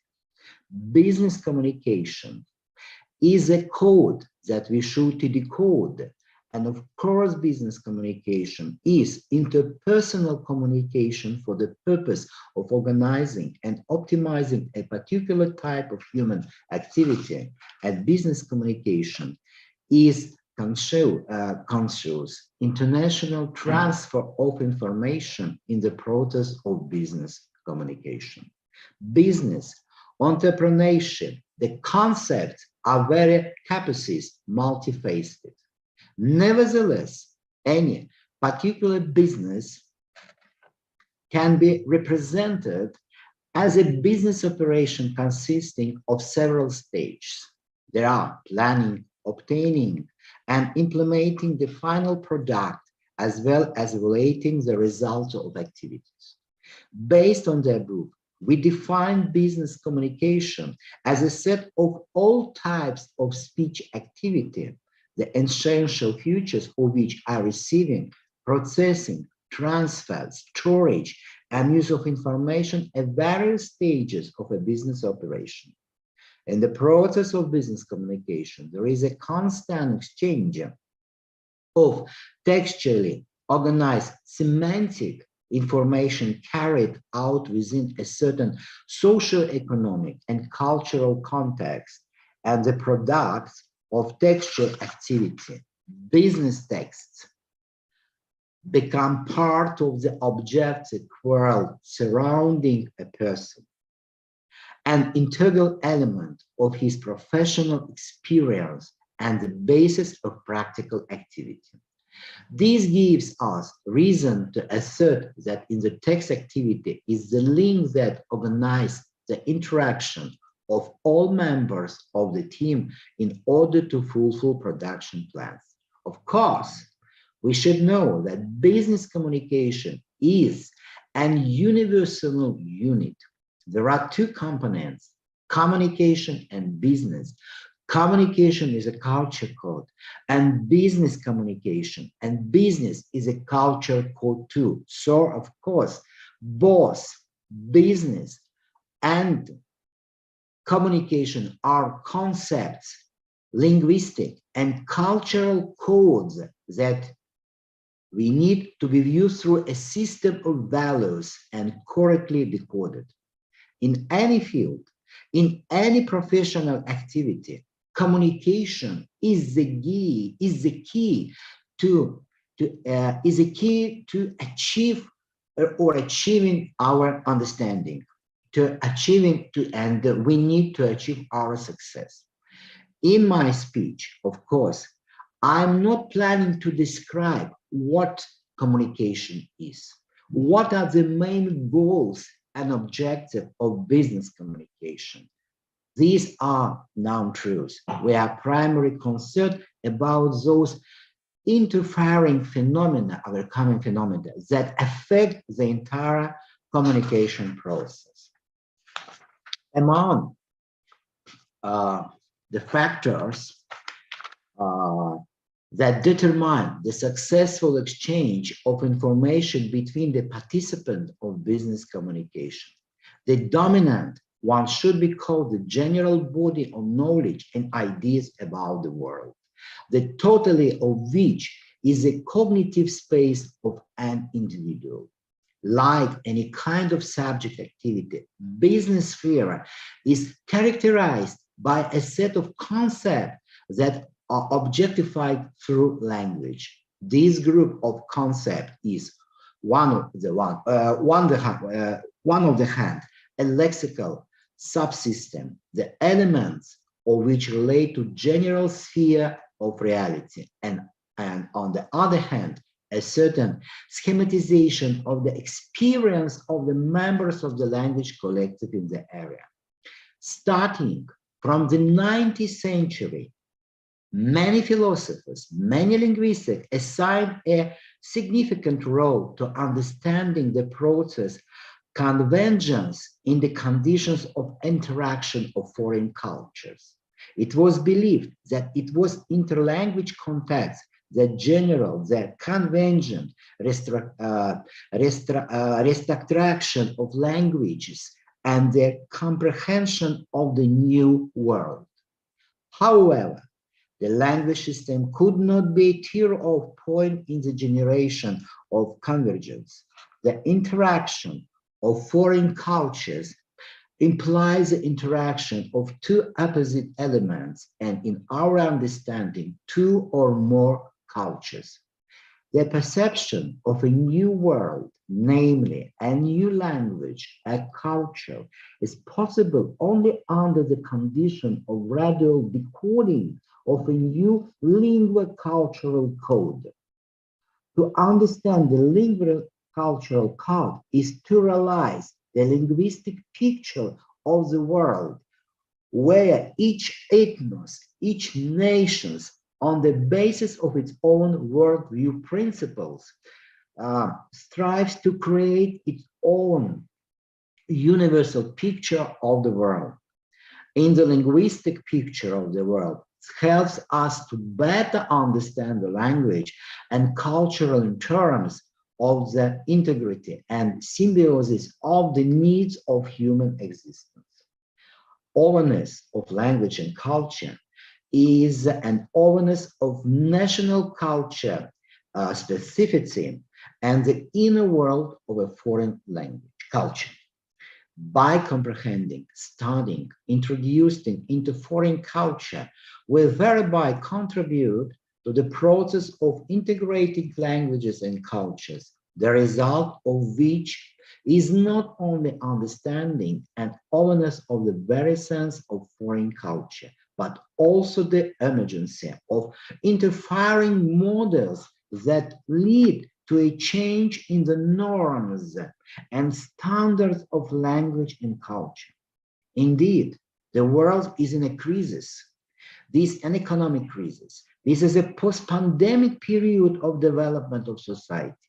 And by the way, it should be noted, these are generations of times, and interference is one of the aspects, is a communication, and we should know more and more about this concept.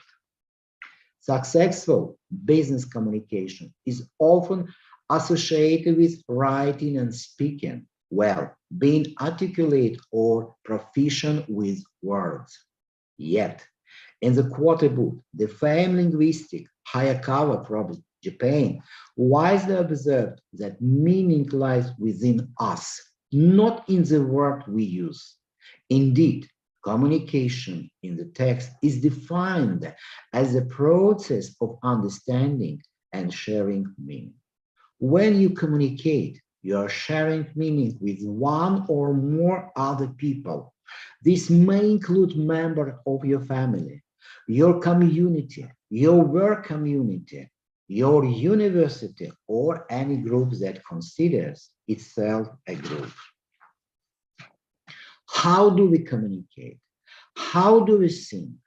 We use language as a system to create an exchanging meaning with one another, and the types of words we use influence both our perception and others' interpretation of our meanings. What kind of words would you use to describe your thoughts and feelings, your preference, music, cars, food, or other things that matter to you? Imagine that you are using written or spoken language to create a bridge out of which you hope to transport meaning, much like a gift or package to your receiver. You hope that your meaning arrives relatively intact, so that your receiver receives something like what you sent.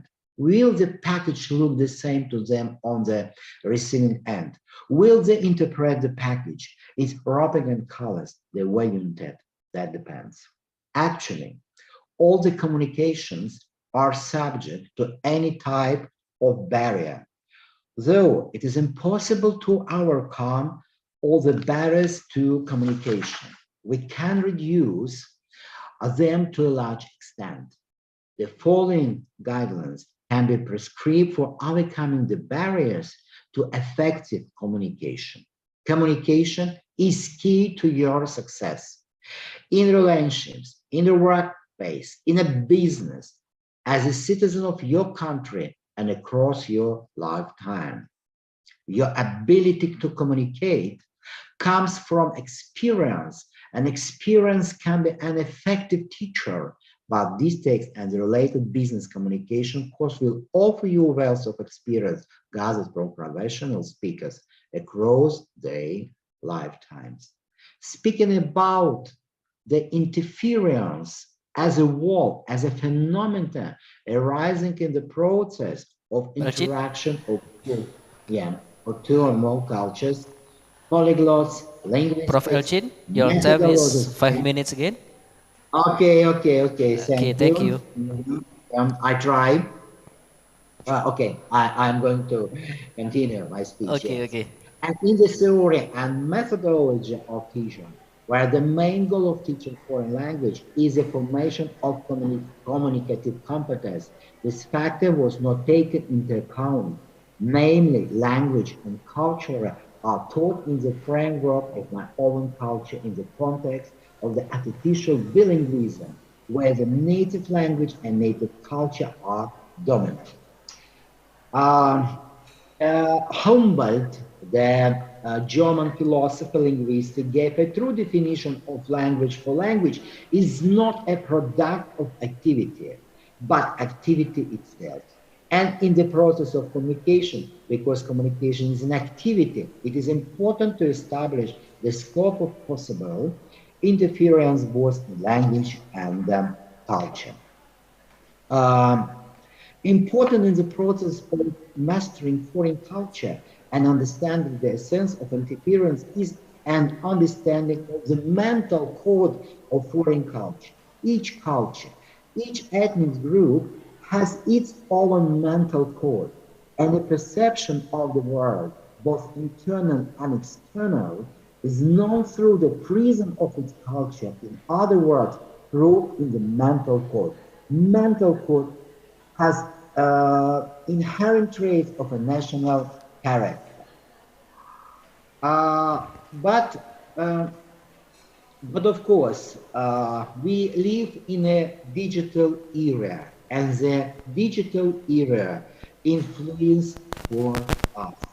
Digital transformation has touched all areas of human existence, education, and of course, including our communication. Thank you very much for attention, and I hope your health. The best wishes. Okay, thank you very much to Prof. Prof. Elchin. Please give And now applause. from question and answer. And now we are on Q&A session. Q&A for the online presenter. Please raise your hand. From this side, yeah. Please mention your name.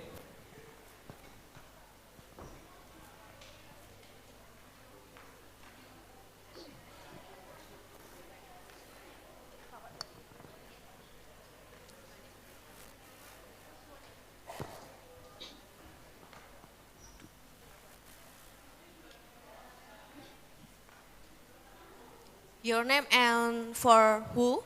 Your question. Okay, Assalamualaikum warahmatullahi wabarakatuh. Waalaikumsalam. My name is Iklima Aurelia. I'm from management. Okay. Okay. On this occasion, I will ask, what do you think about central bank digital currency? Okay. Can it make the economy more stable and free from inflation? Okay. For Thank you. who? Prof. Sadi. Yeah, Dr. Dr. Sadi. Sadi. Yes. Okay. The Thank you. next question. Thank you. Tes, okay. Assalamualaikum warahmatullahi wabarakatuh. Waalaikumsalam warahmatullahi wabarakatuh. My name is Ali Garosi. I'm from Perbankan Syariah, our Islamic banking. Okay. Okay.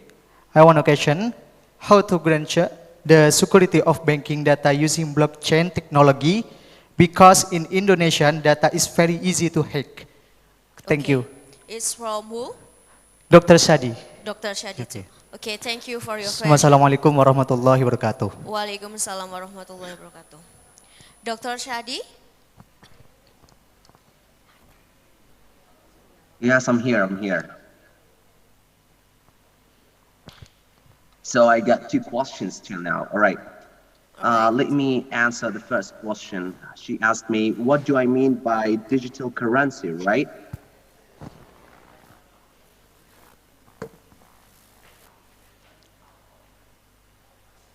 So what do I think about digital currency? By the way, if we're gonna talk about digital currency, it's highly secure if I gotta employ it locally, not internationally.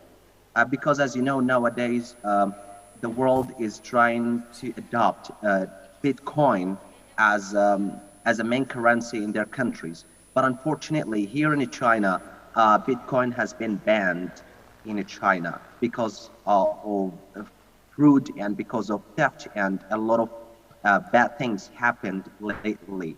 So I favor using digital currency locally with rules and regulations to manage the usage of the currency. So I think digital currency is kind of a spectacular way of easyfying the life and make life looks much more easier than before.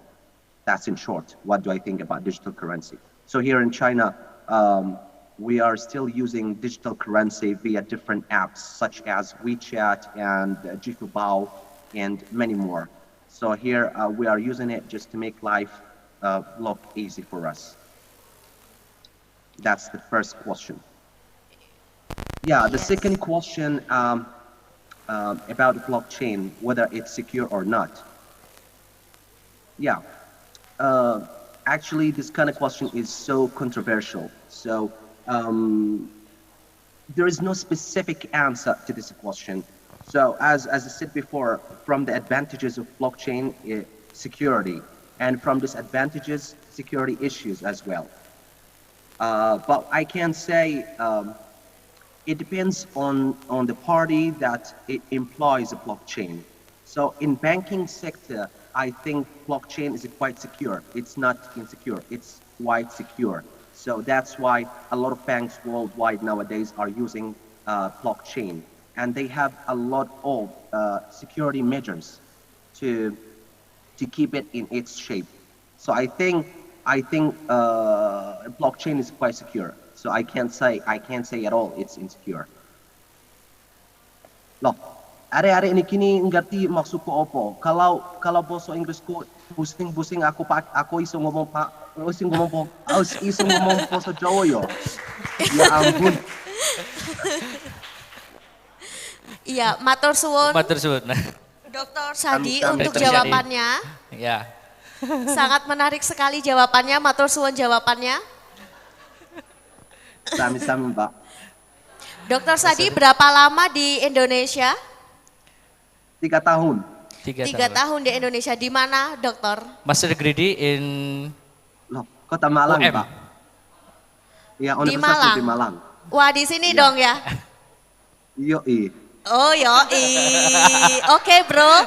Terima kasih matur nuwun untuk jawabannya. Sama-sama. Oke.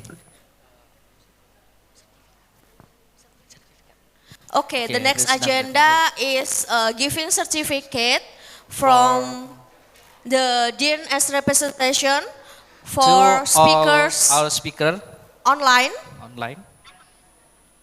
The first to Dr. Shadi.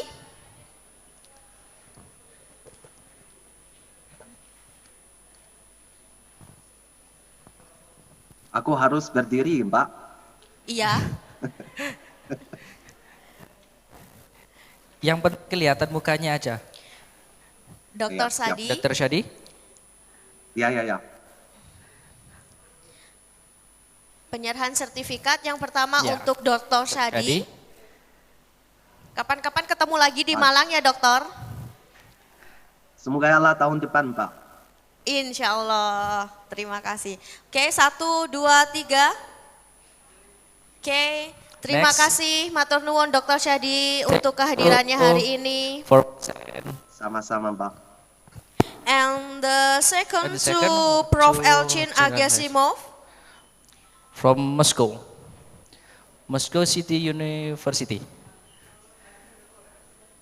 Oke. Prof. Elchin. Oh, sudah keluar.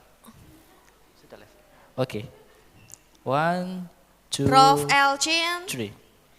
Has left. has left. Oke. Diwakilkan sama Prof. Ervan, right? Amin. Okay, thank you. And then the end of the plenary session, the second plenary session. Before we closing, we can hear the closing statement from the chief of this conference international from Dr. Rahmawati MBA. Please.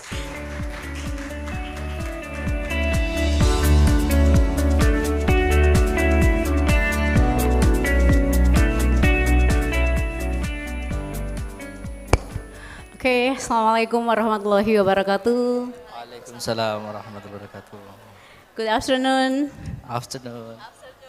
Okay, thank you, Your Excellency, Associate Professor Nurdiana SMSI, and respectable keynote speakers from around the world, from Indonesia, China, Netherlands, Palestine, Russia, Malaysia, and the others, and other speakers in parallel session, and then my lovely all participants.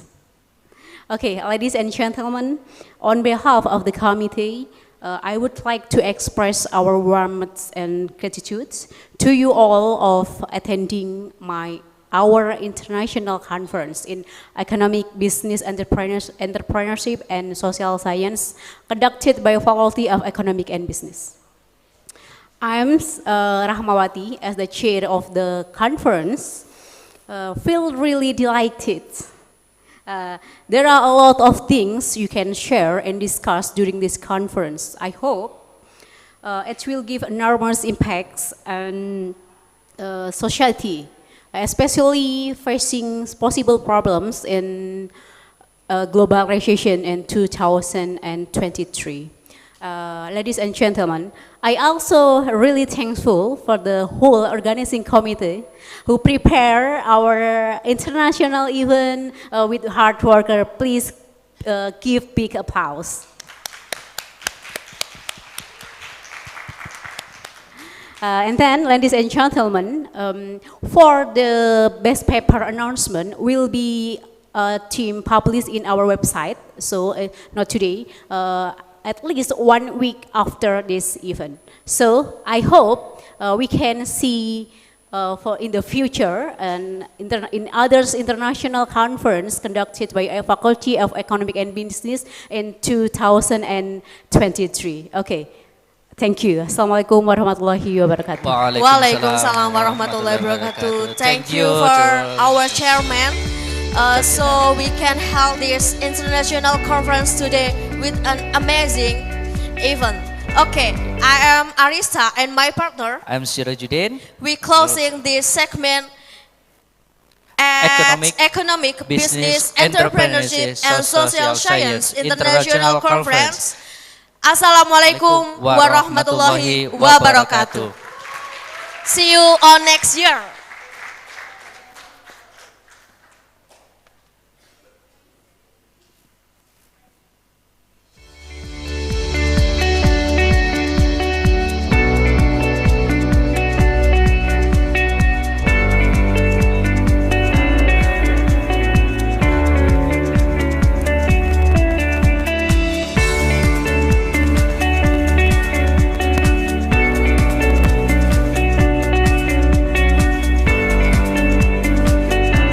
Kembali ke tempatnya masing-masing teman-teman. Terima kasih untuk kehadirannya, untuk partisipasinya di siang hari ini.